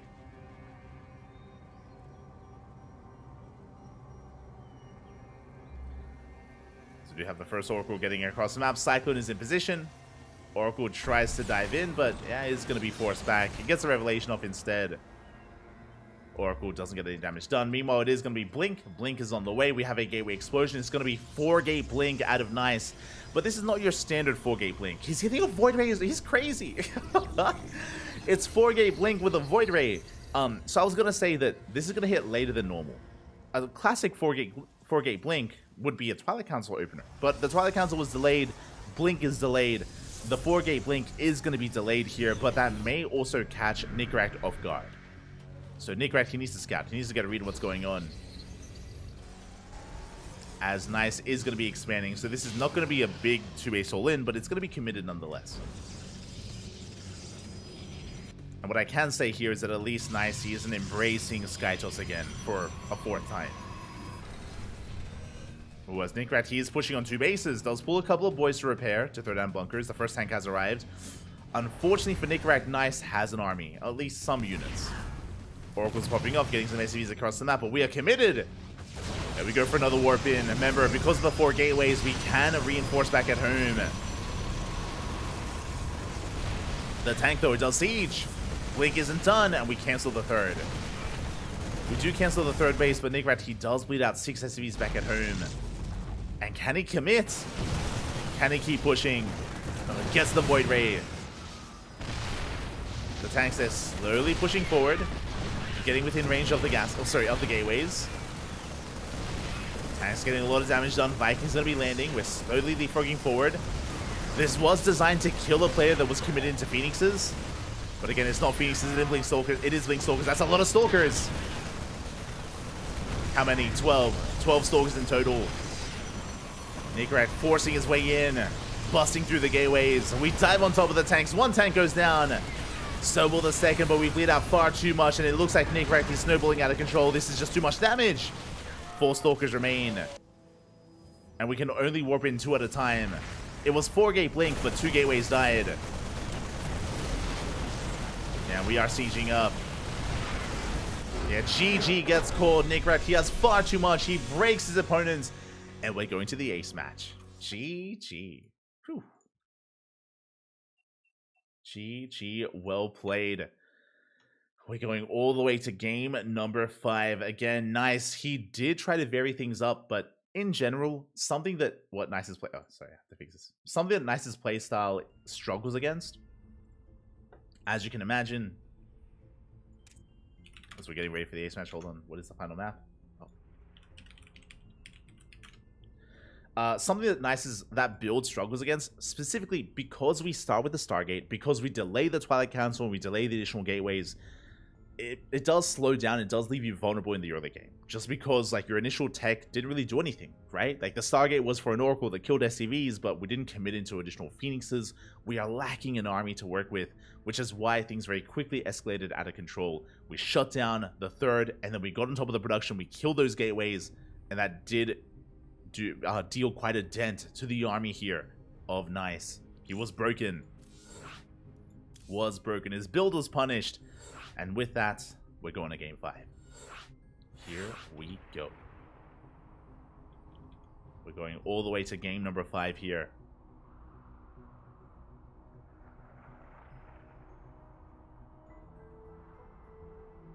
And it's going to be on Equilibrium. A crazy map, by the way. Are we going to rush into the gold? Are we rushing into the gold base? Oh boy, I'm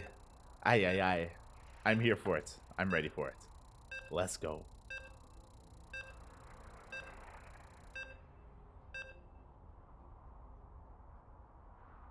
Let us go.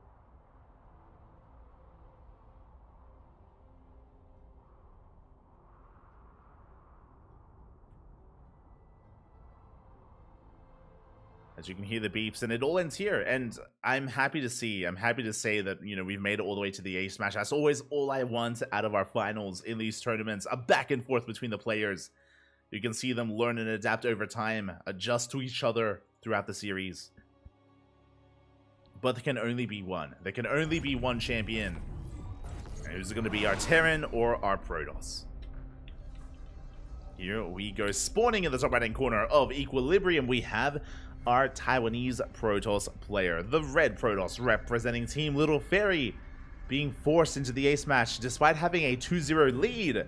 Things are very quickly slipping through his fingers. Can he get a grasp? Can he hold on? It is Nice. Can he bring it back? And spawning in the top left-hand corner, we have his opponent. We have the blue Terran player representing the Platinum Heroes. Coming back from the brink, winning 2 games in a row, forcing the ace match. Is he going to pull a soul key? Is he going to pull off a reverse sweep? Something very rarely done. 1 game away from pulling it off. It is Nickeract. Here we go.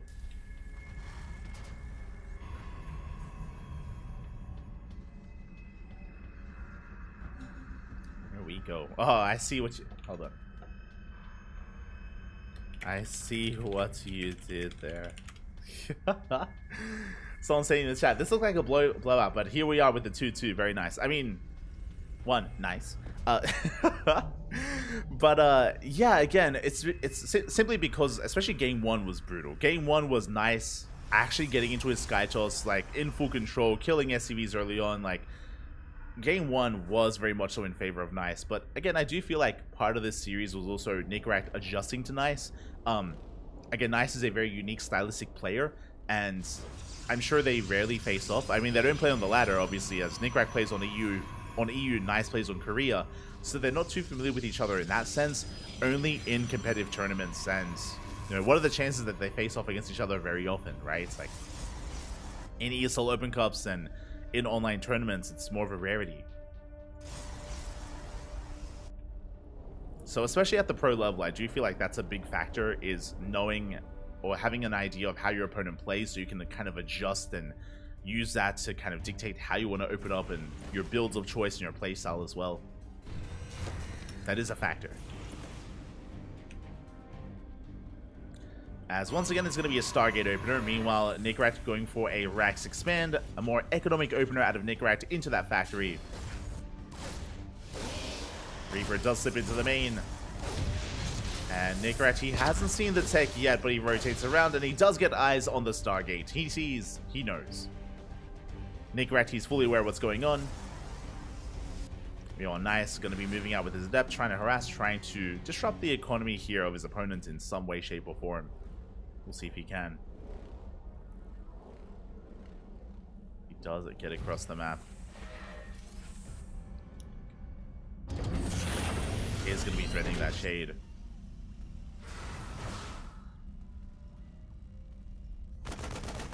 Oh. He's going to be threatening that shade. Likewise, going to be denying some mining time here at the natural. At the same time, Reaper dives back in. And we're trying to get a read here, whether it's a Phoenix or an Oracle. We confirm it is going to be an Oracle first, once again at a nice. I don't think he's gone for a Phoenix first at all this series, despite his Stargate openers. It's always been the Oracle. Adept does shade into the main, does delay the Starport for a moment. But regardless, Nickrack, he is aware of what's going on. Rushing into a very fast third CC. Oh my god, okay. Very fast third base here out of Nickrack. I kind of like this. So, winding it back a little bit, we're loading into Equilibrium, a very large map. Very large map, a lot of base to be taken. Goal bases available as well. And very often we have seen long games on this map. So for Nickrack to be greedy like this and to rush into a third, I'm standing behind it. Likewise, behind this, Nice, he's going for a faster Robo into Gateways. This looks like Colossus production. It looks like Colossi.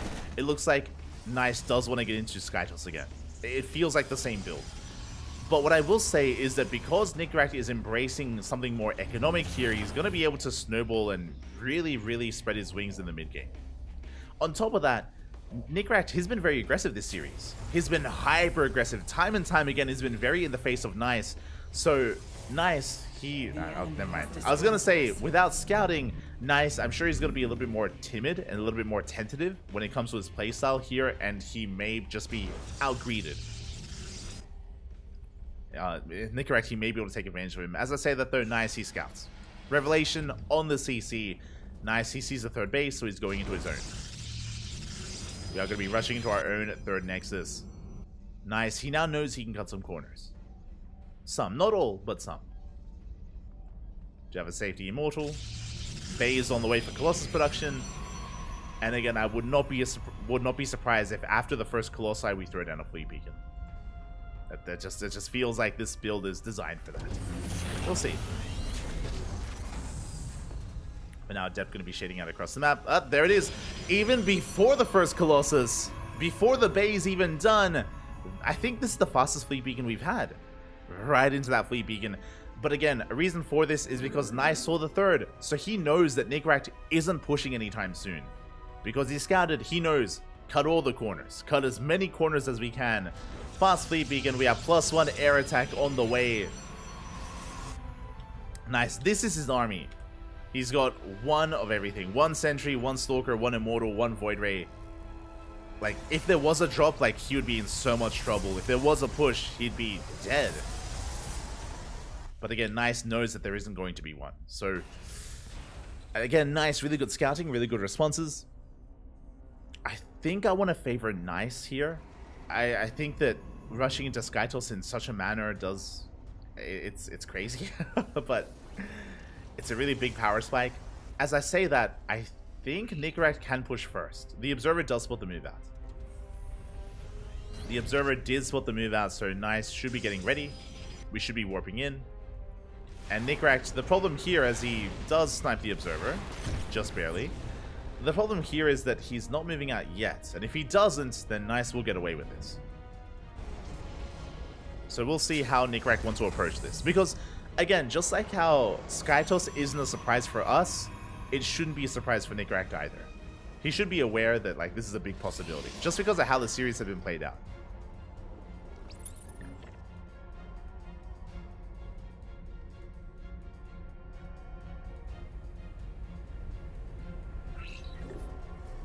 go.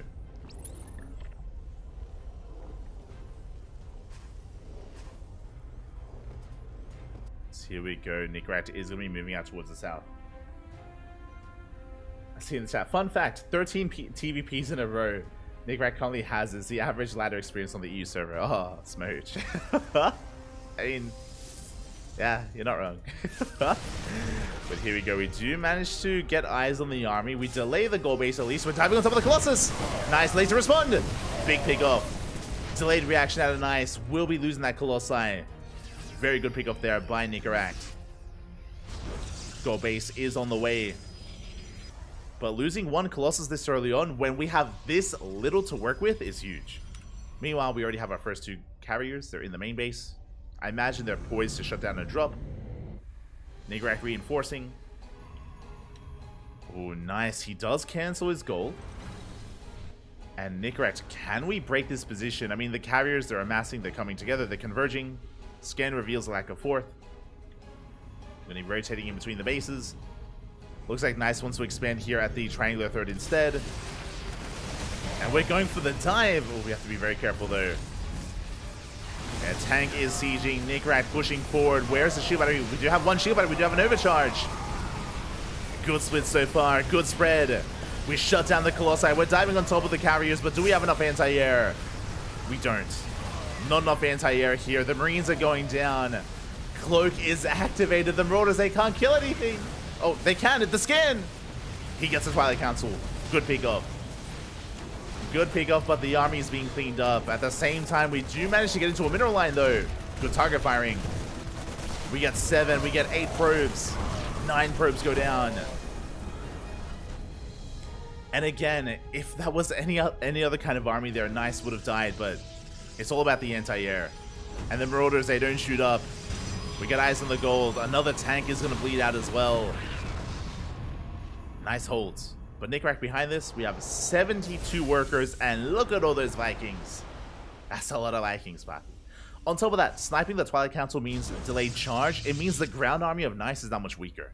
Which means investing this heavily into all these Vikings, it's going to work out. It's going to work wonders. The Observer does see that. The Observer does see the Mass Viking.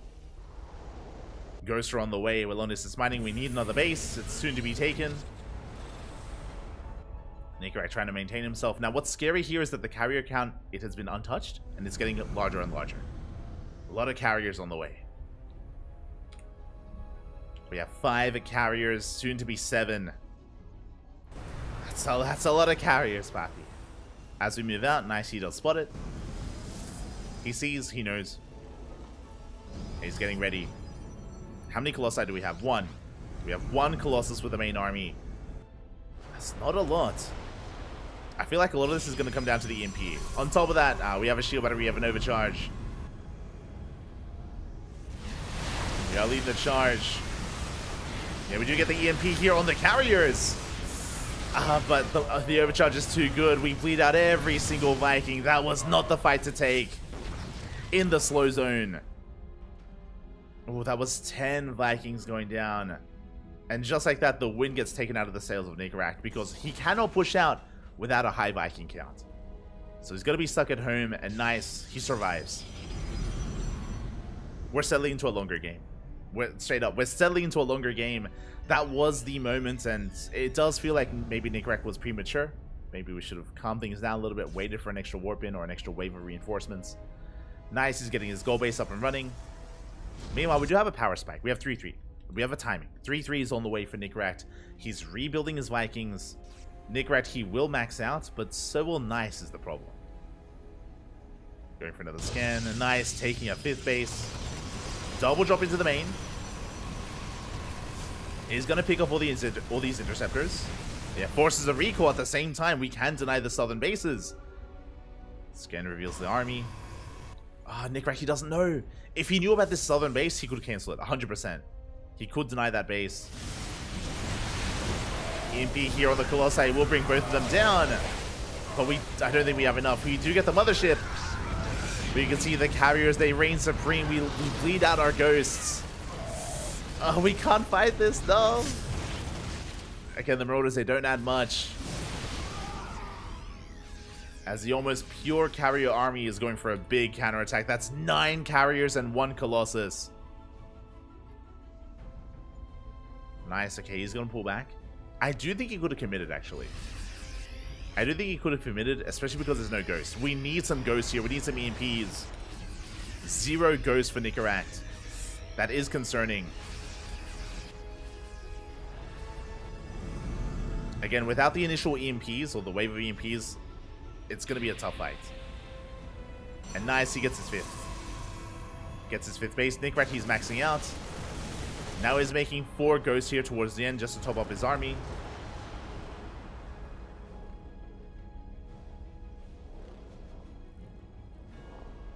Here we go. Scan. This is a brutal scan here for Nicaract. He sees the base, it's already fully operational. So Nicaract, he can't quite touch this, so not easily. Gonna have to back off. Rebuilding. He's up to 17, soon to be 19 Vikings. Nicaract has maxed out, so it was Nice. Now Nice doesn't have Storm. Bear that in mind. No Storm here for Nice. He has 2 Colossi. Vikings, they do engage a little bit too soon. Yeah, EMPs are looking decent, but a lot of Vikings already went down. Marauders are stimming on forward, but do we have too many Marauders? We do! The Vikings are falling, and these Marauders are dead supply. Again, just a little bit too heavily reliant on them. They're stimming on forward, they get a pylon, they get a couple of workers, but Nicaract, he's plummeting in supply. Yeah, just a rough fight. And the mass carrier, it's getting out of hand, Fafi. Yeah, it is becoming too much. You can see Nicaract, he needs time to remax and time to rebuild. Bleeding out 9 SCVs. And now here comes the counterattack. Here comes Nice, snowballing out of control. I don't think he's lost a single carrier. Let's double check that. Okay, he's lost 2. He's lost 2 carriers so far. 2 carriers. He's up to 9.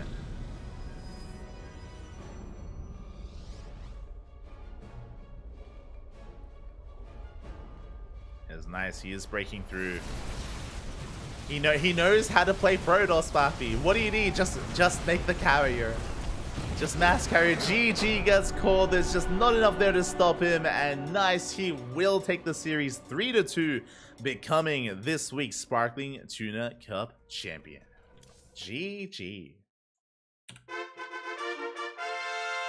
GG, well played. Again, a very unique style here out of Nice. Time and time again, just rushing into carriers as quickly as possible, and at times Nicaract could punish him, at other times he couldn't. I did like how Nicaract approached Equilibrium, but the first Viking push was brutal. I think that was the moment that Nice was able to gain a lot of momentum there, is when Nicaract threw away his first 10 Vikings. Like, that was a brutal moment. GG, well played.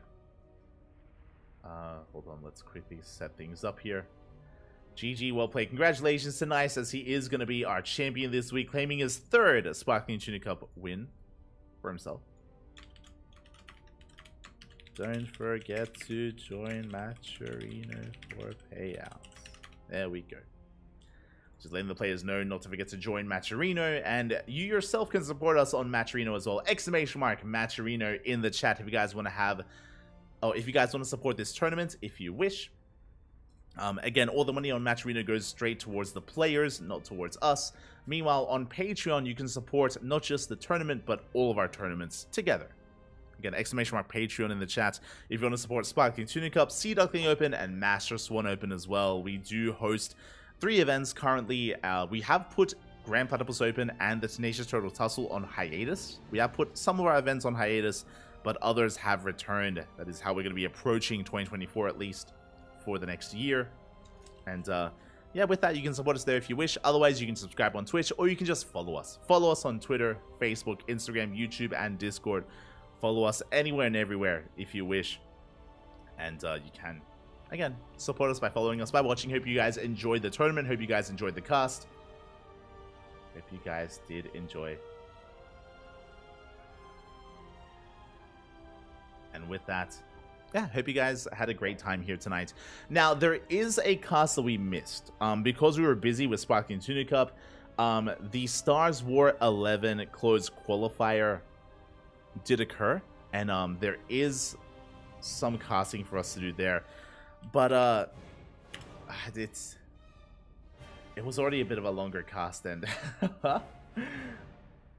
it was already a bit of a longer cast here, and unfortunately, I do have some plans later on tonight, so I don't have time, I don't think, to cast Stars War 11. We will be doing a catch-up cast. We're going to be doing a catch-up stream in a couple of days. Let me just quickly check our calendar. For Stars War 11, the Asia Closed Qualifier. Okay, so tomorrow we're busy with ESL Open Cups. So we're going to be casting ESL Open Cup Asia and Europe tomorrow. And Stars War 11 qualifiers as well, I think.